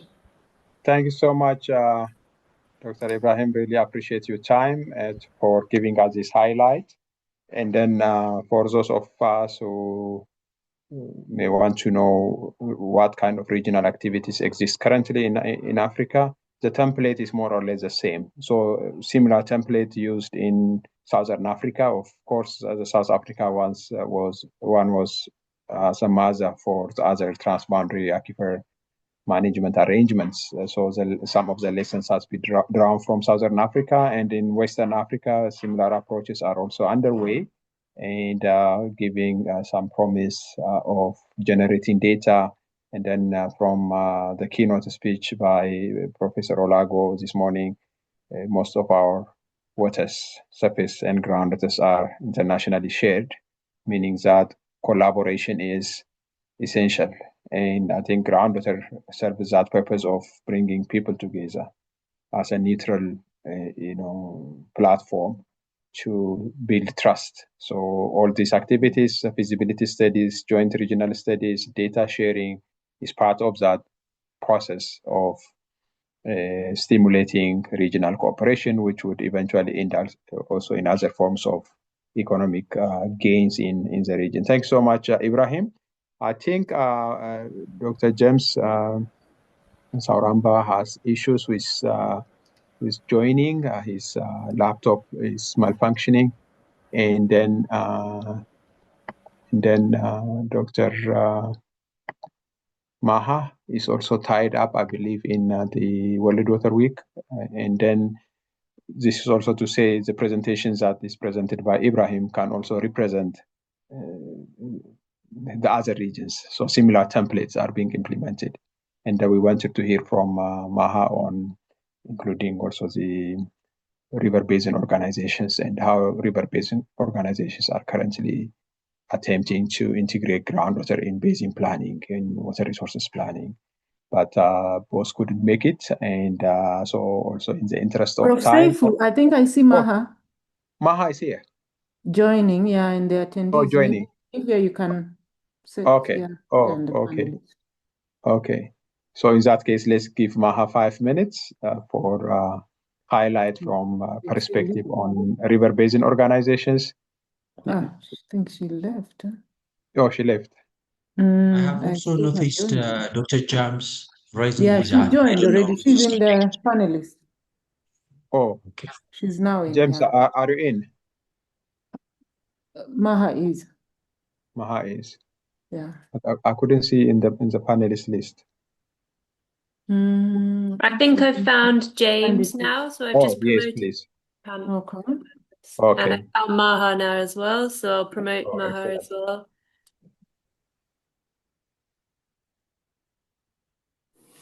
Hello, I'm on the call. Can you hear me? Oh, yes. Hi, James Sauramba. How are you? Thanks so much for joining. And we have started the session on regional highlights. So 5 minutes highlight from the regions. And then as one of the mother institution in Africa on regional groundwater cooperation. So if you could give us highlight in 5 minutes of what's happening in Southern Africa. Thank you so much. Thank you, Prof. let me quickly try and share my screen. I'm just coming in onto the panelists window, so I just wanna see if I can share my screen. Can you see my screen? Yes, we can see your screen. You're not in presentation mode though, so if you can select on the bottom of the screen the presentation mode, then we should. All right. Yes, perfect. Okay, thank you so much. I'll try and make it in a very short time. I understand 5 minutes is what I have. So from the SADC region, we have experiences within groundwater. Our work is clustered into 4 pillars: institutional strengthening, capacity building, enabling policy, legal, and institutional framework, knowledge generation and management, as well as national and transboundary livelihoods and groundwater management projects. This is the institutional arrangements in our region. You see SADC GMI sitting somewhere in the middle there, and it is linked to the regional economic community, which is the SADC Secretariat, and also linked to the member states, as well as all the way up to AMCAO. That's how we are structured, and we also go below us to link up with research institutions, the private sector, and other implementing partners. We are implementing a program at the moment funded by SIWA, Cooperation in International Waters in Africa, as well as the Global Environment Facility, which has the objective to develop capacity, knowledge, and innovative solutions for inclusive groundwater management. It has got those 3 components that I will not read again. I hope you can see them. So with regard to the first component, we are doing work in various areas. One is to establish and operationalize what we call national focal groups across the SADC countries. So you see that we have established those in 10 of the 12 mainland states of SADC. We just have established in Angola and Botswana. And we have also implemented what we call national stakeholder dialogues in these countries, in 4 of the countries, in Eswatini, Malawi, Tanzania, and Zimbabwe. On the right, you see the generic terms of references of the national focal groups, what they do in country, including advocating for adoption of sustainable groundwater management, development, and use practices. We also work with river basin organizations. In our region, there are about 15 of them. So we have MOUs with 9 to date, as listed there. I hope you won't, you manage to interpret Okacom as Okavango, Limcom as Limpopo, Zamcom is Zambezi, Orasecom is Orange Central, Kuvecom is Kuvelai, Kobwa is Kobwa, Inkomati Maputo, and so forth. We have also supported them to operationalize groundwater committees, and we are supporting them to develop groundwater strategic plans, and we do hydrosensor studies indicated under number 4 there, and we also are implementing a livelihood sub-grant project where we are supporting a community to access water resources. We also have a young professionals program attached to us that we established 2 years ago, where we have more than 1,000 young professionals. We also support a bursary scheme where we have 2 PhD students already graduated and 10 master students, more than 50% of them completed. We also run an internship program where we attach students on ongoing projects, and some of them we attach to our office. We also run events, webinars. We had a winter school last month in Zimbabwe in collaboration with the National Groundwater Training Center, established in collaboration with UNESCO. And we have an annual conference coming up this year as well. On policies, we try to align the policies in the region to support the development and implementation of groundwater programs. That's the chronology of the interventions that we have. And in more detail here, we have done gap analysis of all the policy, legal, and institutional instruments in all the 16 countries, as well as at SADC level. We have done roadmaps, which are more like strategic documents to address these gaps in 13 of the countries. We have also implemented concept notes at SADC level, we have supported the review of the SADC policy, which was promulgated in 2005, and we have a new version of that for 2025 through our support. And we also anticipate, hopefully, to review the SADC protocol on shared water courses. On data collection management, we've got the groundwater information portal, which you may access as indicated, the groundwater literature archive. We also have done research in various areas, including transboundary groundwater assessments in Shire. Mega cities, we appreciate the challenges experienced by mega cities and coastal cities due to their dependence on groundwater. We have studies going there as well. We have our conference coming up from the 19th to the 21st of November. This is just a schematic layout of our methodology for intervening in transboundary aquifers. We always start from data in the TDA analysis. Then we do joint strategic action plans, and we have prioritized actions which are supposed to lead to resilience through interventions of that nature. With that, out of the 30 TBAs in our region, we have worked in 9 to date, as highlighted in those blocks in red, and we have additional work ongoing in 3 with the greenish circles. Our chronology for addressing work in transboundary aquifers, as you can see, started in 2013 and 2025. Here we are with quite a number that we have worked on as indicated. We also implement livelihood initiatives. This map is kind of cluttered, but what it basically talks to is 24 projects we are implementing in the last 3-4 years. In all the countries indicated, there are 12 countries indicated there, and we've got 24 projects of different typologies. Some of them are purely livelihood, providing groundwater, others are monitoring, others are talk to improving data. So in the outlook, we intend to do much of the same, and also trying to implement some of the recommended actions from the joint strategic action plans. With the 5 minutes, I would just like to also once more call upon the groundwater community to join us in South Africa at the Birchwood Hotel from the 19th to the 21st of November for the 7th edition of our conference under the theme Investing in Groundwater for Climate Action. Thank you, Prof. I'll give it back to you.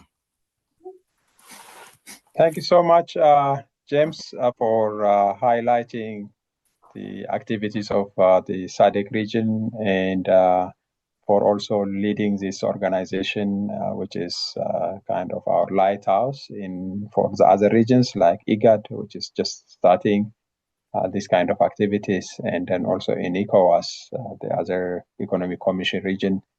There is also learning from the SADC region, which is very interesting. And colleagues, any one quick question for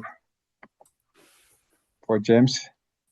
We are also running out of time. We are behind the schedule. I think it's getting after hour already in eastern part of Africa. And maybe we move to the next presentation if there is no question. But I encourage one quick question if there is any. Okay, we move to the next presentation. Thank you so much, James. And then Maha. So from the river basin perspective, recently there has been efforts in adding groundwater dimensions into river basins, which are traditionally targeting allocation of water resources, surface water resources, energy monitoring of surface waters. And then what is the experience in the Nile? Dr. Maha, if you could give us these highlights in 5 minutes. Thank you. Thank you, Professor Seifu. Number one, I want to congratulate you on organizing this getting together. I've been trying to follow as much as my time allows, and I think you are doing a great job. The other thing is, I've prepared slides, but I think 5 minutes is not going to be enough to go through. So, as you know, Nile Basin is an intergovernmental organization. Can you hear me? Yes, loud and clear. Yeah. Yes. All right. All right. If you can All show us right. the Nile Basin alone, that would be nice. You know what I mean? Okay. Thank If you just show one slide with the Nile Basin where it is, and then Yeah. Nile Basin is an intergovernmental organization that is formed of 10 countries. And it was established after a long series of floods and droughts. And then the countries, they realized that cooperation is the best option to manage water resources. And then it started first by a long series of bilateral cooperation. And then it led to the Teco-Nile, where the cooperation was mainly technical on sharing of data and sharing of platforms and information. And then the countries after the Teco-Nile reached a shared vision that was coming to existence in 1998, 97, especially after the UN Water Summit that has released the UN Water Law, and after the Dublin Convention in 1993. So in 1999, the Nile Basin Initiative was established as a transitional status that will be followed by a commission. But then after that, lots of political issues were there, and mainly over water security. And there were a lot of argument regarding the signing of the CFA, which is the cooperative agreement on the Nile Basin, on water resources management. And there were major issues, especially on taking decisions by consensus or by the mechanical majority. But now we are moving very well, especially after the joining of Egypt, because they have frozen their participation for 15 years. They have joined last month, and I think we are going to do well. And the main pillars of or the context of work of Nile Basin is mainly around food security, water security, energy security, climate change resilience, and cooperation mechanisms. And a lot has been achieved, especially lately, the hydro monitoring scheme. Now we are doing the groundwater project. We are constructing right now, as we speak, 3 managed aquifer recharge in 5 locations. 2 in Mount Elgon, that is shared between Kenya and Uganda, and 2 along Kagera River, that is shared between Uganda, Tanzania, Rwanda, and Burundi. We have 2 sites for MAR there. And then we have a regional monitoring network where we are drilling right now 20 boreholes supplied by data loggers from OTT. I think if there are opportunities, we can plan through IH to have some kind of exchange visits where you can come and see the MBI MAR locations and the trials that we are doing. And maybe we can also, since James is here, we exchange visits with James through the MAR that they are doing with MWI in South Africa. Thank you, Professor Seif. Thank you very much, and greetings. Yeah, thank you so much, Dr. Maha, for highlighting the activities in Nile Basin Initiative and positive changes in your organization, and also the activities on groundwater, which is promising, we believe. And then I hope all this will be converted into changing the lives and livelihoods of people for the better. So I think today we have had a very, it's not long, yeah, very constructive, very nice day, 6 hours. people have persevered through this, and we have at some stage around 135 participants, and the number of participants may be much larger than that. And then thank you, colleagues, for your active participation, a number of questions, and then we'll continue tomorrow in a similar format, starting 10 a.m. Central African time or Pretoria time, and then we'll have another great day tomorrow.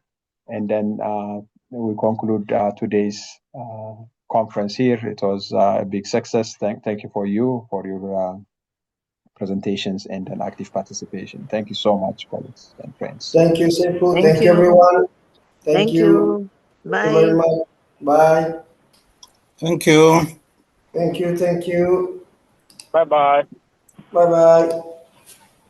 Thank you, everyone. Let's see you tomorrow.